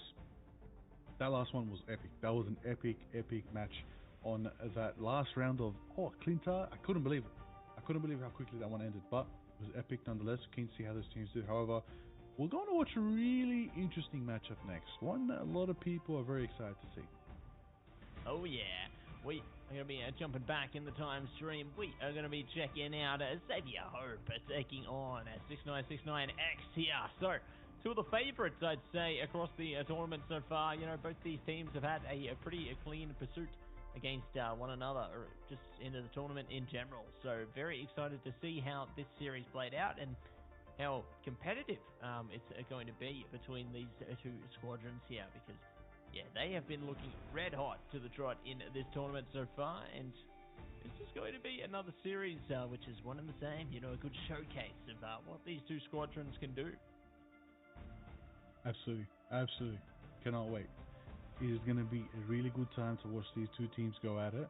You know, I believe they've made it pretty far into, you know, the top 4 as well. So a rematch is on the horizon after this match that we're going to watch. So keen to see, you know, we're going to learn about these teams now. We're going to have some prerequisite knowledge, everybody. Get your notepads out, you know, mentally, and just, you know, write down some things that you're noticing. Let's see if the lessons we learned today will be learned tomorrow when we watch their next match. But you never know. Could or could not happen again. Still have a massive lower bracket final match later tonight, which is going to be so absolutely exciting. I cannot wait for that one. That is going to be a crazy matchup in MRC, and we're talking about the tail end. We're talking about round 14 lower bracket finals, 6969X versus Everness. But for now, going back in time, we're going to watch 6969X take on Xavier Hope, who's already locked themselves in the grand finals. This is a big match. It's going to be a huge match. Oh yeah, Liger, they got you in mind, you know, Blade. I think they got you in mind. They got fantastic. Yeah, time for the Brainiac to bounce their way into the game here. Should they lock that one down, we'll see what is going to happen though, because Psylocke and Rocket are going to be the first two on the chopping block. Absolutely. Born. The magic protected from Xavier Hope. That is going to be interesting to see. You know, you know what I'm expecting? I'm expecting a low-key target ban on somebody. A certain somebody is a low-key absolute specialist. Keen to see if it happens, but game's the game nonetheless. Angela Van makes sense. I think these two teams are versatile in knowing that in this current state of the game, Angela is an absolute demon in disguise. You got to shut her down or shut her out of opposition. At the end of the day, it's a good ban, safe ban, alongside the Hela, which is a good pick from Xavier Hope, who seem to want to play a bit more close combat with their picks, with their compositions. Protecting Magic is a great example of that, knowing that they can just get in there and absolutely slash them up. But protecting Venom, I like what I'm seeing. It's going to be a composite dive composition coming out from Xavier Hope when we see them into their picks. But 6969X are going to run with a bit of old school triple strategist into a Bucky seems to be the move. They're going to shut out the Daredevil if they know that it would help Xavier's comp having access to that Daredevil. Yeah, going to really promote their strengths there, having access to that, but it's going to be a deny. But you know what is going to be supplied? It's going to be Kunlun's finest, Nevoy. Going to be hovering over the Iron Fist here and a Spocky on that magic. They have been putting a showcase of how to play a magic all through the tournament. You know, Spocky definitely promoting their strengths, and I don't know if a lot of teams know how to deal with Spocky on that magic, because magic isn't the pick that you would traditionally think would be the most one with a lot of strength there, but Xavier Hope, that's something that they play into comfortably, and having the double dive vanguards as well, it's just huge for them. This is a composition right here. I'm talking about Alsu speed boost coming out from Tamer's Jeff. Massive version of Spoky right there. Stuffy doing it up on the Venom. Scrappy getting scrappy with the Cappy. America. we like that. I'm keen to see. But 69X team still excites me. Ancient on the Bucky. Wounds on the Adam. Adam, the secret duelist. We all know he's a duelist. Just has the option to bring everyone back to life. But that's the name of the golden child, Adam.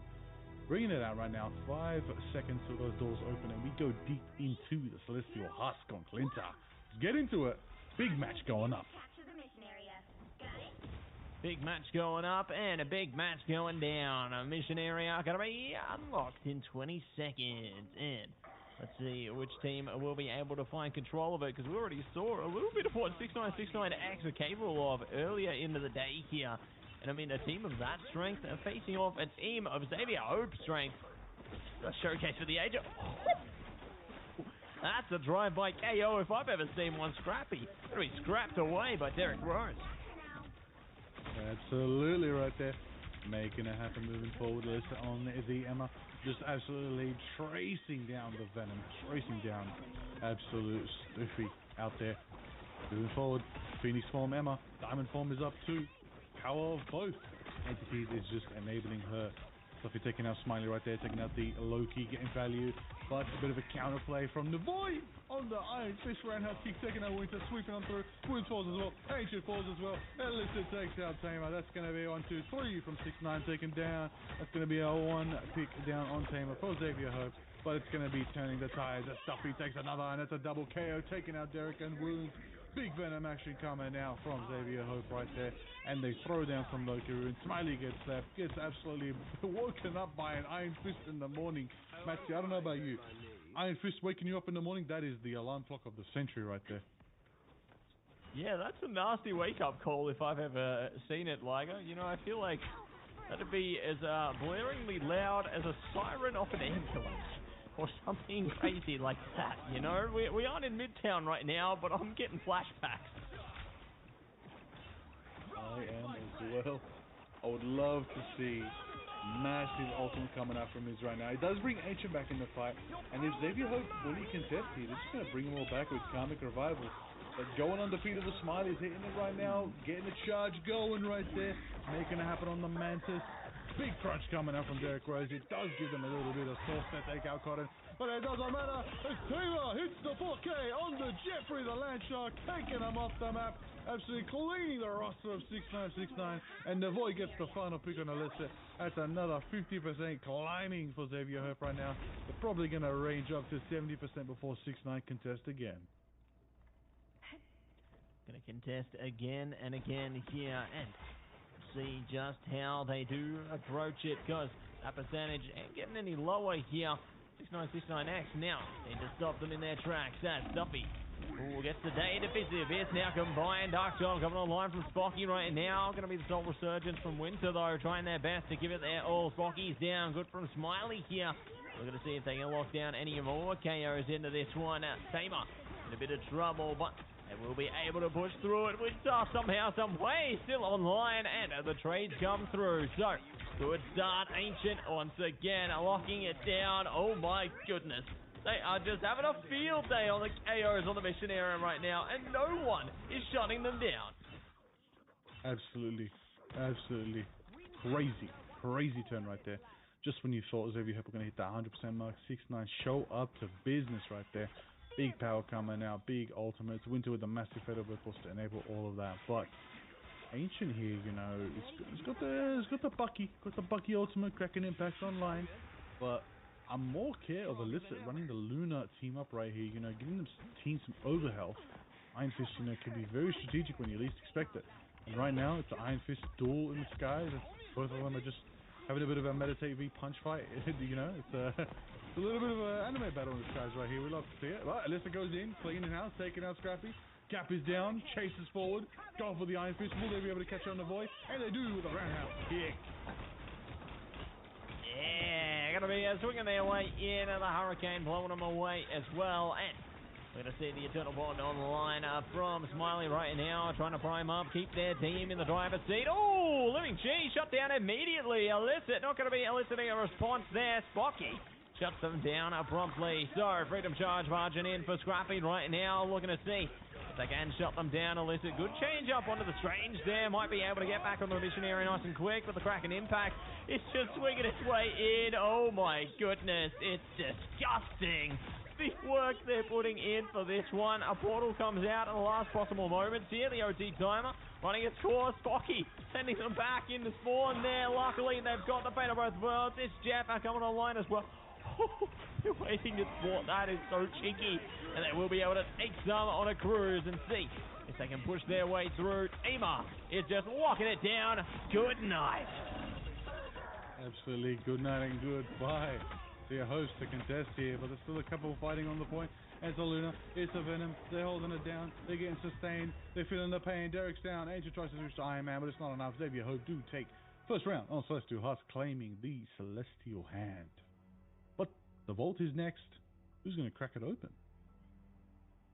Who's going to crack it open? The Watcher. So who's going to crack it open? Like, no. You know, jumping on a different note again, you know, theory crafting a bit. Outside of what is potentially on the horizon, who's a niche character you'd love to see brought into Rivals? A niche character brought into Rivals. You know what? I've got a great one, and I'm repping it right now wearing the Shield shirt. That's right, the Agents of Shield shirt. Yeah. Get me Agent Quake, aka Daisy Johnson. Let's do it. Ooh. Let's go. You know for a fact that Daisy Johnson has the most hours featured on Marvel television / movies. Even more than Robert Downey Jr. Iron Man. How? She has been featured more. The Agents of S.H.I.E.L.D. show ran for a long time, and she had a lot of screen time. Statistically, she is the most on-screen Marvel character in the modern, television / movie world. So I don't know about y'all, but that qualifies getting Daisy Johnson in to Marvel Rivals. Let's get some Quake action. That would be so hyped to have an Earth-based hero like that. It'd be so cool. I couldn't agree more. You know, I'd love to see something like that into the mix there, and hopefully we do see more characters represented in Rivals here, more heroes into the time stream. But speaking of entering the time stream, it's going to be a bunch of KOs entering the time stream right now as the Cotton picks it up on the wounds there. Now looking to lock it down on the Loki as well. You will not escape, Smiley. They are hunting him down. Got a Mischief coming online. Meteor from both sides. Double Meteor. Interesting to see that one come out there. Unfortunately, neither hits their mark. So unlucky for Smiley there. And we'll see what else they can bring into the fold there. You don't see the aggressive use of the God of Mischief too often, do you, Liger? It's a bit rare, but I actually kind of like it. I just think you need to be quick with it, tactical. You got to catch them off guard. Because once they prepare for it, it's like any other ultimate. You need to really do it when they least expect it. And that's the whole point of Loki. You got to be mischievous, you got to time things, you got to be not in their line of sight, but definitely ready for a fight. Speaking of ready for a fight, you got Navoy with the Living Chi online. Could go crazy, could get could get busy with it, as we like to say. But 5 ultimates online for Xavier Hope against 6-9's got about 3.5. I would say it's a bit tough for them, but nonetheless, going in Darkchild, Agamotto as well. It's a big Jeff. Oh my days, I believe that's a big scoop right there. That is insane value. Get your eyes on Tamer right there. I believe Tamer did manage to take Smiley off the map. Scrappy takes wins. Derek falls as well. Ancient falls as well. That's 1, 2, 3, 4, 5 down from 6-9.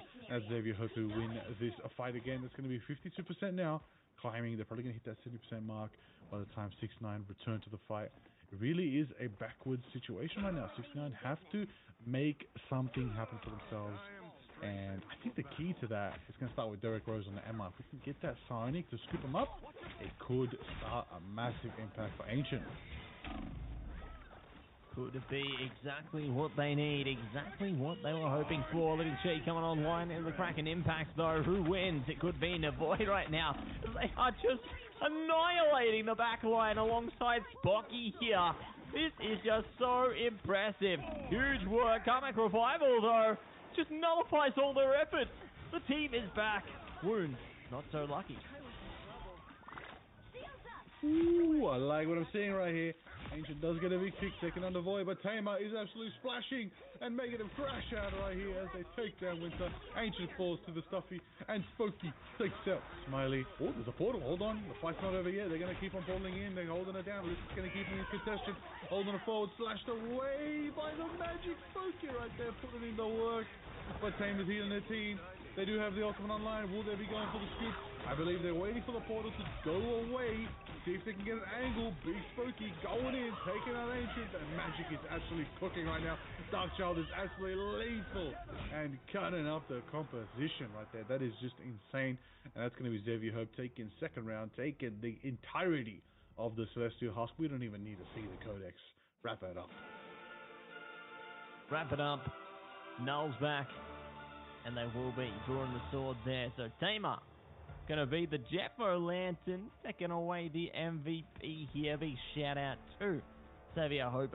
Tamer putting in the work there on the Jeff. You know, definitely stayed agile, I'd say, onto that strategist, and really impressed with some of the fluid gameplay that they brought into the mix there. You know, I think they definitely did a great job staying composed there, managing to keep their key players online. I mean, you think the Duelists are the ones to put in all the work, but Tamer's the one with the most KOs for their team. And the fact of the matter is, they matched Spocky on 12 final hits each. The only one that exceeded them was Nevoy on the Iron Fist there. Just insane work being put in across those players. My goodness. MVP to Tamer the Jeffrey makes a lot of sense. Highly earned, highly deserved, big plays in the MRC Pacific, I tell you that. And as you can see in the highlights, you know, a lot of action. Oh, there it is, the 4K from Tamer. Massive 4K. Once again, big uppercuts coming out from Ancient, but just wasn't enough to seal the victory for themselves. A lot of pain coming in from Stuffy on the Venom, a lot of dive. And just like I said, when you run that dive Vanguard, you need to give it that little extra sauce on top. And what's that going to be? It's going to be Magic. Magic was putting in so much work, so much power, so much pain coming out from Spooky's Magic. Wouldn't have it any other way. Running the dive Duelist and the dive Vanguard is definitely the key to the current meta. I'm keen to see if that stays the course in Season 5, or if we change metas a little bit, but I want to see more Magic. I think Magic, Thor, maybe Mr. Fantastic are heroes we want to see more playtime, because if you're going to have dive, with the Magic and the Thor potentially, Thor's actually kind of like a pseudo-dive / anti-dive. You need to have Mr. Fantastic as the anti-dive. Same thing with Namor, anti-dive, but Namor's always got play. No matter what, I'm curious to see what Namor's 50th team-up's going to be. I think he's going to team up with himself at one point, and he just gets 2 tridents. All right, Yeah. Get 2 Namors on your team. Maybe they team it up, you know, with Loki there. You know, they play in God of Mischief, and then they play that into a bit of a team up. That'd be a lot of fun. But you know, you're speaking on a lot of heroes you want to see in play. But what I want to see in play, Mr. Liger, is Squirrel Girl and Hawkeye. I want to see more of that coming into the mix. Some of the less seen heroes these days. You know, I feel like they deserve a time back in the sun. You know, especially Hawkeye. You never see Hawkeye anymore. Hawkeye is banished. The student of Hawkeye, Scarlet Witch. She learned from him. She learned how to be an Avenger. Bring her back. Question is, what's she doing with the zombies? Get away from the zombies. Come join the Avengers again. Come back to the good side. We need you. Speaking of the good side, the rock side, we need the Thing back. Can we please get the Thing back in play? That's not a plea from me. That's a plea from everyone else. Not just me. And you. Anyways. Nah, but I'll tell you what, it's going to be a good one. I'm excited for this next match. It's going to be a good one. Xavier Hope 6-9, some of the toughest team comps in this MRC Pacific as a whole. I'm keen to see how they're going to change it up in the draft phase, as we know. Maybe we might see some Storm. I would like to see a bit more Loki, but yeah, honestly, hey, if it's a Jeffrey map, it's a Jeffrey map. Yggdrasil Pass, there's a couple Jeffrey spots, but it's not too ultimately needed. I think Loki's got that hometown advantage. Yeah, I can agree with you there, Mr. Logo. I think they've definitely got the hometown advantage. Got home deep coming at you, but what is going to be coming at you right now is going to be Psylocke and Rocket locked down and a protect immediately on to the Magic there. So going to be promoting Spocky to do the work that they did once again on that Magic, and it's just going to be so illuminating to see how they go, because Jeff is going to hit the protect for 6969X. Ooh, that's going to be a big, big pick right there. I like what I'm seeing. Magic Protectors again. Smart decision. Spooky's definitely feeling confident right now. Getting that going. But what I want to know, Angela banned again. We don't want to see Angela dominate the skies. Maybe a strong pick here could have been if Xavier had maybe have the Angela player. Instead they're going on the Venom just to, compensate for it. But we'll see nonetheless. Another ban coming out. It's going to be Hela with the safe and tried and true Hela ban. Tried and tested. So, going to be immediately nullifying the Deep Breath team up there. Not going to be seeing that get any play. What we are seeing get play is Iron Fist. So, immediately just full focus on their key duelists into this one. They don't care which van cards they get. They take what they can get and they play as well as they can. But great to lock down the Bucky. Bucky is always a great answer to some of the things that have been brought before them here for 6969X. And they ban out the Daredevil, but we didn't see Daredevil get any traction in the last one there. So, very curious to see how things go into this next portion as Storm is going to be banned out.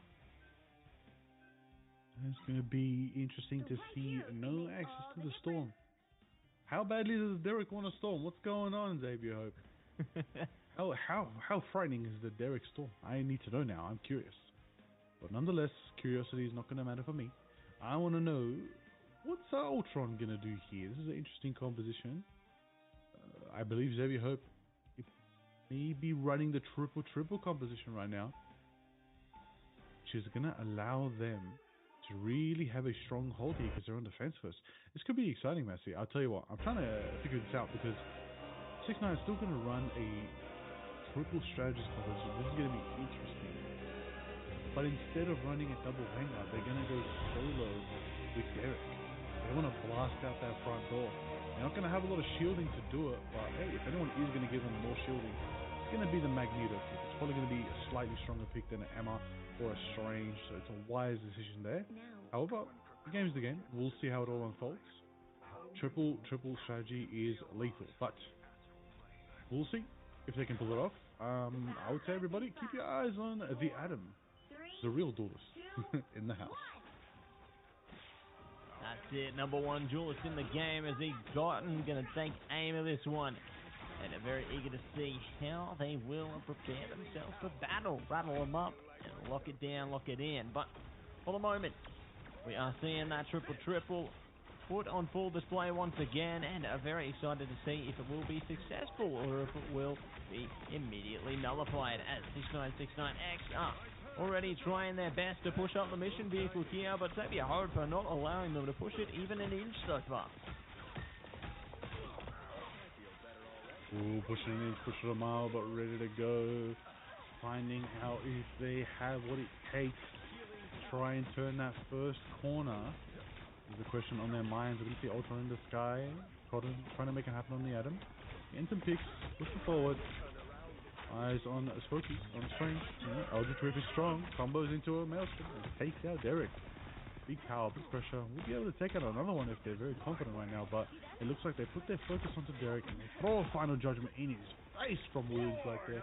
That's going to catch out their defensive line. That's going to take out 2 Vanguards, but doesn't matter because Cotton's going to revive them, bring them back, born again, better than ever. and it's going to be enough to bring the team back. But Cottondale's get sacrificed. Nonetheless, they've got Cocoon to bring themselves back into the fight. It's going to be Karmic Revival down. H is pushing forward on the Phoenix. Let's see if Xavier Hope have the ultimate to turn this fight. Agamotto! Oh my. Going to be disappearing in the boundary as well. Might be looking to shut it down, though. The Meteor not going to be good for it. So, big hits from a Stuffy there, trying their best to keep things personal, keep things up close, and Scrappy. He's scrapping through. Triple KO online from them.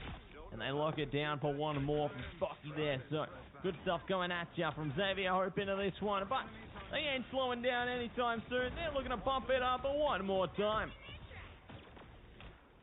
One more time. See if they can get out of that spawn door.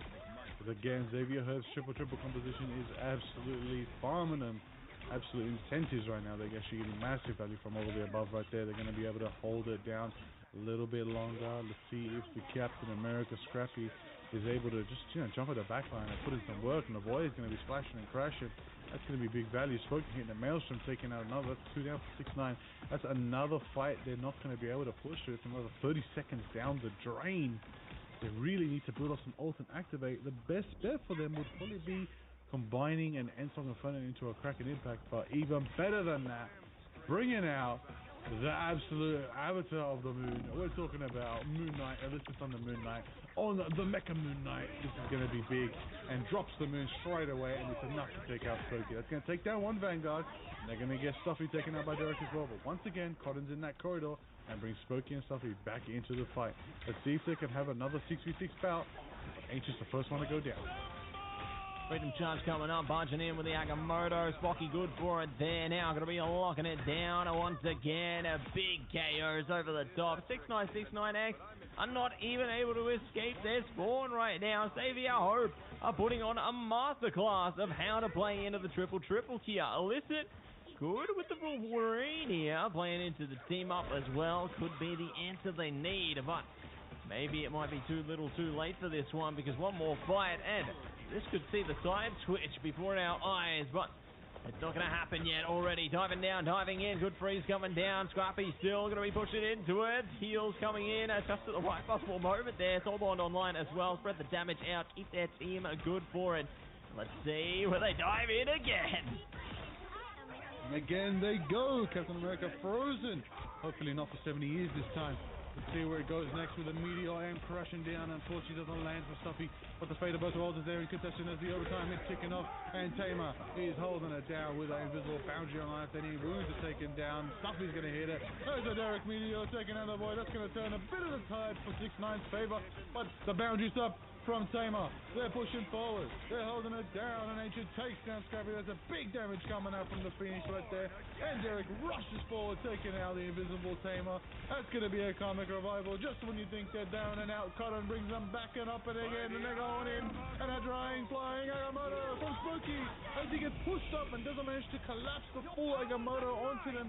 It's still a reliable stun. It still provides them power. It still provides them some nature to try and help. Eldritch Rip is going off, building up the full Maelstrom, gets blocked away, gets another fight by the Luna with the fate of both worlds. Overtime just refuses to end.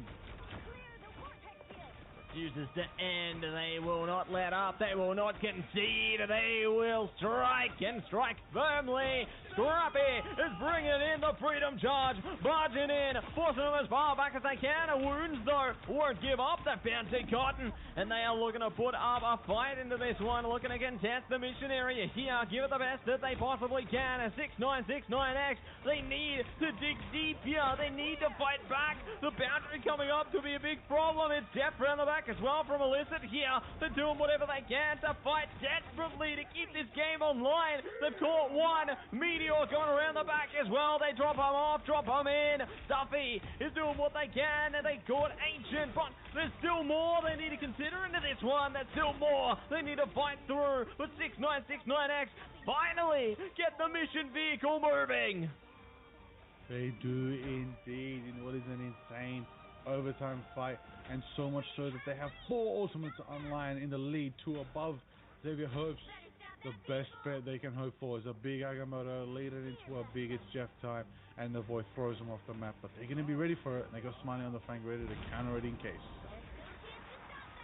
In the counter through, looking to see what they can deliver into this one. It's Jeff coming at Argamoto around the top. Spocky going to be denied though. Cracking impact from Wounds as well. Trying their best to catch them off guard here, and they will get Milway. Ooh, pushing it up once again as well. This is exactly what 6969X are hoping for. They're fighting for dear life here, and they might just be able to push it over the line. Here we go. Capture point locked in. The game continues on.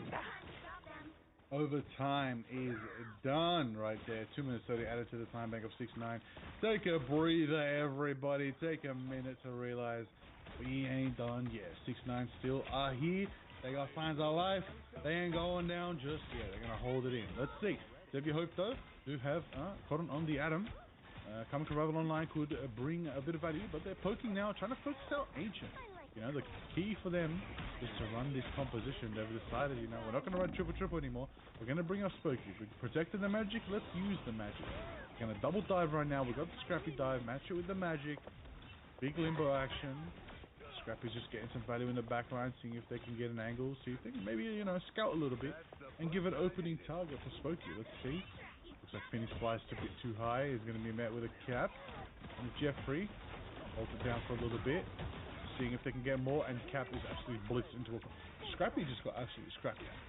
Oh my taste. Yeah, sent back into the book there, it would seem. But the Cotton going to be one in the same, taking out Bocky following suit now. Great to single out these KOs for 6969X here. They need to enable themselves as much as possible. Need to cause a bit of disparagement in the back lines there if they can enable it. But we'll see if they are going to be able to turn this tale into one of a more positive nature for themselves, as they have almost all ultimates online here. This could be big to 6969X, running one in the same. The first activation is going to be the freaking charge from Scrappy right now. Looking to see if they can keep their team on through it. Got a mischief into the fate of both worlds. There's going to be Stumpy the first to go. Comic Revival up and at him. And it is going to be Ensong Inferno right round the back, but nobody goes down. It's just not enough damage to work through the Comic Revival and the follow-up heals that were coming from the boy. The Spooky's there, taking out Ancient, big value coming through, Stuffy taking out Smiley, Loki is down, Darkchild is absolutely screaming forward right there, going forward and does take out the Bucky wounds right there, and they're going to be pushing forward, they're going to go for the Jeffrey, they're going to take down the Illicit Jeff. And now 10 seconds left. All that time has been munched down that they got added to their bank. The final portal play from 6-9. They're going to be going armed and dangerous. When we just try and set up the reset, they go again. They're taken down. Ancient falls as well. There goes the Strange. No chance of a portal play to be even playing more than that. But the Magneto Meteor is charged up and it's coming forward from Stuff. Oh my days, that was a big slash coming out, taking out Winter from Spooky. Scrappy takes out another. Smiley's taken down. Winter brings Winter back in the fight. Karmic Revival is nowhere near online, and the overtime ticks down and out. And Xavier Hope do hold the fence here. Hold the fence and lock it down. So, amazing stuff coming at you on the defense end. They're looking to see if they can do more. Where that came from, Mr. Liger, as the side switches now, and we look to give it the best that we can. But ooh, hello. I'm liking what I'm seeing. We were talking about Groot before. Well, here's Groot. Stuffy is putting that one into action. I love it, and I hope that they can play this one to full success. Groot's a great pick on Yggdrasil. A lot of short corridors, a lot of spots you can hide your walls, especially ceiling walls. It doesn't make sense. A ceiling can't be a wall. At the end of the day, when you can put your thorn slash ceilings, there we go, that's the one. Your thorn slash ceilings and your ironwood ceilings. If you can set them up right, you can match them with the destroyable terrain, especially at the start of the map. Ooh, it's absolutely saucy. It's absolutely a good time. But we're waiting on you, Stuffy, to make it happen. And it looks like Illicit's going to answer the call and bring a Groot of their own. That they will. They're going to be getting one of their own there, and going to be seeing what they can manage here. Who will be the king of the forest? Who will be the king of the server? It's all going to be uncovered right now as the gates are open. The fight now rages on. A good isolation around the site already. Trying to cut off the lines of sight there. Trying to see if they can cause a bit of blight in the server right now. The damage is tremendous. We're in a lot of team trouble. They're now getting belted up by Nevoy into this one. Pokemon in the same, just taking aim at this one. And the KO now begins. Wounds is down. Looking to catch them around the back as well. Their focus is on those strategists. Uh-oh, they're taking a ton of damage. This could be a big problem unless they can get away, but it ain't gonna happen. They got Dark Child available as well, not gonna be able to activate, but great to cause a bit of issue. Force them off to a retreat. Absolutely awesome. Absolutely awesome presence right there. So much work being put in from Cotton on the Mantis right there, taking out Smiley. He's gonna put the Cocoon out of here. There is no chance right now for Scrappy to lose this fight against the crew. Absolutely punching the tree like Rock Lee, putting in the work. But on top of that, we got to see something right here, you know. There's a chance for a portal, and there it is. And so on the other side, they're going to regroup, and the boys there. Living Cheat is online, but the boundary is up. So I want to wait it out. Big chance of a Strangling Prison coming up from it. All stuff is when you least expect it. But it does go for a Big Jeffrey. Ancient actually gets taken down. No chance of a Big Jeffrey. It's cancelled. Karmic Revival is cancelled. Massive pick right there. Going forward. That is massively denying a lot of the value that 6ix9ine could have had there for a contest. What a strong, strong push from Xavier Hope. Strong as possibly can be, and they have so much time to play with as well. It just gets better and better from here. 6ix9ine need to dig deep into this one if they want to hold them off at this point, because Xavier Hope are just looking unstoppable. You know, they're much like a squirrel tsunami. You just can't stop it until you can. So very eager to see how things go with the Freedom Charge barging in right round the back. Scrappy looking to launch the attack. Strangling Prison as well. Coming in for a big hug is going to be happening from a Groot right now. And they are looking to see if they can slice their way in. Living Cheat online. They're primed and ready for action. Primed and ready to go. The meteor comes out from Derek Rose, but it isn't too little too late. They will not find anything. Oh my days, what a forcible push this is from Xavier Hope. And it could be curtains from here, nobody's there. And just like that, map 2 is locked in. It's a clean endeavor from Xavier Hope. Indeed it is. Xavier Hope taking map 2. Clean victory for themselves as they're going into map 3. The question is, do they hit the 3-0 sweep? Or, of course, you know, there's a little bit of spiciness happened to 6ix9ine.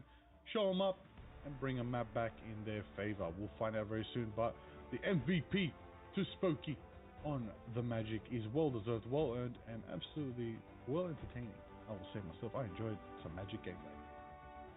Yeah, it was just magical, wasn't it? Houdini gameplay, always good to see from Magic there, and excited to see what else is going to be showcased on towards our third map once it does get locked down here. Very impressive stuff coming out from our players. You know, Spocky, 16 finals into that one. Really impressed with how they've been able to compose themselves onto the Magic, because, you know, like I said before, in the grand finals, we barely, if not never, saw Magic. It was just more focused around some of the other up-close and personal duelists, you know, like the Iron Fist definitely came into play there. I think OUG was the pioneers of that one. You know, Molan Ran, one name that comes into mind there, and every other team followed suit once they brought that one in to portion. But we'll see what else they are going to be able to achieve into our next map, and whether it's going to see the Magic banned or whether it's still going to be breaking free over and over again.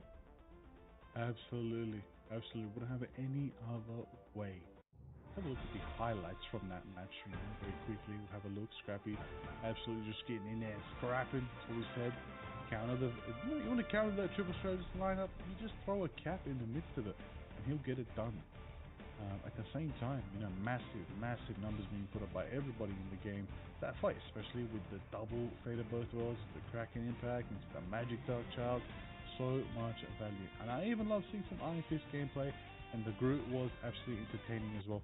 And definitely a factor to consider that could have helped them in the long run if they could try to combine some ultimates with the Groot ultimate. I believe there was a chance for a little bit of the him strangling Prism into the It's Jeff, and they could have thrown him off, but half the team was split off on the other side. They were ready for it. They were waiting for Jeff to commit so that they could pick him off on the sidelines. Even at one point, Kraken Impact met Jeff as soon as they got up from underwater. That was rough. Couldn't agree more. Really rough, wasn't it? You know, a bit of a rough endeavour coming through there, but excited to see what this third map will look like. You know, it's series point for Xavier Hope right now, and they are just sweeping their way in. It's going to be a fun way to ignite the time stream, as it looks like our maps are getting locked down as well, Mr. Liger. And you know what map we're going to? It's the Heart of Heaven. Okay. Heart of Heaven. Convergence. Yeah. A.K.A. Virgin. Kunlun. That's it, my man. That's it. I'm looking forward to it. I think it's going to be a great bout for everybody here today. We're excited for that one. I will definitely say, it's a good time to watch some of Rivals Esports. Everybody's hyped. We just came back from an amazing grand finals. We're coming back the next weekend after with some MRC action. The other regions' MRCs are also going to be on, but we're here casting all the Pacific action. It's a great time. Top 4's looking spicy. A lot of teams going off. We have a massive lower bracket final later tonight. It's going to be a good one when we get into that match. But tomorrow as well, you make sure you all tune in as well with Matsy and Ricey are casting that one. It's going to be a great time. You're going to be catching action and the finals for MRC Pacific Season 4. It's going to be absolutely beautiful. It's going to be fantastic. And you can say that again.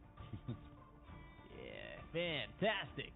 Love to see it, and excited to see more where that comes from. You know, some of the creative picks from our players are always fun to see. We want to see fantastic. We've seen it teased before.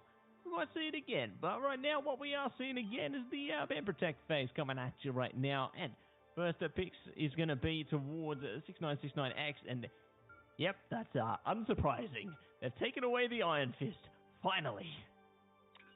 Absolutely a wise decision, taking out Iron Fist from the equation. What does that mean? Nobody's getting punched in the face, I'll tell you that one. Absolutely nobody is getting punched in the face. But the game's the game. Looks like it's going to be a spicy one. Double Protect's going out. Magic and Hela. Sarlacc is not an option as well. Again, Sarlacc locked out again. But this time we're going to see the Hela. But the Daredevil is banned again. One of these teams, he's just got that specialist Daredevil player, and we're not going to witness it, sadly. But maybe next time. But until then, go for another ban coming out from Xavier Hoop. It's the Phoenix Massey. Ain't nobody burning up today. Not this time around, and we'll see if they are going to be able to play in 2. A bit more than that. Yes, the next Protect is coming online right now. Will it be Mantis, Jeff, or be something else entirely? Any favorite Vanguards here? Not much time to figure it out. It's going to be Jeff. So, great to see Jeff kept on deck for them. Really can find a lot of impact from that one. You know, we've seen it before, we'll see it again. But, oh my. The Deep Wrath team-up could be enabled here for 6969X. This could be a first this evening, as a matter of fact. And there it is. To match it is the Captain America ban. The backline brawling demon himself is not going to be available. And in turn, they're going to ban out the Ultron. This is quite a lot of Vanguard options available for both these teams. You got Emma open, Mag open, Thor's out there as well as a pick. We're hovering Thing. We probably won't see it. Double Magneto's most likely the case, but Venom's there. Venom is online, and you can combine quite well, especially because Jeff is protected. You can get their team up to Symbiote Shenanigans, but on top of that, Deep Wrath team up. Matsy, that's a full commit from 6ix9ine to go for this team up. Yeah, they're definitely looking to really enable the Hela as best as they can, but enable their team as best as they can. One and the same, you know, they've got a lot of presence that they can commit to with this, and I'm excited to see how it's all going to go for them, because that's a lot of power that they can bring. Like, we've seen Ancient Hela before, and that has been quite a piece of work. A very devastating force in the Duelist Kingdom there, and I don't know how Xavier Hope are going to be able to react to it. Like, it's tough, but you know what else is tough? We got Thor online right now, Liger. Thor is here. Hey, scrappy, trying to get scrappy with it. I don't mind the Thor. I think Thor Magic is an absolutely exemplary team up, you know. I mean, this whole team, you know, they're rolling with the Beauty and the Beast, as they got 4 blondes and 2 creatures, you know. I'll tell you that. But besides the rest of their composition, let's analyze the actual gameplay as we are seeing Ancient fly to the skies from the forward on the absolutely dapper-looking Hela. Landing shots, and again, same thing. Tamer's bunkered up in the region on the rocker right there. Not going to be able to get his zone down. Let's just go in there and dive. Speaking of dive, is a Magic who's going to thrive with a double axe swing right there. The sword that just hits like an axe. Hits like an absolute hatchet. An absolutely menacing creature and weapon. But that's what I want you to bring attention to. Your boy Thor is building up that Thor force. That charge is building crazy. But what's going to be there to enable that Royal Thunder to drop on them? What's going to be there is going to be the CYA to enable the most powerful thunder we've ever seen coming at you right there. But you don't know till you know. God, there's more where that came from, and Ancient has already caught the boy around the back. This is not what you want right now. You need as many strategists as you can get, and they're just singling them out piece by piece. It's only Tamer left in play right now. They are putting in the hard yards, putting in the work here. Ooh, it could be tough. Navoya is bringing it back on the Strange there. They need that portal to get back onto the mission area quick as they can. I see it coming online at the perfect timing as well. They need whatever they can to stall out the point here. Got a Thunder coming on with the Seer. There you go. Now looking to see if they can do more with that. And they do. They clean up house just when things were getting really, really close. You know, it was on the edge of our seats at type beat in that one. But they managed to keep it clean and to clean it up into that. Absolutely, they do. Absolutely exemplary performance right there. Massive, massive defense. But right now, 6ix9ine have a pretty good advantage here because they got a Feast of the Abyss Amplifier combination going up. And as soon as they pop that, Ancient's also going to take to the skies and drop the Hela ult. It all really depends on the opening start from Wounds. If Wounds can land that Meteor, take out the Void, the Tamer, really nullify their damage, they're going to get massive value. But for now, they're going to go for an amp, they're going to set it up, they're going to try to get them enabling going. We'll see if it's enough for them. Ultimately, after all, it's going to be a punch out as 2 are taken down. It's going to be a quick retreat for 6ix9ine as holy Spooky is absolutely fine. Holy moly, they are farming good right now, and it ain't over. They found Ancient as well, so good to stall things out into this one. What a way to keep things in to positive strides here, but the ride ain't done till it's done. Alyssa bringing out the Iron Man into this one, so it could be a decent way to change perspectives here. See if they are going to be able to keep things online with that hero right now, as Spocky is forced to retreat back and taking a ton of damage. Luckily they get in a solid position to get healed through. Now looking to see if they can seal the deal on a more. Fist of the Abyss coming out from Derek Rose, though. Now looking to propose an alternative strategy, and it's KO City into the Karmic Revival. Z Cotton refuses to give up. Invisible Pulse Cannon right around the bend there. They've got Z Cotton. See, going to be online. Got us to death as well. Coming out from Ancient here. And it ain't over because Soul Resurgence comes out into the God of Thunder, but the Karmic Revival still good for it. Brings them all back. Once again, the Royal Thunder crashes down, but it's barely enough of an impact. The Thor buffs one day will change that, but until then, we'll still roll with what we got. 9 seconds out. Anybody going to contest? Ella taken down, Stuffy taken down, Ancient right there. The Rocket is surviving and thriving, but unfortunately taken down. Navoy throws Mantis off. Time right there. A big store taking out Smiley. Overtime sticking up and out. There's going to be big pressure going forward. And a Meteor crashes down on Navoy. Navoy absolutely eats the Meteor. Overtime sticking up. Who's going to make it right there? Derek scrambles forward. Portals are being set up right there from Ancient. And it takes out 1. That's Smokey taken down. That's going to be Stuffy as well with the falls. In return, Cotton taken down from Wounds. And Wounds is putting in the work right now. It looks as though just when you thought it was over, 6ix9ine might actually have the capture here. Might have it, might be able to shove it over the top right now. Ancient is doing everything they can. The portal online is keeping a fine line on this one. They're right off the edge of capturing it through. Derek Rose brings out the Fist of the Abyss there, and they will be able to capture a couple of KOs into the Psionic Seduction. Alyssa's bringing out the Spider-Man. You know they're desperate when that one comes out, and They're looking to two more where that came from. Spider-Man is going it down to save the city. And it will be breaking into the neighborhood, into the convoy section. That was an excellent combination coming out from Alyssa and the Spider-Man. I honestly think Alyssa should stay Spider-Man, but that's already too late. It's too late. It's already back on the normal. What's it gonna take for a bit of Spider-Man? But until then, nonetheless, we're gonna set up for a bit of Venom action in the background. Scrappy dives in, quick and easy, just taking some damage, just collecting some resources, trying to bait out some cooldowns. But ultimately, it is what it is. Now, going to this one, Cotton's going to be having that karmic revival, and in fact, he's just sneaking a pick on Ancient every single time. Ancient is getting picked off by Cotton's right click. It is insane, the Adam Waller presence. Yeah, it's just really been able to keep itself as a commanding presence there, and we're going to do more where that came from. Spocky's down, Invisible Boundary are going to be looking things up for 6969X. So good to have the BRB to bring things back though, but here we go. Darkchile's online for Spocky right now.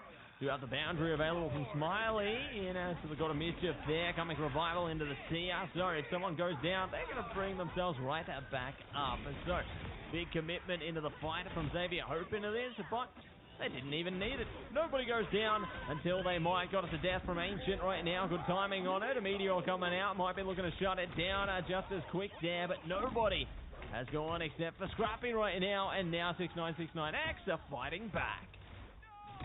Absolutely fighting back, making it happen, moving forward, trying to get the opportunity to see if they can push forward here. But I want to bring your attention back to this. Wood has the Meteor online. It could be big, but the boy's going to go for a big-ish jab time. At the same time, we're going to see Alyssa fly to the sky. Golden Legendary trying to get value. Again, this is the toughest position to Kunlun. You've got to wrap the corner whilst also overlapping the path you just took, which creates such an advantage for the defensive team, but a bit of a long trek and also, advantage for the offensive team here. Yeah, taking whatever advantages they can get into this one, and see if they can get enough to push it over to the next capture point right now, as they're right on the edge. They just need to shove it over. See, I'm going to be online from Tamer though, so a good way to inject themselves into the power, into the game right now. Boundary keeping them up, keeping them in. A Meteor, one of the same. A Scrappy will be into the Feast of the Abyss. Nullifying some of that healing potential. Winter in trouble. Zigotten does get traded as well, and Winter still online somehow, still kicking. Not for long. Scrappy finds them, hunts them down, and one in the same. It's Spocky putting in the work there. Meteor available for Stuffy as well if required, but they might not even need it. They're shoving them off the mission vehicle, shoving it over into the overtime. Goddess and Death comes up. It don't even matter. It's not going to do anything. The defense is a full-blown success for Xavier Hope. Time to switch things up. That's what we like to see. That's what we love seeing right there. That is exactly what we want. Big power, big plays, and a good defense right now. Xavier Hope don't have too much to push, but they've put themselves in quite a comfortable position here when they're on attack. 6-9, however, they've got a bit of the notes in their favor, and honestly, they could bring out that Helena more on defense, and it'd probably be way stronger.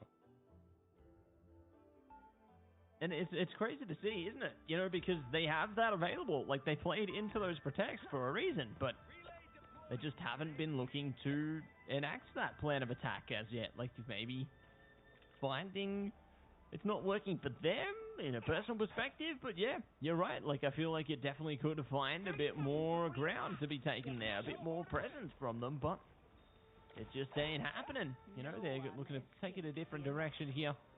See what they can inject into the next portion of the game. At 6969X on the defense right now. Xavier Hope on the attack, and they're looking to break in nice and quickly into this one. Curious to see just how long it might take to break her through the defenses, or maybe yet they might get held off by 6969X here. It's all going to be tested because the game now begins. Absolutely, right now it is exciting to see how that's going to unfold. 6-9 do have the potential to push forward. They got to build up those ultimates, try to get that Sonic, and see if they can combine it with Hela. Hela right now, Ancient at the same time is just lasering forward on Scrappy. Anytime Thor gets close, Hela is there to match the pace. Taking some shots on the front line, the back line. They're going to get to that rooftop and get a good angle. And there it is. Wounds takes out Void. Oh, the Void taken out. Ancient as well taken out by Scrappy. That's big value. Wounds with the double KO, cleaning them up right there. It's going to put 6ix9ine on the back foot. Emma's last standing. Derek's trying to make it happen, but it's a bit of an unfortunate stagger. They're just outnumbered. They just don't have the numbers here to try and hold it down. As much as they're stalling, they're just building ultimates, which is what matters most. But even then, the stall's not over. They're going to portal on. Ancient wants to contest this. They're looking to contest it. We're going to see if they can press him up, press him into this one. Scrappy going to go for a pursuit as well. Ancient goes down. Now looking to force it back. Carbon Crush coming out there, and it does get nullified. So, quicker to the heel here. 6-9-6-9-X have the mission area stolen away from them. Scrappy is just pushing deep into enemy lines, but it don't matter. They got over 5 minutes to push the convoy right now. That is insane timing on the first capture there. Absolutely, absolutely insane. Power coming out right there. They only have to push just another stretch up the ramp, around the corner, up the staircase, and then victory is theirs for Xavier. To see if they can bring it forward and represent. But got them there with the big Comic Revival online if they need. And there it is. Royal Thunder in the backlines from Scrappy. Scrappy's like, let's just fight him on the high ground. Let's take him out. Let's keep him at bay. And let's not have to let him even get a chance to hold us at the tunnel. Because that's definitely what 6ix9ine want to do. They want to hold him at the tunnel. A big ult in the backline from Alyssa. It's actually kind of good. It's good value. It's shredding 2. It takes 2. Now it's going straight for the Thor. The third is definitely in line of sight, but it's going to be a retreat for now.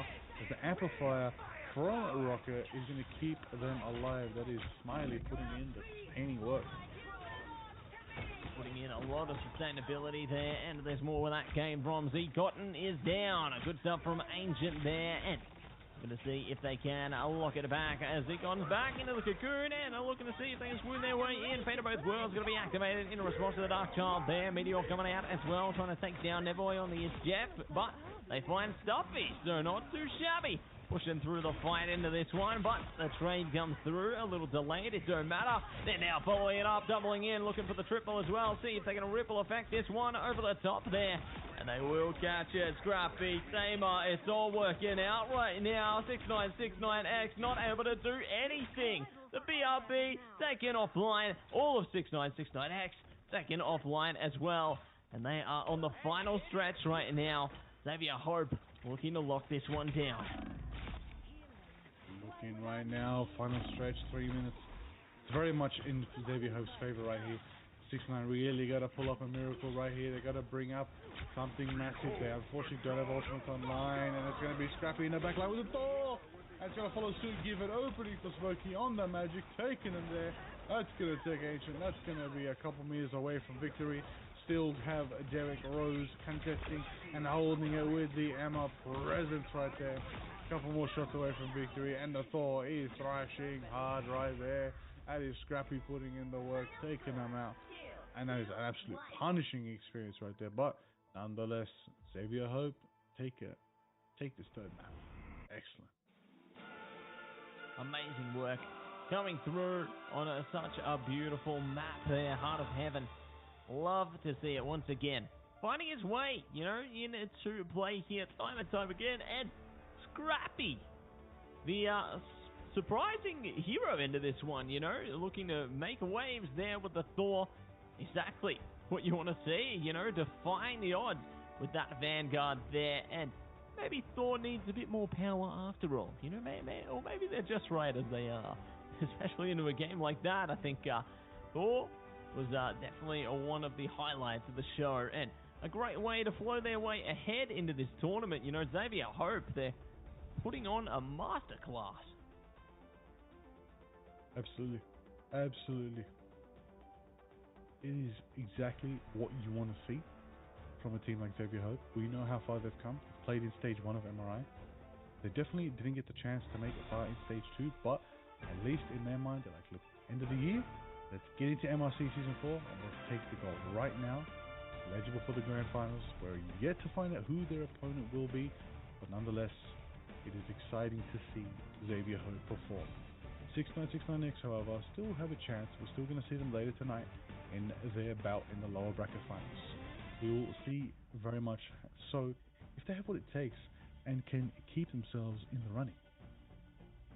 Yeah, hard work pays off here, and very excited to see if they can keep themselves in the running if they are going to be gunning for nothing less than success here, trying to bless their path forward and stay true to their resolve, true to their passion for this here game. As you know, a lot of teams in the Pacific region, if they got one thing, it's got to be heart, it's got to be energy, and it's got to be the determination to really give it their all, to go above and beyond to get what they want.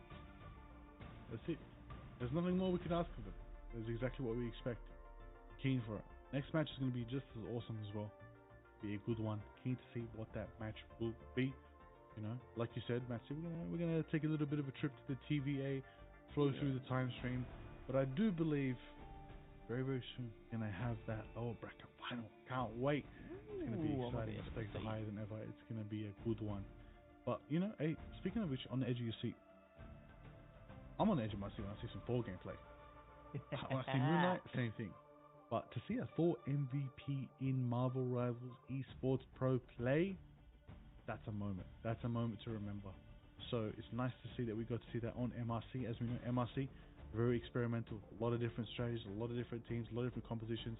People from all walks of life across the entirety of the Pacific region. We're talking like a quarter of the planet at one point. If you have a look at it in a certain way, in a certain light, you get a globe and spin it around and see where everybody's playing from, of course. Yeah, couldn't wait for much more than that. Like, I think there's definitely great things to see here. Thor, one and the same. Definitely impressed to see teams able to utilize that one with much success. I think that there's more where that came from, and I'm excited to see if they're going to be able to find use out of some of the other heroes as well. We've seen a bit of Squirrel Girl. Could be something that breaks in there. Could be seeing the Scarlet Witch break in as well. Maybe find some of that good old Portal gameplay. Love to see that little combination time and time again. That's a classic. That's just a true classic. But we want to see it back. Nah, we'll see what happens out of this one. I'm always excited for something new. Absolutely. Well, everybody, we're going to cut to a short break. When we get back into the gaming, back into all the MRC Pacific action, won't be long.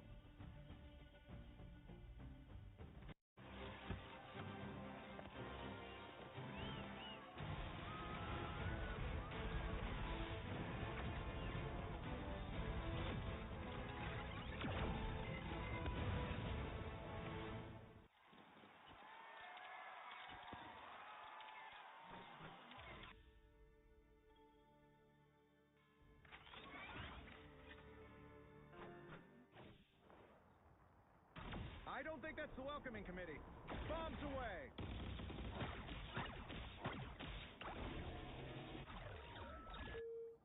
Powering up. Anyone say fireworks? Maximum pulse!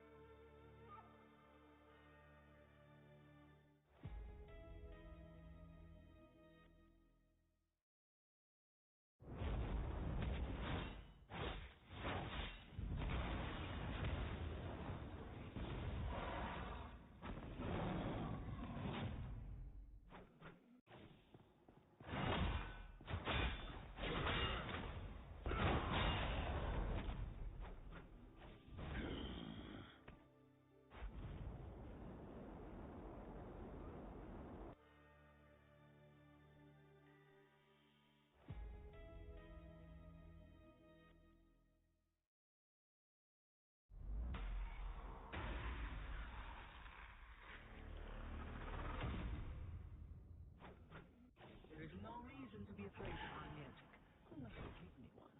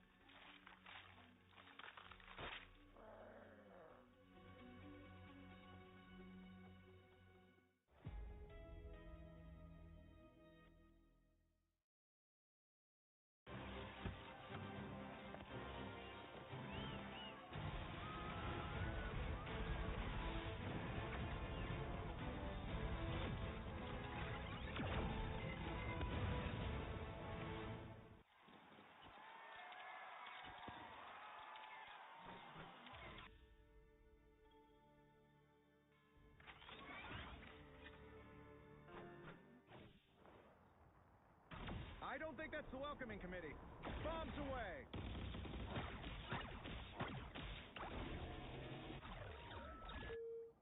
Powering up.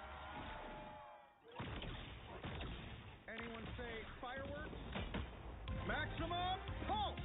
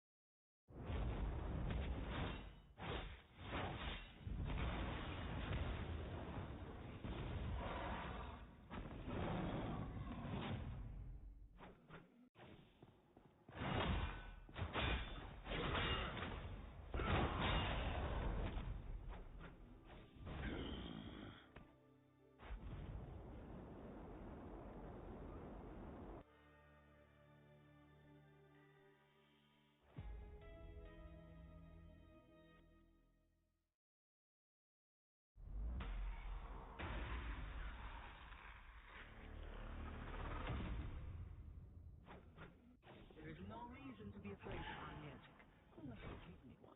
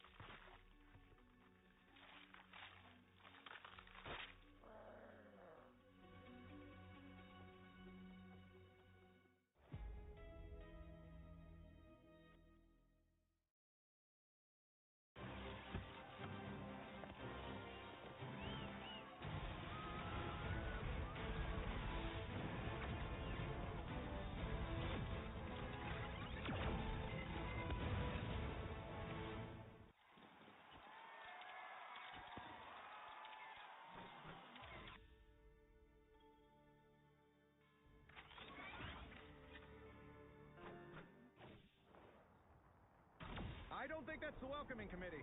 Bombs away!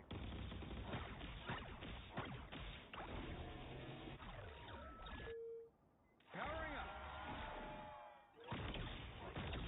Anyone say fireworks? Maximum pulse!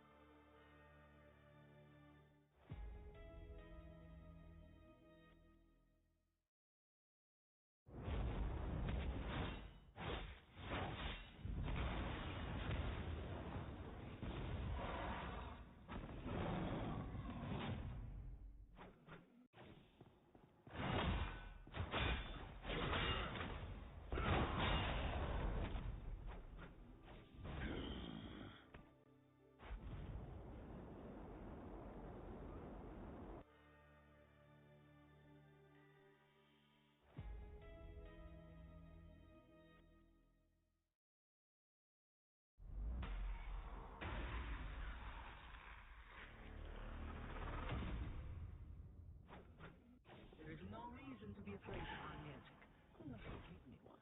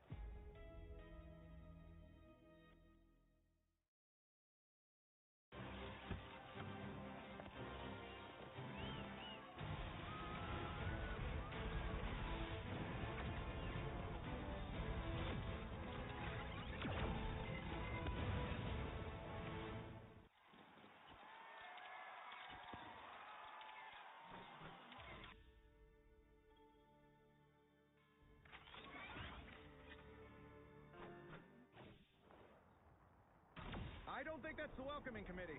Bombs away.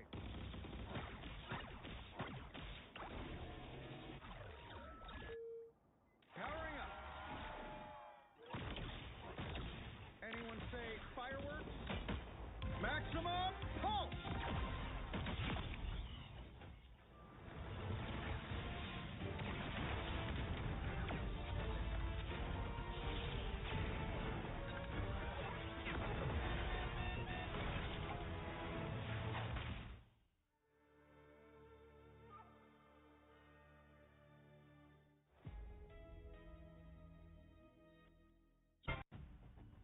How's it going, everybody? Let's get back into the action for the Marvel Rivals Championships in Season 4. In what region? The Pacific region. That's right. The best region. Take us on the rest of the world. Nah. All regions equally great. But you know who's the best? Matsy, my co-caster. How you doing, Matsy? Hey, you talking about yourself again? You're the best, my man. Nah, we're doing a real great right here, right now, and we're going to be bringing you all the best action right into this one. You know, we're getting our matches set up. We're getting it set down. You want to know where we're going? We don't even know where we're going. It's going to be a mystery. Ooh. Who knows where we're going? You know, maybe we got to do one of these. Like, we got to do one of these. In the meantime, you know, before we get a portal directly into the next game, you know, let's have a conversation with those watching at home. I know everybody's waiting for a certain video to drop. And you're just in luck because I don't know anything. I'm sorry. I don't have anything to provide. I don't have any power. I don't have any influence. I am just here to cast a fun game. Matsy's here to just cast some fun Marvel Rivals esports. We do not have the dev video. It is not in our back pocket. We cannot play it for you. Okay? However, it's coming. I know that because it has to. Like, we're a week away, guys. At a certain point. At a certain point, it's got to show up. But we've seen the teasers. One thing is, I want to talk about what we haven't seen. We haven't seen hero changes. We haven't seen new team-ups. And what team-ups are going away as well. All I know is that I want team-ups to come back. Team-ups have not come back yet. Where are you? Spider-Man Venom team-up. Alright? Where's the symbiote team-up? Bring it back. It's time. Spider-Man has not seen meta in ever. It's okay, guys. It was strong when people were learning the game. Bring it in. We have anti-dive now. Bring in the Spider-Man team up, okay? Let's get some Spider-Man gameplay and some pro esports. But on top of that, not only that, we're also, you know, excited to see so many cool things like a new map, perhaps, new theme to the season, new heroes, all kind of cool things like that. But we'll be patient, and we know the content's going to be a banger because all the past ones have been as well, and we know what's coming is going to be awesome. However, what we do know is that one day, maybe one day, Matsy, I know you're very excited for this one. The GOAT will join the Rivals cast one day, and if we all petition it and we all write tweets to NetEase, we might get it. Agent Coulson joining Marvel Rivals. Perfection, absolutely. Without the Avengers, without him, there wouldn't be the Avengers. We need Agent Coulson, strategist. His ultimate, he drops a helicarrier on enemies. Now, more importantly than dropping the helicarrier on enemies, let's have a look at the matchup we're going to be watching now. It is between Limitless and Everness. This is a cool matchup. This one was very exciting when it took place, and I believe this match was last. Ooh, okay. This is a good one. All right, I'm excited for this one.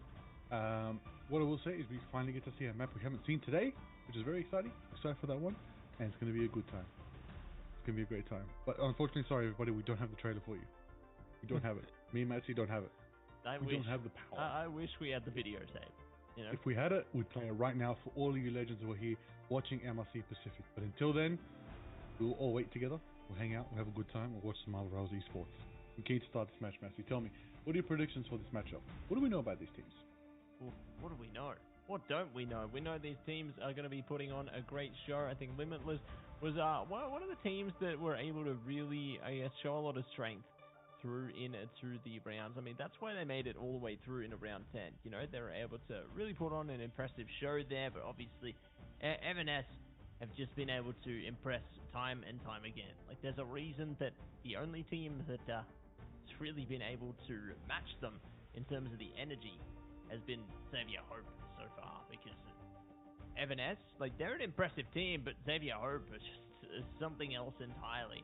You know, it's, yeah, kind of confronting and surprising, I guess, to see how these teams have been able to perform so far. So, yeah, really curious to see what this next matchup will look like between Limitless and Evan-S here, because, you know, I feel like there are a lot of impressive teams which definitely have the capabilities to be champions, but they just lost out earlier into the rounds. You know, they weren't able to make it as far as, I guess, some of the other teams here, because, yeah, a team like Limitless, you know, I gotta say they're probably one of my favorites, because they have some of my favorite players and some of the best vanguards, I'd say, working together that I've probably ever seen, which is Genzo and Wosh there.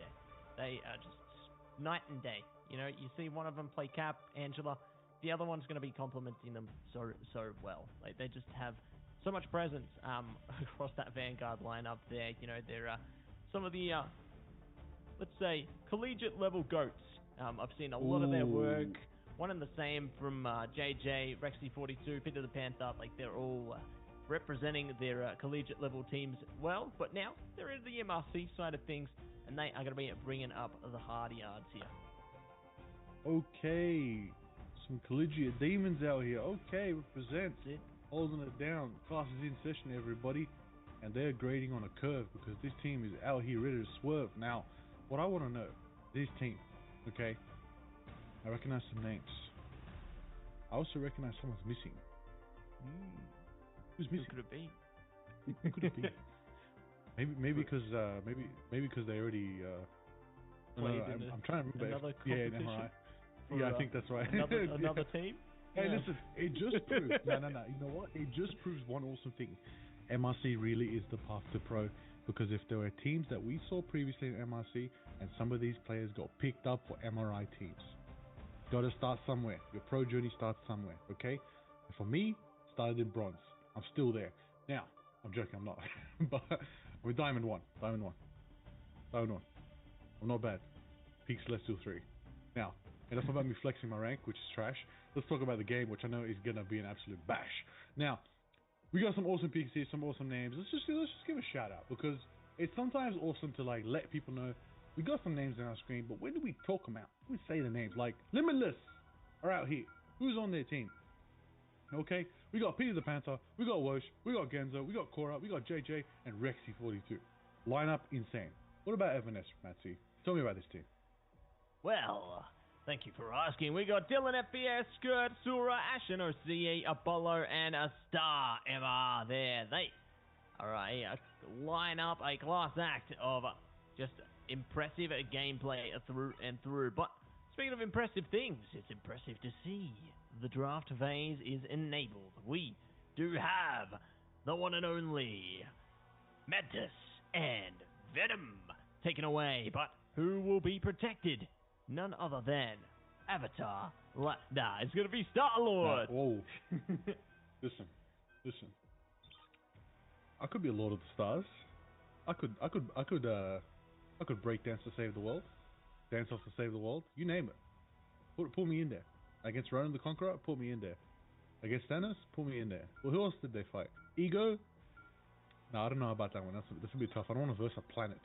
How do you beat a planet? That's a great question. How do you beat a planet? Beat Galactus. You eat it. That's a great answer. Yeah. Just eat it. Yeah. It's not clobbering time. It's devouring time. Devouring time. It's gonna be when Jeff's protected. It's definitely gonna be devouring time. That's it, my man. We're eating good here tonight, and we're going to see a Psylocke on the Protect as well, looking to keep that one online. I reckon JJ probably going to be playing into that one. Peter the Panther looking to hover over the Hela there. We've seen JJ do decently well on things like Wolverine in the past as well, so curious to see if they might flex off into a pick like that to deal with some of the Vanguard lineup on the other side of things for Evan-S here. As you know, the Cap has already been protected here for Evan-S, and when I think of Cap, I know that Wosh is someone who can play a very, very good Cap as well for Limitless here. So would not surprise me if we saw something like that online there. But Ella is going to be banned out, so Peter the Panther not going to be able to play that one today. Absolutely. And now, the moment you've all been waiting for, the final ban. Who's going to be banned alongside Mantis, Adam, Luna, Hela, and Venom? My bet is going to be Emma. Just have a feeling. Have a feeling it's going to be Emma. Just to spice things up. Let's see. It's actually Ultron. I was wrong. I apologize. Well, Pick your hero. Ultron means Villain, triple I'm strategist amazing. definitely won't happen, right? Right, guys? No, it will. They'll find a way. But you know what else is going to find a way? Genzo on the Angela with Wosh on the cap, like you called Matsy. They are going for a hard dive comp right now, Limitless. But Everness do have some star potential, pun intended, with the Doctor Strange star. Apollo's Emma has been absolutely clinical all day long that we've watched. And I wouldn't be surprised if we get that Ash and Jeff once again. Jeff OCE. Keen to see as we roll on out to the Celestial House, see what the compositions are. I'm liking what I'm seeing so far. I like Dive. Dive's fun, it's in your face, get down to business, get down to the good times. But at the end of the day, we're all here for MIC. All these teams, you want to know everybody? If you don't know, the prize pool. That's it. $14,500 prize pool for the top 16 teams. How insane is that? Huge. Honestly, huge. There's just so much on offer, you know, for all of these teams here to play for. It's great to see that there's good incentives, you know, to get the players involved on what could be their first step on their pathway towards the next step of playing towards being pro. You know, it's definitely Yeah. a great way to kick things off here. But speaking of kicking off, my man, look at that. Wosh is on the cap. There's no questions. You know, this is unsurprising in every way, shape, and form. Absolutely. What I actually am more anticipating is a bit of Angela gameplay right here. Angela, very, very clinical. Oh, Peter the Panther taking out Ash and OCE. First pick from the Psylocke. With Kanoichi making it happen right now. Trying to get more sparks, throwing more needles, and putting Star-Lord on the backflip and back foot. And not enough. Peter the Panther takes him out again. It's a double KO unofficially. Rexy takes out Dylan. Star falls to the Star-Lord, JJ. And Peter the Panther takes another down. That's going to be 5 down from Everness. And that's going to put him on the back foot, allowing Elimination to start up the capture. That they are starting the capture and locking it in. Let's see exactly how they go, as they are going to be blowing their way forward right now. Genzo going to hold it down around the back right here, trying to see if they can stack it up and lock it in. And they're taking it nice and slow. Sura going to be the first one on the chopping block right now, though. So decent start from Rexy. And they've got its Jeff available, should it be required. Could be a big Jeff time, but it's going to be Star time as the Captain America 1v1 goes to the side of Star. Wosh on the back foot right there. Angela in the skies. Genzo trying to make it happen. Retreating for now. But JJ is on the run. But the Captain America is the Star-Spangled Leader rushing forward. But the Jeff time is charging up. Will it be something scooping on up? Wait a second. Is that going to land? Oh, unfortunately, Dylan does not scoop anybody up in Jeff time. And the ultimate is wasted. But Rexy still has it online. Peter the Panther taking out Apollo again. Everness on the back foot. Limitless just have such strength and unity in their composition right now. They're putting them down. KOs all around. And there goes Skirt taking out Jay. And it's going to be 70% climbing. We're waiting for Everness to activate. And there it is. Star-Lord taking that up. Going legendary in the sky. Taking out Genzo, the Angel. Oh, it's going to be the dance of the Butterfly coming at you as well. Looking to burn their way through a couple of KOs there. Amazing stuff coming at you for this one. And they are looking to see what else they can deliver here. Percentage is looking good. Evans Retribution. Boom. And down. Forcing the boundary. It's Jeff coming out as well. Rexy. Oh, no. Does get caught out there. So it's going to be Wosha bringing ya the Freedom Charge. Yeah, Sonic Seduction as well. Going to keep things interesting. See ya online from Cora. Could be good. A little bit the slow down. A member. They need all the help they can get right now. And definitely need as much as they can. 99% in climbing for Limitless. This is their chance to make it a 100-0 situation, but Stars there to change the pace, taking out Cora, taking out Genza. That's going to be 2 down for Limitless. They're on the back foot. They're running away from the situation. Evanescence do seem to have some capture potential, and I do believe they will capture it as Wosh and Peter the Panther are taken down. That's big value coming out from Apollo. Ashen's there on this strategist. Ooh, I gotta say, triple strategist right now, lineup from Evanescence is looking good. I'll tell you that. Having Dylan ready with the Jeff time can be going hard.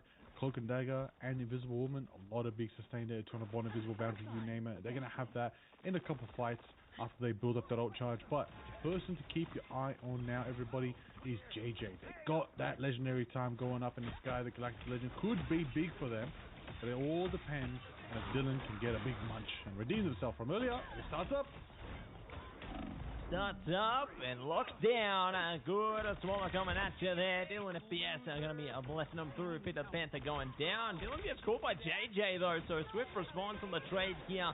Evanescence going to be on top of things for now, but it ain't going to be done till it's done. Eternal Bond coming online. JJ going to have their impact nullified by that strategist ultimate there. It's Jeff from Rexy as well. May just be able to catch something over the top here. Do try and go for the big eat. And here's another Galactic Legend. It's Skirt trying to see if they can skirt their way in. A Dance of the Butterfly coming at you as well. But it's only going to be one going down thus far. Going in. Peter the Panther taken out by the Skirt right there. The Star-Lord. The Skirt Lord, as we like to call him. Putting in the work, making it happen. A 40% climbing for the ult charge for Dylan. Spraying and praying and hoping the team's nice and healed up. But Genzo has Heaven Fall. This could be a big combo. Potentially, if they combine it with the Amplifier, it could be a massive collapsing moment. And it might be what they need to take 100%. But right now, there it is. It starts up. It combines with the phase shift. And it's enough to take down Ashen and Sko. It does put Evanescence on the back foot right now. Dylan's trying to hold around, trying to stall around. Going to be met with the Freedom Charge. Going to be met with the Psionic Seduction coming out from Apollo. That's going to be massive healing and massive stalling power coming out from Evanescence. That does mean Limitless do have to play a bit on the back foot instead of going fully aggressive, but now they switch back on, taking out Dylan, taking out the Cloak, overtime kicking off, the portal is up, the fight isn't done yet, as Skirt brings the team back into contention, and let's see who's going to take it, 99 to 99 in overtime. It's prime time overtime, and nobody's taking it yet, but they might just get it now. Dylan's gone down. Peter the Panther good for it. There goes the strategist. They're locking it down. It's the Genzo show, blowing their way in. It's all going to be up to Apollo and Star right now, trying to stall it out, but it could be too little too late. Star goes out the gate. They're looking to claim control here. Trickle down their own OT timer. What they need is to get onto the mission area as soon as possible. Are they going to be able to make it? Seemingly not. Limitless. Run it up and take the first round on Celestial Husk. Absolutely clinical. Devastating. What a insane bout. They almost lost it. I will say. They almost lost it, but held it down. You got to give props though. Evanescence took it from 100 to 0 to 100 to 100. They brought all their percentage back up, fought like 3 team fights in a row and won them all. Just couldn't get that last one, Sadly. Just couldn't get it over the line. Not able to get it over the line, but they are going to be able to keep themselves primed up and ready to rumble here. Now, what do we see in the difference? It's going to be 3 ults for Limitless right now, comparable to 1 for Evanescence right now. It's Jeff, it could be good, but the Eternal Bond is going to be mission critical for them once they are fighting for contention through towards the mission area there. So, very keen and curious to see how they will fare in this next episode of the pursuit here. As they're waiting for the portal. Take a bit of high ground, low ground, who knows, but they're going somewhere. Whoosh. Thinking about it, scouting ahead for now. I like this patient gameplay, and now they get on top of it. Prepare to engage. What I'm considering here, Missionary is about to unlock. Seems like they're going for a bit of a high ground approach from Limitless. The Star's already there in the back line, and just focuses down the rock. What insane tracking! I'm sorry, I know it's not common to call out tracking on a melee hero, but against a rocket, for a Cap to not miss a single punch, holy, What insane tracking, well played by Star. But moving on from that, we're going to be pushing on forward. Dylan's going to be holding it down on the Jeff, taking out Rexy. A Jeff v Jeff, that is insane. It is just crazy. There's only one Landshark King here of Staten Island, I'll tell you that. But moving forward, pressure's on. Star hits the Star Spangled Banner, trying to make it happen, see what they can do. Scott's going to hit the Galactic Legend right there, and it's going to be saucy. Moving in, slamming in, making it happen. Big power. Star takes out Jay. Scott takes out Wash. Jay is going to be brought back by the BRB beacon, but it's going to be a quick reset for Peter the Panther as they accept defeat and they let Everness take the first percentage on the point. And they're going to regroup for the next fight. Yeah, look to run it back, regroup into this one. Ready to see what could be laying in wait for them as Everness now still maintaining their position, staying poised onto the missionary here. Star looking to run it around the back and might just be able to catch Rexy off guard here. That's a good catch from JJ as well, finding the BRB there. So Dylan's going to be staying out of this fight. Sonic Seduction as well coming at you, and we'll see what else they are going to be able to pursue into this one. As they're taking it easy for a while longer. Sears online on both sides, and who will say goodbye first? Ashen. But the burster coming over the top. Action is down. Nicely done. And they're looking to not clown around and see what else they can deliver into this one as they are looking to pursue even greater heights in it through the fight here. Alright, there we go. Moving forward. JJ on the Star-Lord face shifting. Big power, taking out Dylan. At the same time, Apollo takes him out in return. Peter the Panther taking out Star. I think a lot of the times, commonly in this situation, we're seeing people take sacrifice plays to get picks. Taking 1-1, 1-2, 1-2, 2-1, you name it. But enough is enough as Peter the Panther takes out two by himself and doesn't need to sacrifice play at all. And they're going to be chasing down that third, pushing on back to spawn. That does give more time for Limitless to hold it down. Everness are pushed back for now. As Limitless are going to try to regroup. They do, honestly, they got 5 ultimates ready for this next fight. Same with Everness, but this could be big value if a Jeffrey goes crazy here. Let's see if anyone's going to get scooped on up. We're waiting for the moment to see if there's any moment, any action. Is it Dylan? Does Dylan have anybody scooped up? I don't believe it's going to be enough value right there. Star-Lord's trying to make it happen, going Galactic, but is absolutely blocked out. JJ has been blocked out by Star, who just ran at them with a vibranium shield of Captain America, and now this time it's Scott's time to go legendary in the sky. It isn't going to be exactly what they need here. Go legendary into the Heaven's Retribution. Genzo looking to zone it down up the front there. See ya online. I'm going to be keeping Everness up front. Ooh, Rexy bringing out the It's Jeff, though. Could be the difference maker. They've caught Jeff and Rocket. This is big. No one is shutting them down. They're looking to take them over the edge there. Goodbye. Farewell. Oh, Rocket still alive. Still kicking here. Oh, my goodness, Ashen. They do not stay online for long, though. A delayed KO works out kind of better for Limitless in a way, but that was a bit scary. Ooh, very frightening indeed, you know. You think you've thrown them off the map and they come back and they're like, oh, I'm not done yet. And then you're stuck in a 1v1 because your team's not with you. They know you went far away from them to deliver that off the cliff, but now you're fighting for your life on the cliff. Speaking of fighting for your life, that's going to be the Freedom Charge lined up from Star right there. Going to be going, assembling their team forward, trying to make it happen, trying to make the movement, trying to make the passion through their fists go forward into their team's momentum. But Peter the Panther's there on the back line and hits it down to the butterfly. Sasha's wife goes for the rocket, takes out Ashen. Is trying to continue the dance with the butterfly, but it's going to be nullified by the Jeffrey. That's right, Dylan is going to contain that. But it's not enough. They do scoop him up for a little bit, but Peter the Panther cleans him up and saves Genzo from being thrown off the map. Even then, JJ is there with the Galactic Legend to take 1, to take 2, and they take 100%. Still in the game, Limitless. Still in the game here, and they do take entirety of the map. Oh yeah! Confidence shining through for Limitless, testing their limits, and they reach to the stars. And we'll be able to take away the opening map on a domination there. So great stuff coming at you. Peter the Panther on the MVP as well. Definitely well-deserved there. You know, they put in a lot of work for their team, I'd say. Really impressed with how they managed to stay poised, stay composed for that matter. But I think other things that need to be highlighted as well is the survivability of just Cora and Rexy.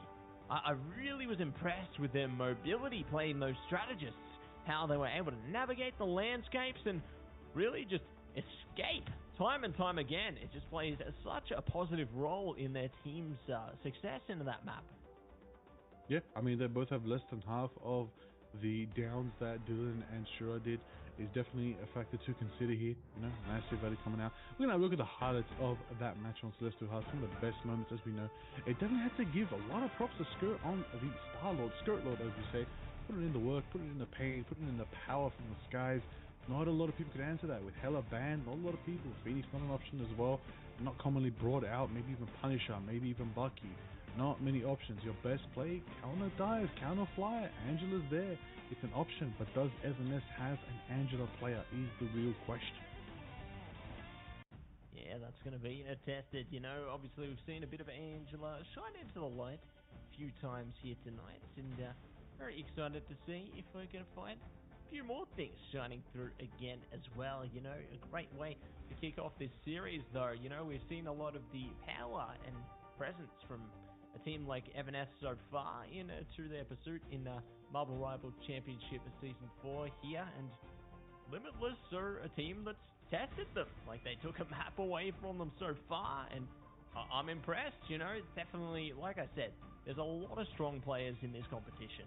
Some of them may have made it further, some of them may not have, you know, for one reason or another, but the fact of the matter is, we are seeing some super competitive matches here right now. Absolutely. Super competitive, super fun. I love how diverse these hero pools are. See some different picks out there. I feel like it's not stale. I feel like the main thing for me when I was, you know, experiencing a lot of these games, you know, maybe like a month or two ago, seasonal or two ago, too much of the same lineup in the Vanguard and Strategist department. Even then, we're probably talking about Phoenix Meta. I don't think anyone else survived the Phoenix Meta. It was all about Phoenix. Everybody was flipping, spinning, Infinity resetting on the Phoenix. Now that it's been patched out of the game, not an option. Bring it back to Hella. People are bringing back old Bucky again. Old reliable Bucky.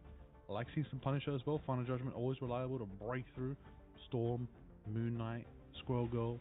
All of them are used to counteract the triple Vanguard, triple Strategist lineups that are used to hold stall on Araco, Spider Islands, you name it. So many different compositions. Triple Strategist, no worries. We've got Cap now. We've got Venom.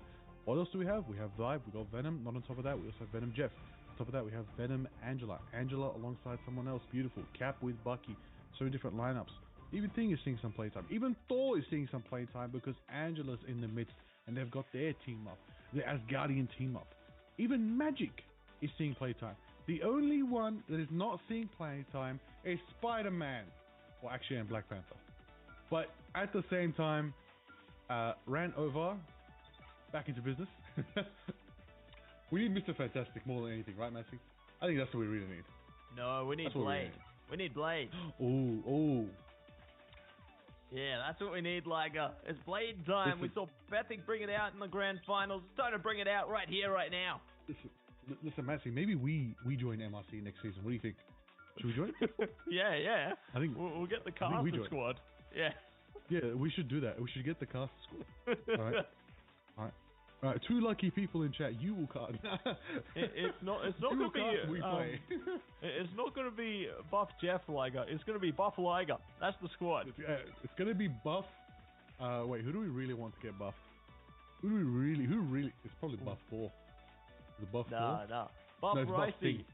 Yeah, Buff Ricey. Yeah, can we buff Ricey? Yeah. We're gonna actually Cloak and Dagger needs a buff. Cloak and Dagger is probably the least played strategist at the moment.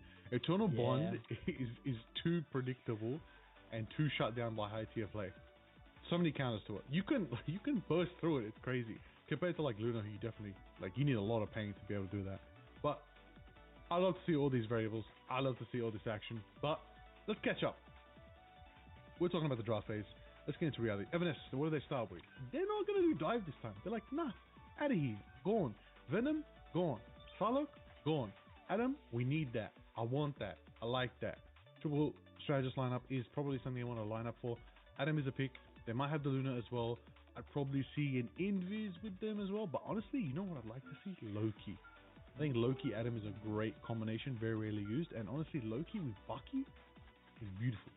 Absolutely beautiful. And helps him quite a lot. Because once he drops that Kraken impact, everybody's aiming at him. Throw in a Loki copy, hit the rune, give him a nice healing field, and he has just enough source to be able to hit another reset. But on the other side, Limitless, to ban the Mantis, ban the Emma. Emma banned is reliable because it allows everybody to play some very different mobile Vanguard picks, because Emma really locks everyone down. Counter Dive, probably the queen of Counter Dive easily.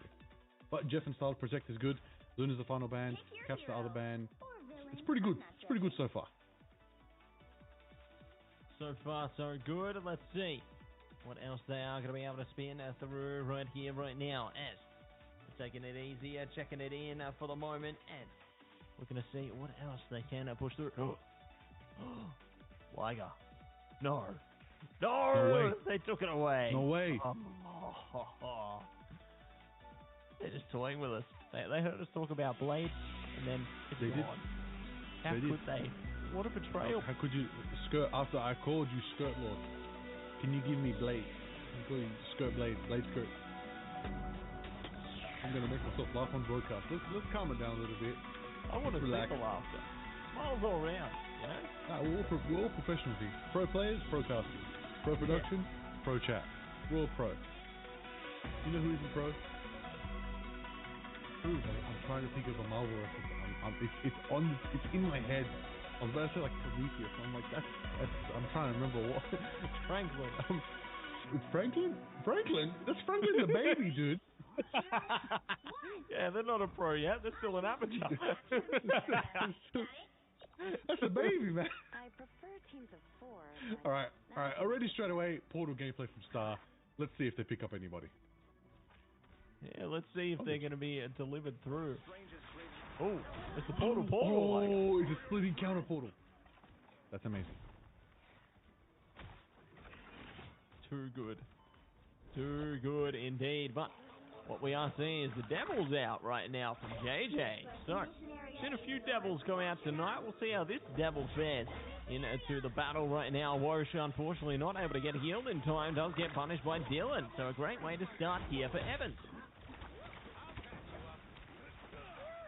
I can be your Angela or I can be your lawyer. That is the question that Limitless are answering right now. At the same time, what is their plan here? What are they trying to move forward on? Where is the activation? It seems as though Skirt takes out Jay. Genzo forced to Apollo. Jay's going to come back from the BRB beacon. But Apollo seems to be, focused on something else right now. Apollo seems to be trying to line up some /walls into a good position, give them an angle. We'll see how it all unfolds. Ultimately, what I want to see is a bit of a box tech, but it's going to be hard to set that one up, especially with how mobile Limitless' team are. Very hard for a group to set up against a team that can kind of just like fly over your entire kit. Honestly, all of them can.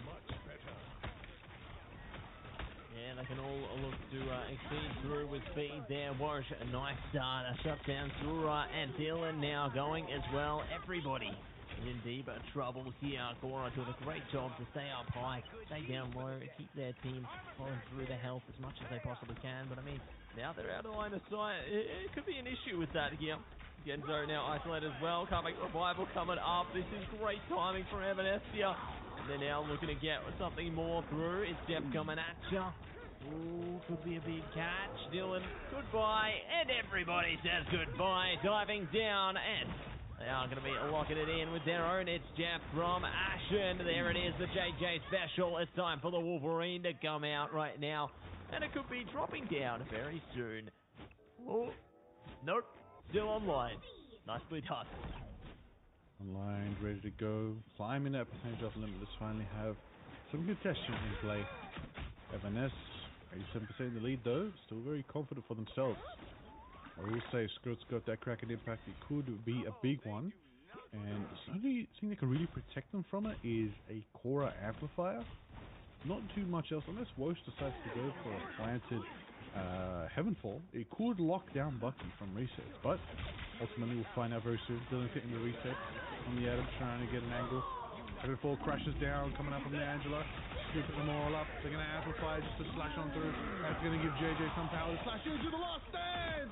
And it is a big one right there as they take out Dylan and Ashton. And that is massive power coming up from JJ. Crashing through to the triple KO. Potentially a quadra KO as they roar. And, oh, they're staggering Magneto. See, and there it is. The unofficial quadra. More than half of the mission area. Keep going. My goodness. Great Saga coming at you right there, and good to get a bit of percentage back in their favour here as well. We'll see how long they can hold on to it for, though, because they need it to exceed Evanescence right now. They're already at 87%. Limitless are climbing quickly. They do have the Galactic Legend online if needed. Star MR going to be pretty close to the Meteor as well. So, a battle of timings here, battle of ultimates. We'll see how they go. Galactic Legend now locked down, locked in, and they're playing well in the line of sight, though. Not catching anyone to this one. A Meteor coming out as well. Just stall them out a little bit here, and nobody going to be on the receiving end of that. A single person at all. That is insane text from Wosh right there. Absolutely clinical on the Angela right there. Good slashing, good spearing. Managing to single out Dylan, but Dylan's going to be brought back with the cocoon. They're just having a bit of pressure right now, going berserk, trying to see if they can get through onto Magneto, but the Bulwark shield is primed, and it looks like Ashen has a... Ashen's got two! Ashen's going to have to dive down and take Paida and Wosh off the map with them. It looks like Rex is also going to take Ashen off the map. That's going to be overtime secured now. That's going to be value. That's overtime ticking off. That's going to be a switch as overtime disengages the Evanescence take back point congestion, but we're only a few percentage away from it going into overtime again. Wosh has that portal ready. One final fight. One final fight before they say goodnight. Heaven's Retribution coming at you from Apollo right now. Looking to lock in with the Galactic Legend as well. Skirt looking to push through. Lost down coming out. JJ locked out. Skirt doing exactly what they came here to do, which is rip and tear their enemies apart. Dylan FBS good for it as well. Exactly what they want. Exactly what they need into the OT timer. Corey is out of here. And that is the mission area control spilled in favor of Evanescence. Woo! That was beautiful. That was a nice 100 to 100 carousel absolute battle. I loved it. Going to the second round of here for co-op. I think there are lessons to be learned for both teams, as we're going to see how it all unfolds moving into the action. Going forward, teams getting ready, rallying up. Now, Strange Portal was definitely a factor, but it just was too hard to nullify once Heaven's Retribution dropped in. Crazy Angela ult, crazy grouping ult, a lot of damage, and it really forces you to use some cooldowns to try and get out of it, or survive it rather.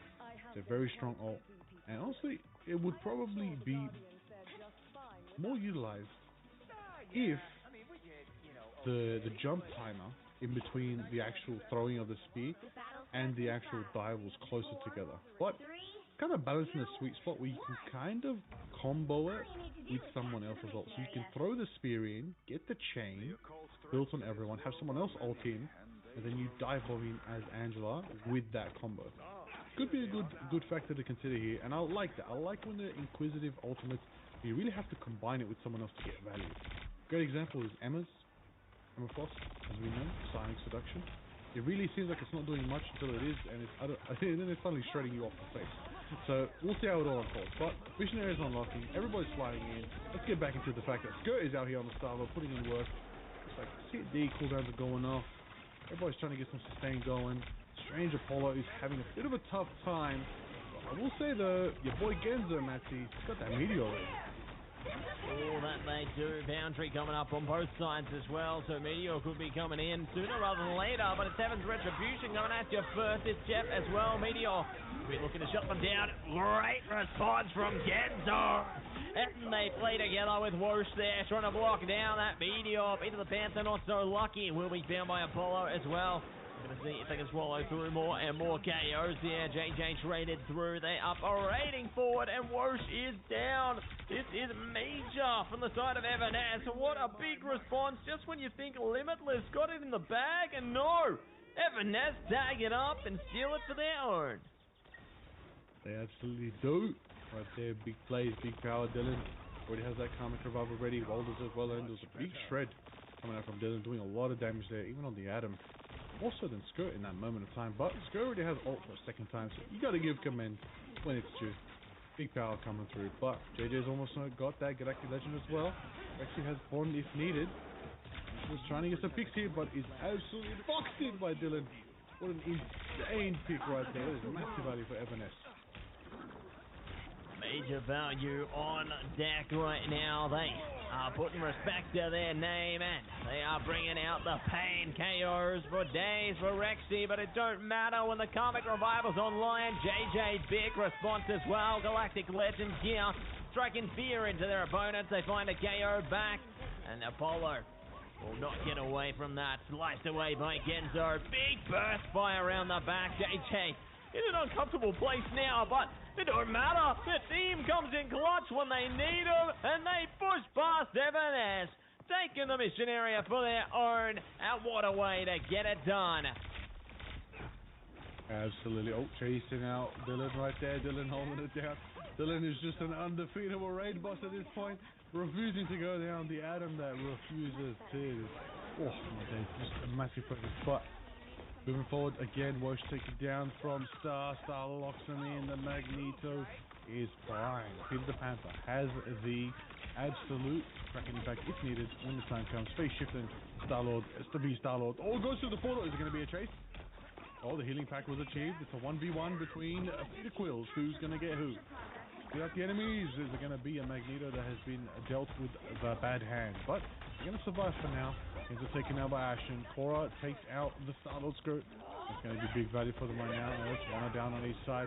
Boundary drops in from Shura. Another one from Korra. We call that one the Venn diagram. There ain't nobody going down when they're in the healing boundaries. But the Groot's throwing prison. Scoops him up. Scoops them up, scoops them in. JJ gonna be scooping them in through the KO zone, but it don't matter.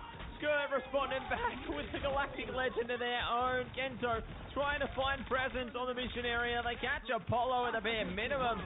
The Turtle Bond coming out as well from Rexy here, but could be too little too late. They are forced out of contention there, forced to concede the mission area, and the KOs come on for Limitless here.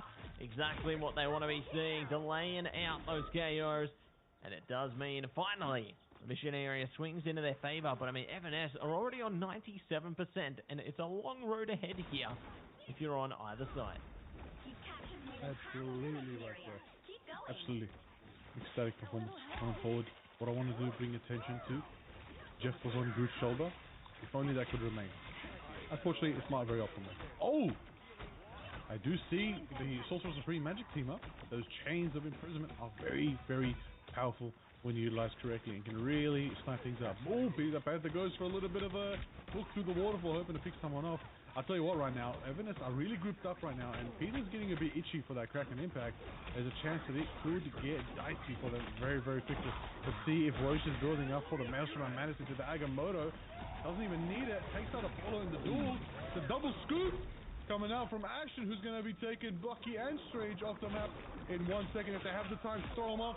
And they do! And they sacrifice themselves just to secure the play. Ocean Peter taken down. Rexy takes that skirt in return. It's going to be Shura again with the boundary. And Korra again with the boundary. That's the third Venn diagram in a row from both these invisible women. They're absolutely clinical with her. Always on time with each other. Overtime's ticking off 99% to the 97% of Evanescence. But JJ's there on Darkchild, absolutely swinging and flashing. And hopefully it's enough for an uppercut slash right there. Taking out another. Dylan brings their team back in the fight because Karmic Revival is online, but the detective thing is here in Apollo. And it's all coming down to this. It's all pushing up right now, and the thing is coming to town. It's the Liger Special, and we'll see if they can do more clobbering time online from Apollo. They do not wallow in it. They push it up, but it's all going to go down to this. They push them off the mission area. Krakoa has been claimed by Evanes here, and they tie up the series 1 map apiece. Absolutely amazing. Thing gameplay, happy days. MVP Dylan, absolutely well deserved. My goodness, Dylan was 1v1. Sorry, Dylan was 1v2 and Angela and a Bucky at one point. It was insane. I don't even know how. Dylan was back against the wall, fighting like it's a brawl, never giving up, no matter what. That is powerful momentum come from Dylan. Well deserved MVP, but Apollo on the thing when it mattered most, triple Vanguard when they needed it most. They trusted Dylan could bring that source every single time the team needed it. 23k healing, Shura was there. with the most efficient boundaries. Every single boundary was put down, baited out. Of course, the other boundary from Limitless's team at the time, they brought in massive value. It just paid dividends time and time again, and now we get to see that showcased. One of the highlights right now, it's the JJ special opening the account there. Huge amount of KOs, but I mean, I wanted to say we saw some good little dunks there. And big KOs going out from those Galactic legends over and over again. You spoke about Dylan before. There's Dylan. There they are. But we are seeing just a plethora of KOs, you know, going in favor of either side here. JJ putting in the work. Peter the Panther one in the same. It was just major efforts coming out from both sides there, but when it counted, M&S were the ones to push it over the edge, to push it over the line. So, what an incredible way to tie this series up. One map apiece here. My goodness, it goes to show how closely competitive these two teams are, and I mean, there's a best of 5 right now, Liger. There's still more maps online, at minimum 2 more. Oh yeah, and we're gonna do it up on our beautiful map. I love to announce this one with absolute honor. Yggdrasil Path in Yggsgard is gonna be absolutely awesome going to this map. We saw this map once earlier today, but I'd love to see it some more.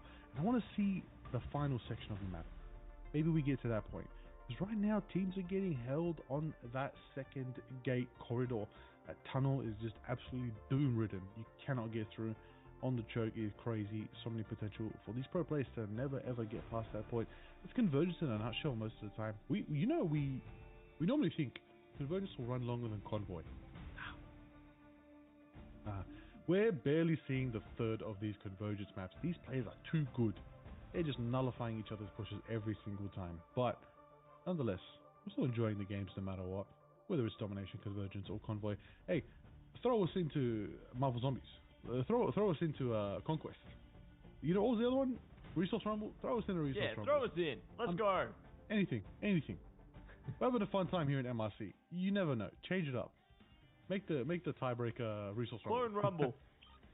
Oh, Clone Rumble. Yeah. We'll take that. Yeah, we'll take we those. love a bit of the clone game mode. You know, we want to see 6 Ultron.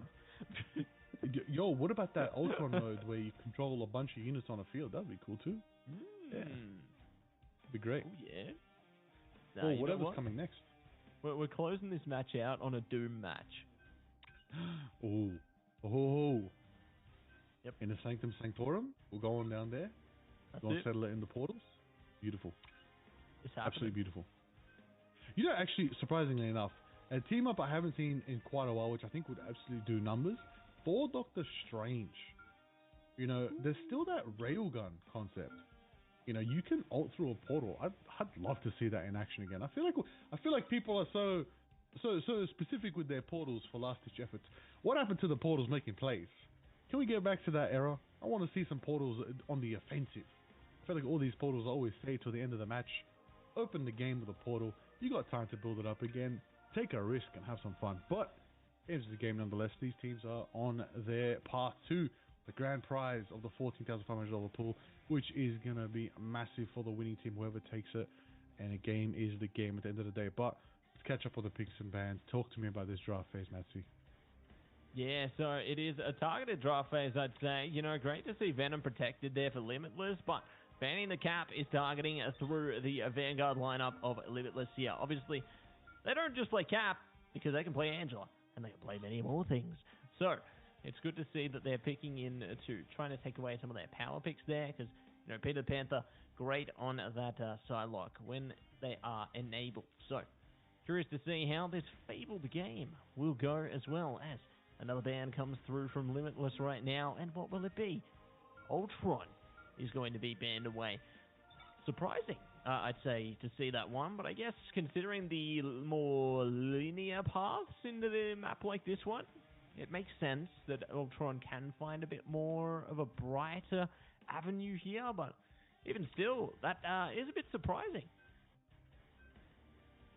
Definitely indeed. Well, there it is. All the bans, all the protects are locked in. I like what I'm seeing. Lord Venom. Protecting the Venom's a big deal. JJ Hobbs the Spider-Man, Matsy. We get a bit excited. But, more important than that, The double Vanguard lineup of Venom and Angela is pivotal. Absolutely pivotal right now for Limitless. Let's see if they can take it in their favor. Yeah, we'll see if they can take it in their favor as we are going to be jumping in to Convoy. It's time to get the Convoy online. Take a look at some of these beautiful landscapes here, you know. Thinking of Convoy, bring back Royal Palace. How about that? Bring back Royal Palace. Ooh. But we'll see if that's ever going to be a thing. I don't know. I don't know what their plans are. Maybe. Maybe not.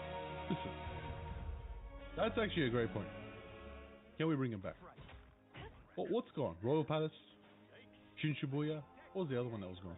There was another one. I feel like there was another one. Those are the only two I can remember right now. I'm actually trying to remember. It's slipping my mind. But regardless, It's that good long. maps.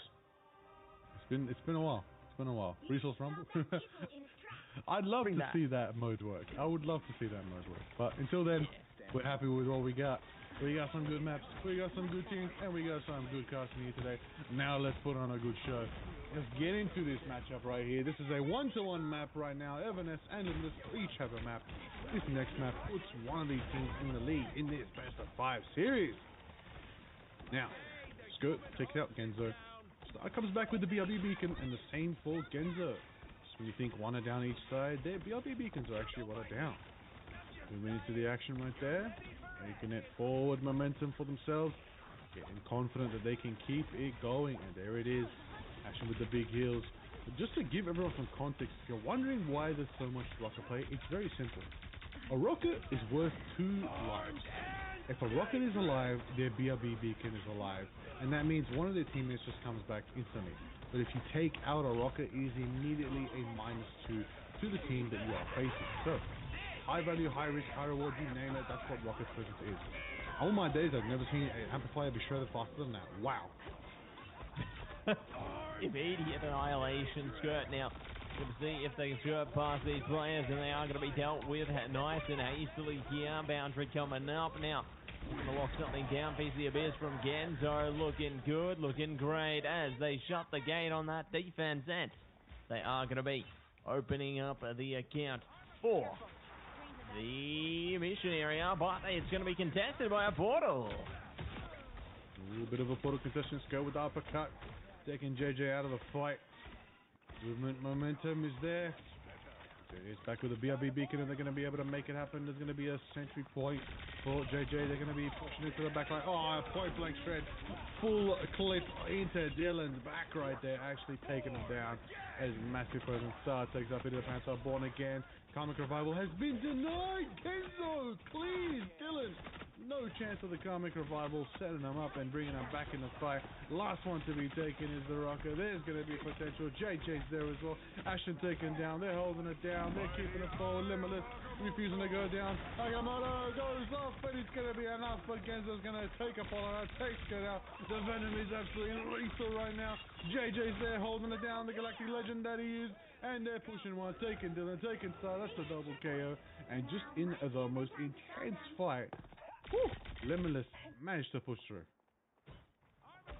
Pushing it up, pushing it in, and they will be able to get it over the line. So, well done, well played in order to get that first capture point there. And they've still got to put in a bit more work if they want to get the next one, as there's 2 more playing in their path. But will they be able to get there?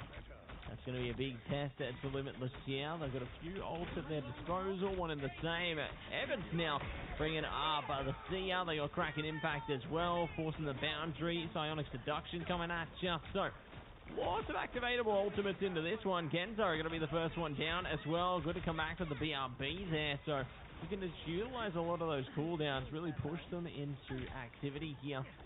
Very eager to see what they are going to be able to deliver into the next portion now, as they're still taking it slow.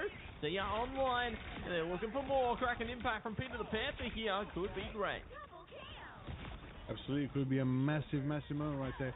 But Whoosh, let's actually put it into work with the binary blades right there. The big Magneto presence and the big slash and crash, and that's a triple KO for Whoosh on the Magneto right now. Just momentum is crazy. I actually think we might be seeing the third section of this map right here. They're going to really on the momentum right now. Holy Limitless. Speeding their way in. It is going to be a life in the fast lane there. Comic Revival coming at you. Bionic Hook as well. Trying their best to see if they can do more from here. But never fear, Evans is here. Going to be a Meteor from Wash. Trying to wash them away. JJ into the Galactic Legend as well. They've got one over the top there. There's another Meteor coming out. Doesn't deal with anything. But what they do deal with is Genzo. So now making a crack in the armor there, trying to see if they can catch anyone else. JJ going to be going down. Boundary coming up from Cora, but is it going to be enough? No, it is deleted. Great stuff coming out from Evans here. They are tearing apart in this offense, player after player. Absolutely right there. Doing the work. Making it happen. But what I'm seeing right here. Emma has the Sonic selection online ready to go. Could be massive value, but like you said, here's the Panther, has the Kraken impact. We're waiting to see the impact of it.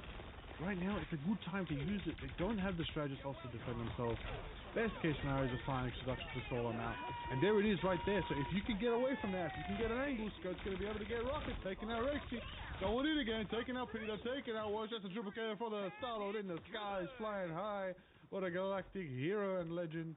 And I do believe they spot somebody straggling away. Oh, it's going to be the Star-Lord, JJ, who does manage to backflip their way out of the fight. Gets a bit of healing from Cora and regroups with the squad. Now that Evanescence used their ultimates, opportunity for Limitless to kind of really push through here. They can land a massive Kraken impact.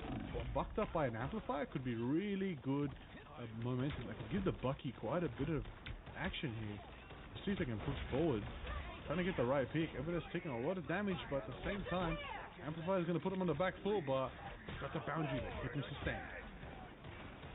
Ooh, going to see the Comic Revival bringing back Evanescence as well. So, grand stuff coming out from them here. Limitless trying their best to keep online. Genzo big trouble. Does manage to get the shield up just in time. Boundary as well. Galactic Legend now coming out. The Meteor trying to deal with them here. JJ doing the best that they can to hold firm here. Genzo goes down from Sora though. Good to come back to the BRB, but they're facing a few bits of calamity. 1 second remains. It's into the OT time. Up in the Panther, bringing out the Kraken impacts, and they go down. Carbon Crush coming out as well for Apollo. They are swallowing up their enemies. Galactic Legend here from Skirt as they sweep past them bit by bit. They contest onto the mission vehicle. It's too little, too late. Evans shut the gate on that defense and flip the switch on the sides. What an impressive hold in the beginning. Insane. Just when you thought they were storming on through, Evanescence just absolutely dropped it. Dropped the momentum. Held it down. Now, it's time to attack. Can they take it the whole way? We'll find out very, very soon. Very, very soon, very, very quickly here. You talked about how much you liked Thor before, well, you are eating good tonight. You're eating great tonight. You got a multi-course meal because Thor's back, and they're back in full force again for Star MR here. If they hold on to this Vanguard, I hope they do for your sake because we've seen a lot of great presents come out from Thor tonight. Honestly, Aura, look at how this Thor standard, staunching them, ready to go. More importantly, I like the idea of the Groot here. The Groot's a good pick. Limitless, the Groot kind of doesn't work on too many of them, but what you got to focus on is JJ. If Apollo can box JJ in, get him away from their team who's maybe flying a bit too high and far away, you can get massive, massive value. Oh yeah, it's huge. Really a big value, and going to be more where that came from. And jumping in, Skirt going to be the one to start here, finding both of the end cards. Wosh at least comes back with the BRB, but that is devastating work. Coming out from Evanes early into the piece, they are just singling them out, one after the other. Like Limiters try to play into the triple here, but right now they're losing members left, right, and center. It's a very difficult pursuit that they're placed into. Now the strategists are on the chopping block. Ooh, they absolutely are. They're getting shredded. That is not their favor. We winning? I know I'm having a great time. But what I've also noticed here is even though they're going the triple, it might not be the right Vanguard composition. There's too much of them spread around. You got to kind of be like a shared brick wall with your strategists behind you, so just constantly pouring it in, holding it down. Truly a bunker comp, but nonetheless, can't really run that comp when you got the JJ Wolverine. Having this right now, trying to keep it going, trying to keep the movement mode. Can it happen right there? Dylan there. Looks like Groot's going to be flying as well, because that's what a Wolverine does. The real flyer hero right here is the Wolverine. And slashing and dashing is Dylan over here, crashing with the last stand. That does take out Cora, the invisible woman. That's going to be big value.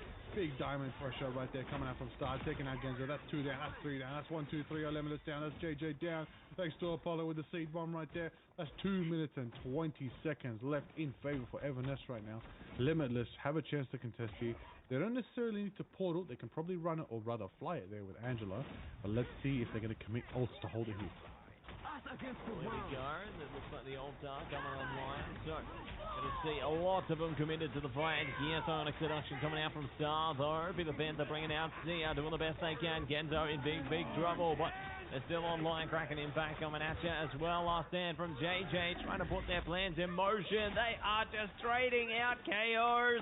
This is exactly what you want if you're Limitless right now. And they will be able to get a clean sweep into the KO farm there. But things were getting dangerously close for the Everness side, and they've only delayed them a little bit by winning that team fight. True, but the portal's up. They still have time. See if it's going to be a contestation moment here. It's going to happen 1 minute 23 on the clock.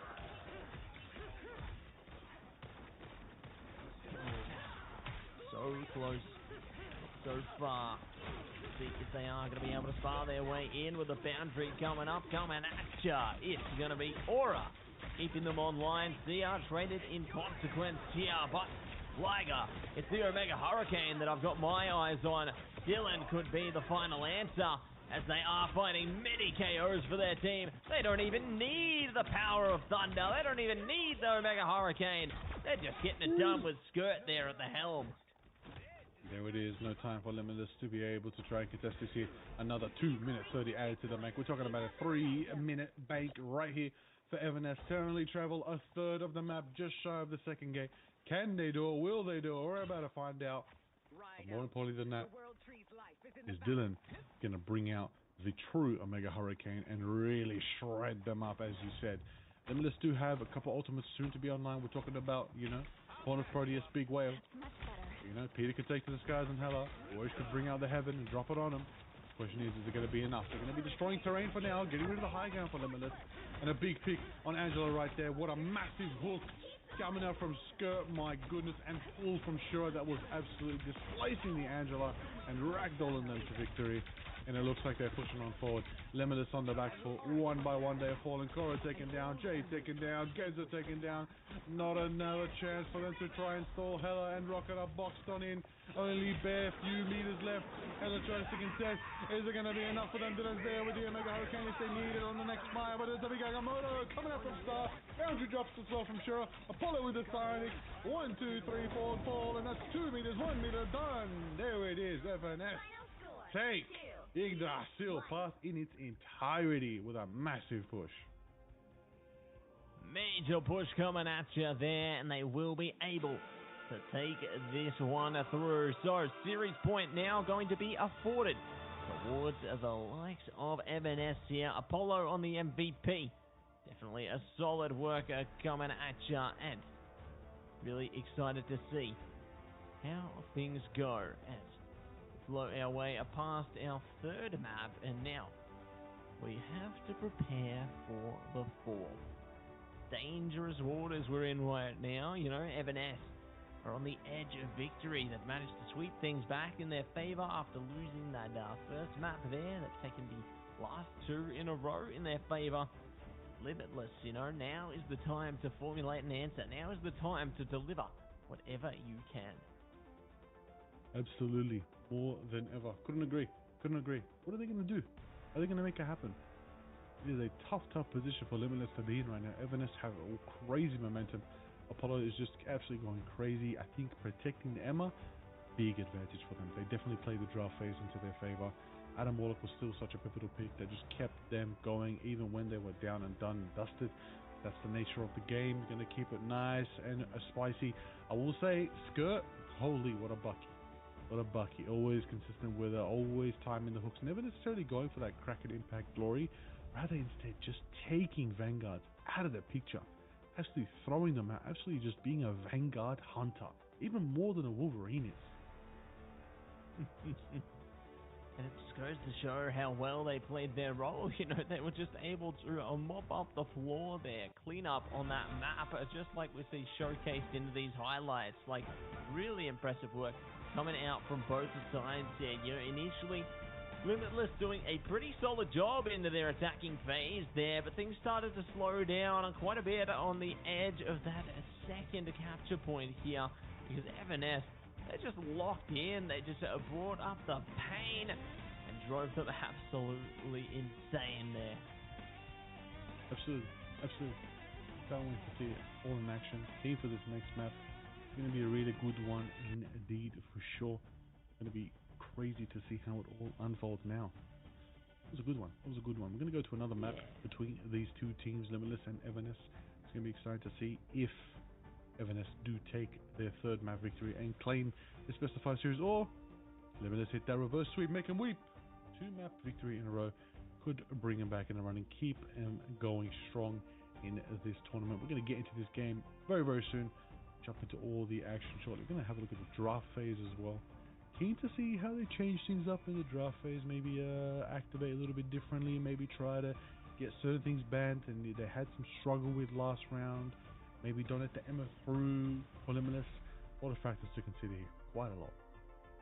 Yeah, a lot of factors that they need to really think about. You know, lock down, lock in, and eager to see how things will fare once we do get into the next draft phase. You know, once we are prepared for battle. And I think the next map's going to be interesting. You know, I think we've got a few different little pieces we could play into, but what we are playing into right now is, looks like we're going to town. We're going to Midtown. Ooh, okay. Midtown. Going to Midtown, you know, the Empire of the Galactic Knight. That's not the Empire of the Galactic Knight. Got the ambulance ready. That's not the one. I just combined Wakanda and Empire of the Eternal Night. Good lord. Yeah. Hey, that's Dracula the new and map Black logo, right? Season 5? You know what? League? Maybe. No. Empire of the Galactic Knight. Listen. Yep, that's it. You don't want Dracula and T'Challa teaming up. We ain't ready for a vampiric Black Panther. We are cooked. No. We're gonna get cooked. He's already a trillionaire. I saw someone make a video. Yeah. What is that? Namor and Tony and Reed and whoever, they're all billionaires, and Black Panther's laughing at them in the Marvel Rivals law because bro is a trillionaire with galactic empires. On top, Wakanda's on top. But you know who's on top of all of them? Somebody who doesn't need money to prove themselves. That's Jeff. Because Jeff will just eat you and your money. Anyways, besides your money and all your prized belongings, what matters to me most is what this game is going to entail. Let's see if Limitless can kind of learn from their mistakes and bring a comeback on, make it happen for the real ones, for the competition's sake, or are Evanescence going to continue asserting their dominance and take this victory and carry on into the lower bracket finals. Carry on, carry in as we jump into the draft phase. Ban Protect, what's it going to be? It's going to be Limitless and Evanescence. Pressing it up in to the Mantis ban for Limitless now. Evanescence, time to respond, and they are going to be causing through a swift response here as Venom takes the dive. Ooh. No Venom today, no Mantis today. That's fair play. But first Protect from Evanescence is going to be very pivotal. Curious to see what it'll be. Very excited to see what it could be. The Adam Warlock is still available for both teams to bring out and have fun with the absolute golden, absolute reviving beast that he is. Psylocke, however, is protected for Limitless. Very interesting pick there. They're going to go for the aggressive play and make sure they have their hyper carry in Psylocke. But that's going to also be favorable for Everness, who do have quite a couple good Psylocke players. See finally what the next bands are rolling out from Everness and Limitless. It's going to be the Bucky. And this, in turn, it's going to be interesting to see what the next one's going to be. Bucky band. Yeah, that kind of makes sense, Massey, you know. Big presence from Bucky from Everness. Yeah, they've been able to just put in a lot of work with that one, you know. I've been really impressed with how they've been able to take control with that duelist there. But they are going to be able to lock down the Jeff this time. So they have access to Adam. They have access to Jeff. Their backline is looking good. Really good right now. But one other thing they got access to, which has not been banned away yet, is Rocket. So very keen to see the flexibility coming into the fold here, as Limitless will be able to bring up at least the Angela, should it be required. But it's great to see they've got, obviously, Psylocke as well, and they take away Emma. Ooh. Alright, final ban. Rolling out, Everness. What are you going to do? What are you going to do? What are you going to do? The people want to know. What's going to hit the flow? Final ban coming out already. It's going to be Luna. Luna Snow. We're going to nullify a big strategist pick here. That's only going to kind of leave the Jeffrey open alongside Rocket and I believe Invis. And again, you could run the triple with Adam. So yeah, a lot of good options here. But Luna going out of the picks definitely reduces a lot of survivability. And honestly, I would also say it's a bit of a half-wasted ban, because Luna in this current state is majority of the time played alongside Venom. So if you don't have the Venom, you're more confidently picking Inviswoman, more reliable in her field, abilities, her kit, especially the pull. Insane value can come from that pull. We're talking about denying dive left, right, center. Absolutely clinical. But let's move to the action. Midtown, everybody. First time seeing Midtown today. That's it. First time Midtown on broadcast today. Let's go. Woohoo! Welcome to town. Welcome in. It's a pleasure to be here alongside of you, Mr. Liger, and alongside our incredible teams. And they are going to be primed up, good to go, good to flow in with a little more. And one thing I noticed immediately is there's going to be a sub-in for Limitless this time. There's no Genzo, and Ninja has actually come into the fray this time, Liger. So we're going to see a bit of a substitution for Limitless right now. Could that help them? Could that hurt them? That's going to be proven. Hold on, I think Air Ninja is a bit of a basketball reference. Are we about to win an absolute dunk master on the Magneto? I might the be next hard gen duet. Maybe, dunk master duet. Air Adam in the house. LeBron, where you at? There was a couple other ones. I'm trying to remember what I named them. It was I'm trying to remember there was another one. I think I made one for Zensari. Zensari brought out some crazy Magneto in the grand finals. It was pretty good. You'll love to see it, but what else do we love to see? KOs are going to be locked down very soon. No one going down yet until now. Whoosh is now on the chopping block. So great start coming at you from Evan SCR, and they're looking to lock down a few more as well. So the defense is working as intended right now for Evanes. Strong presence right there, Dylan. Absolutely farming on the Adam Warlock. My goodness. Everybody take notes. This is somebody who understands their hero to such a crazy degree. Excellent. But keep on moving, keep on gaming it. So Limitless are going to be rotating around the high ground to try and find somebody they can collapse on from Evanes, but Evanes is pretty bunkered in, and they're kind of covering each other's backs right there. A bit of a scoop from the JJ Wolverine. Dance of the butterfly. Steps once, steps twice. Takes out Dylan and Skirt. Gonna be insane value. JJ takes out Apollo. Even if they try to go for a cocoon here, not gonna get the value they need. Go for respawn. Dylan taken out right there. Wash putting the spear work in. That is Angela absolutely thrashing, and it does mean Limitless finally get to some pushing potential. Pushing potential, and they are going to be sequentially looking to lock down whatever they can, but they've already made it halfway through, and we'll see if anyone is going to be able to stop that mission vehicle, contest them sooner rather than later here, as they are just looking to slate their way forward, lock their way in. Evanes not going to be able to meet them yet. Evans Retribution coming out in the big hug as well. Apollo good for the Strangling Prison there. SCF coming out on both sides as well. Sia from Agora. Comic Revival though brings back the star, and they look to shoot for the stars here and see if they can bring it back with the boundary, but Dylan is down. Down and out, potentially out of this bout. Let's see if it matters.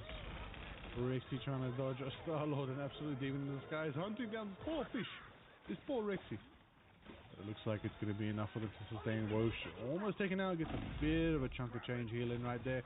Here's the Panther rushing straight for the flash dash, taking out the Ashen. Jeff is gone. Big flash from Wosh on the feet. Oh my days, the Angela's crazy right now. Big spear action, going for the double hatchets right there. Everything is just so critical right now. They're just moving in, they're going in, they're thrashing, they're bashing, they're going to make it out of 3, 2, 1 meter down. Into the subway we go to the second section of Midtown. That is big pushing presence from Limitless. Still big pushing presence there, and there's going to be more where that came from. You know, they've got good traction over the mission vehicle here. Evanes need to figure out a way to stop them, and perhaps they could have found the recipe now, but there you go. Great start, and Ninja is down. We're going to see if they can lock anyone else out of the Endeavour. Wosh, goodbye, and it's good to be dealt with. The defense managing to single out the KOs and really minimize some of that attacking presence there. Again and again, you know, they're just singling them through and just limiting their power. And it is right there. Momentum stopped for Limitless. Limitless did push in hard and stop that. Dylan is on the high ground. Pink Panther sees an opportunity, trying to find the right person to target. Right now, just setting up some farm. Some shots down on Wosh.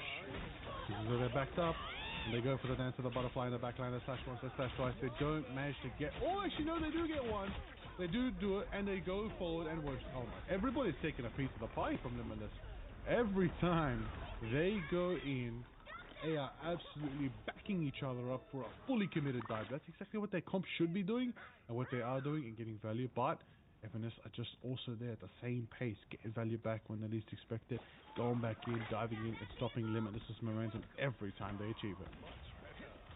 Every time they achieve it, every time they cleave through it.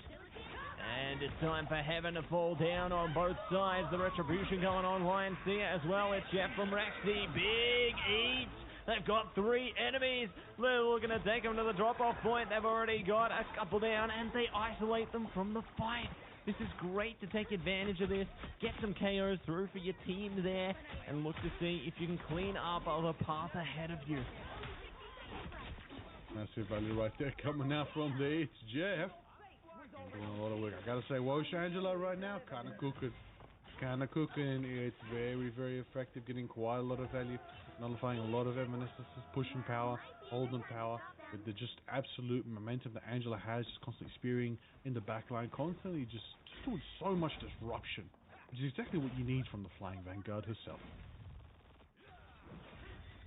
Exactly what you need, exactly how they are going to be looking to speed ahead of this one, and let's see what else they can deliver here. Galactic Legend coming online from JJ. Meteor online in consequence, trying to get a big boot down. Scoop it up into the Panther. See you later. Taking advantage of that amplified damage. They're back to the BRB. Skirt now bringing out their own Galactic Legend. Sia from Cora.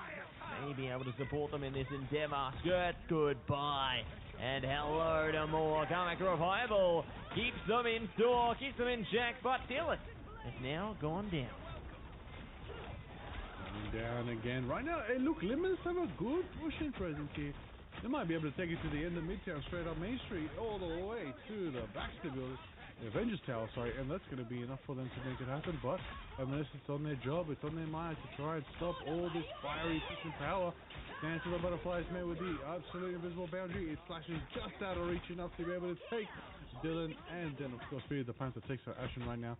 They got to be on that back line. They're fighting for their lives in the front. But as soon as Peter dies for the backline, they're going to get absolutely picked off every single time. Solid is just a backline bully out here. And never mind that, that's actually a frontline bully too. Peter the Panther, just take the unofficial quadra already and walk away and go home. It is insane how reliable this style of player is. Could not agree more. They have just showcased their strength time and time again in Ninja. Coming at you as well, booming down, and they are going to be able to scoop up another KO through there. Impressive work coming at you once again from all of these players. Whoosh, bringing out the Heaven's Retribution as well. Skirt going to be swept away. Zia online from Cora. They are fighting so valiantly here. JJ into the Galactic Legend as well. Trying to bump up the damage numbers. Sweep them off the mission vehicle. Over and over again. They shove their way in, but the thing is keeping them up. There it is right now. The thing is punching once, punching twice. It's clobbering time right now. From Star holding it down, moving forward, keeping him in the game. But Whoosh is there, the big spears. Taking Apollo out of the fight. Overtime sticking off 4.29 meters instead of Chad. Can they hold it? Can they push it? Is enough for them to make it happen? Garmic Revolver's going up. Dylan Brees go back into the fight right there. Haymaker after Haymaker. Haymaker's flying forward. Matched with the shish kebab gameplay of the Angela right there. Dylan's going in, holding it down. The Atom resets are fiery and impactful right there. Oh my days, look at him firing down range right there. But just when you think it's over, Limitless JJ brings out the portal. That's right. The Pentagon of Ferrara is going to keep him in the fight right here. Dylan takes out JJ. Peter falls. JJ returns with a BRB beacon. Star takes out Whoosh. Overtime sticking down and out, but the amplifier is amping up right here. Still a chance to fight. Star's punching forward. Big charges. Big slams. Big haymaker after haymaker. The boundary could be up as well from sure. There's a big clobbering time. And it's taking out Rexy. Cora falls as well. JJ as well to skirt in the sky. The Galactic Legend. Ooh, yeah. What a way to get it done. And Evan S will be able to hold them in place right at the edge of the line. All right. On the end of the road there. So, going to be giving themselves a slightly better path to push towards. You know, instead of going the full 3, they just have to go 2 and a big bit, which is a little better, but still not going to be the best case scenario in 2. This one. So we'll see how the side switch fares for them, whether they are going to be well composed, well prepared, or whether could be something else entirely. And we see a whole new Limitless coming at you into this next portion right now, because they are looking to bring up the triple into this first section here. Well, no, you know what? They're going to change it up. No triple, they're going doubles all round on this one into the defense. I'm curious to see how it's all going to work out as they get ready for another scuffle. Ooh. I'm down for another scuffle. Let's get into the action. That sounds amazing. I like that. That last round was fire. I'd love to see the same, almost similar here. It really just depends if Evanes can take it all the way to Avengers Tower. Straight from the back to building to Avengers Tower. Can they bring Herbie home? We'll find out very, very soon. 4 minutes on the clock, starting them off and see if they can make it happen. I like the composition so far. And you know what I'll notice that's very, very different here, Matthew, that might be a deciding factor? Punisher. Punisher is absolutely crazy good on Midtown. The line of sight, downrange firing points, angles to turn is very favorable for the final judgment. Yeah, going to be a very favorable for that one. And curious to see if they can rip through it, you know, if they're going to be well positioned here. They might just be able to find the chance to use it sooner rather than later. Speaking of sooner, it's going to be a Star. Sooner finding a KO. Brought back by the BRB at least, but they're still going to have to focus up, press up into the fight here. See if they can catch something more of the bend of this one and take it down, take it easy for a second longer. Shot still coming over the top here, but it's time for the Seer to pump up those damage numbers, and there you go. Now they're breaking past. Now they're breaking in. Look at this, Liger. It's just masterful. And they get it over the line for the first capture point. Nice and quick. Absolutely. Nice and quick. Still have the ultimates online. Maybe only use the amplifier. Massive, massive value coming out for them right there. But we'll see how it all unfolds. The rest of the vision they're going to try to maintain. Oh, that is massive, massive, massive, massive right there. Punisher is just absolutely going punny with it right there. Big pressure. But restructuring of the map does kind of displace with the Frank Castle there. Gonna have to regroup with the team, take a minute. But Limitless are just giving so much free space right now. They have the ultimates to contest. They should probably be activating as soon as they can. They've given half the map to Evanes. Given us so much space, so much flexibility. Like, I don't know what's going on right now. Dylan FPS, though, is going to be able to lock it down, and they bring back in Ninja with a BRB at least, but in the meantime, they are going to be losing more and more. JJ goes down. Good for the final judgment there. You said that'd be a key factor? Well, you weren't kidding. That's exactly what they needed in order to push ahead, combining their forces and delivering the works. But let's see what the last stand looks like. Dylan FPS now going to be blessing the timeline with a triple KO, and they push it further and further beyond. Wosh is trying to stall them in place here. Galactic Legend coming out as well, but it could be too little too late because they're so close to the edge. 0.26 meters is all they need. Absolutely right there. I'm going to be able to get through the second gate. A lot of pressure's forward, powering in right there. But a big. That's going to be the boundary right there. That's going to give sustain. That's going to be Dylan farming it up, taking out Rexy right there, taking out that boundary. Wilbur herself, the invisible woman. But the Wolverine, Dylan, is just flashing through the opposition right now. They have 5 minutes to reach the end of the map. They've only got a third of the map to go. 5 minutes to reach the end of the map, and Limitless were just shy of the end, which does put them in a position where there is no overtime concession. The only way they can survive and win here and stay in this tournament is if they hold this 5 minutes. Insane task. Better teams have done it. Worse teams have done it before. Let's see if Limitless can join the history books and hold the entirety of the final section of Midtown in 5 minutes. Let's run. Let's run, let's dance, and let's see how things go into this next portion here. The walls are coming up. They're isolating the lines of sight into this one, and they're going to fight their way in as they take it slow, take it easy, but it ain't meant to be easy. Star MR goes down there. The boundary's coming up. Akora will be the last one to activate it, so it could be good for Limitless here. Peter the Panther now bringing it up with the dance of the butterfly, going to slice their way through a few players, piece by piece. They all stand firm, and let's see who's going to be able to wriggle their way into this next portion. Alrighty. 3:18 on the clock, 3:35. It's going to be interesting to see if they make it happen. Peter the Panther on the side lock is getting fixed. Then some shots. Trying to find the right angle. Structure of the map restructures, and there it is. Last day coming out from Dylan. Not going to be enough. It's going to be met with some sustain from Rexy right there, but at the same time, Meteor comes up from Star. Skirt goes legendary, but hold on a second. One Cloak and Dagger ultimate nullified 3 ults from Evanes. It's a massive play from Limitless's Rexy right there. Let's see if they can stay consistent with them. Angela and the Wolverine are just volleying Air Ninja right there. That's Dylan. And Apollo actually scooped and duped. Poor Magneto. Poor Magneto will be taken away. JJ will be taken away in a second as well. There we go, Star. Let's find the KO through, and we're going to catch something else. Boundaries coming up, locking it in, and Peter the Panther luckily slips back as well. Ooh, Dylan, last stand coming at ya. Big damage. Look at that. That is just nasty stuff from Evanes here.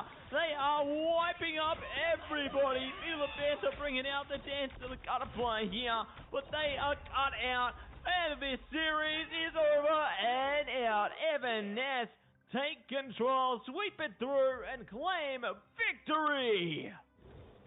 They do it indeed. Claiming victory here in the Midtown, in the Empire Day Tournament. That is insanity right there. Big plays, dealing with the Wolverine MVP. So well deserved. Just constantly dismantled Limitless's front line and backline at the same time. Backed up by the Angela.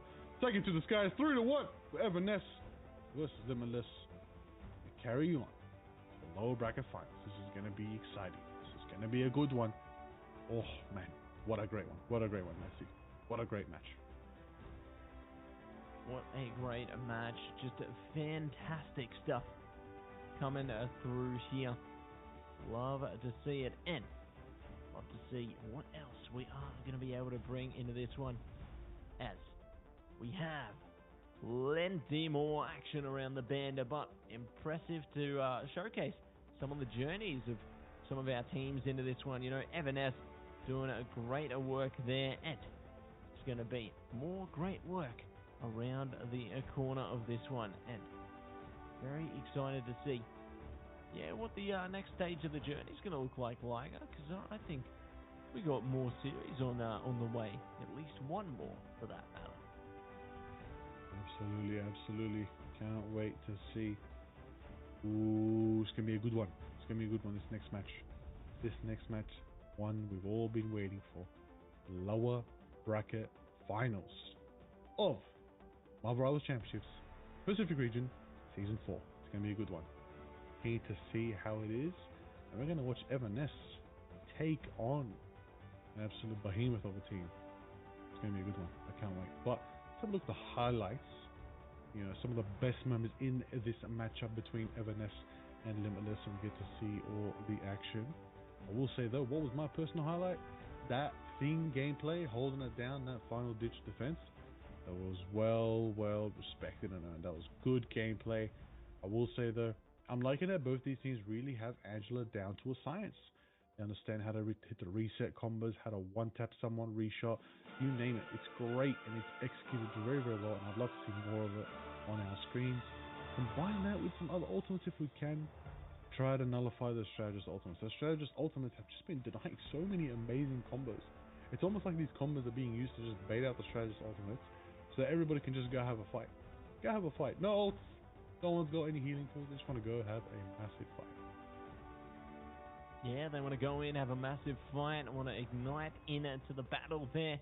Just incredible stuff, just like these highlights. So, love to see the power that was brought through from both teams there. You know, you thought Limitless had a really impressive start, and you'd be right, they did have a pretty impressive start there, but Everness were just great at holding them off. You know, they've really forced them to work hard to even get to the stage that they did into this one, and as you can see, they were so close. Like the final battle in the attacking phase was just so difficult for Limitless, and then that's when Everness really managed to play into their own there, really managed to zone things out. So what an impressive bout we saw between both of these rosters, and it just goes to show, you know, some teams, even if they didn't make it as far as they maybe could have, there's been a very competitive set of series all through the Marvel Rivals Championship here in Season 4.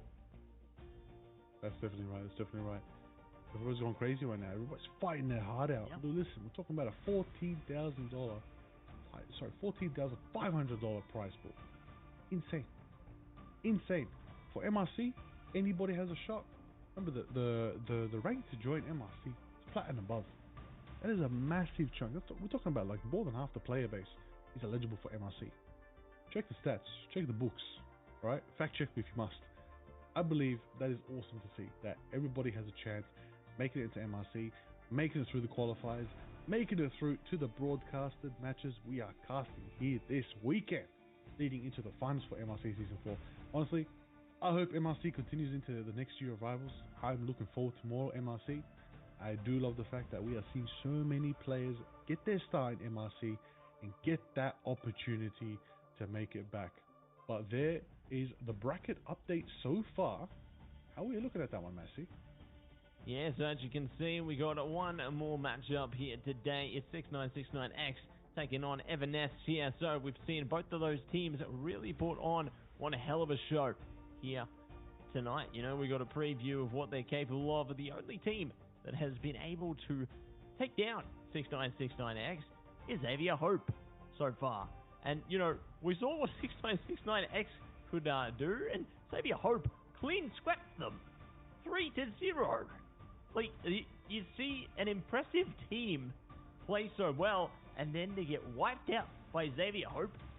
What they're hoping for is that revenge story, and if they can exceed Everness here, they have their chance at that. That would be crazy. Crazy results. What a time to be alive. I can't wait for it. It's going to be a good one. So many things to consider here. Yeah. You know, we're talking about now we're in the top teams, top 3, top 4, you name it. final teams here in MRC. So many factors to consider here. Xavier Hope's been watching. They're sitting comfortably in the grand final slot. They're sitting there. They made it. They're top 2. Now we need to find out who's the second place. Better yet, who is the other one? Who's the other grand finalist? Not necessarily top 2. Sorry, not second place. It is top 2. Because right now, it's a fight between who's going to carry on, who's going to sit back and take third place.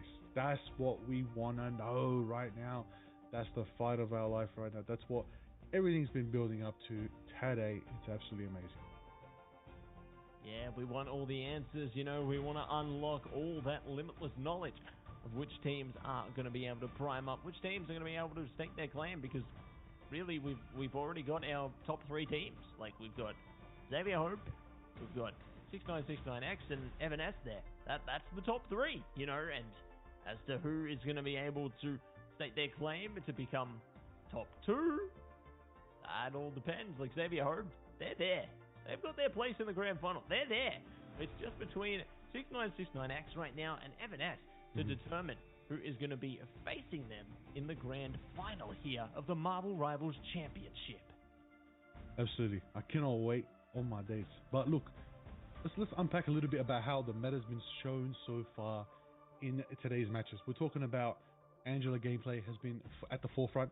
We're talking about Wolverine's even back a little bit. Wolverine and Bucky. We're talking about Season 1, Season 2. Tried and true duelists are back in the mix. Triple strategist Adam is also showing up. I feel like all these compositions, like everybody's pulling from different eras of the seasons in Marvel Rivals. And we're seeing everything work. Everything's working, everything dancing around each other. Everyone's doing different things. Triple Vanguard, triple strategist together. Even at one point we saw triple duelist was even making it. That was crazy. But what's crazier than that is this amazing Immortal Beast Rises Wolverine skin. That's right.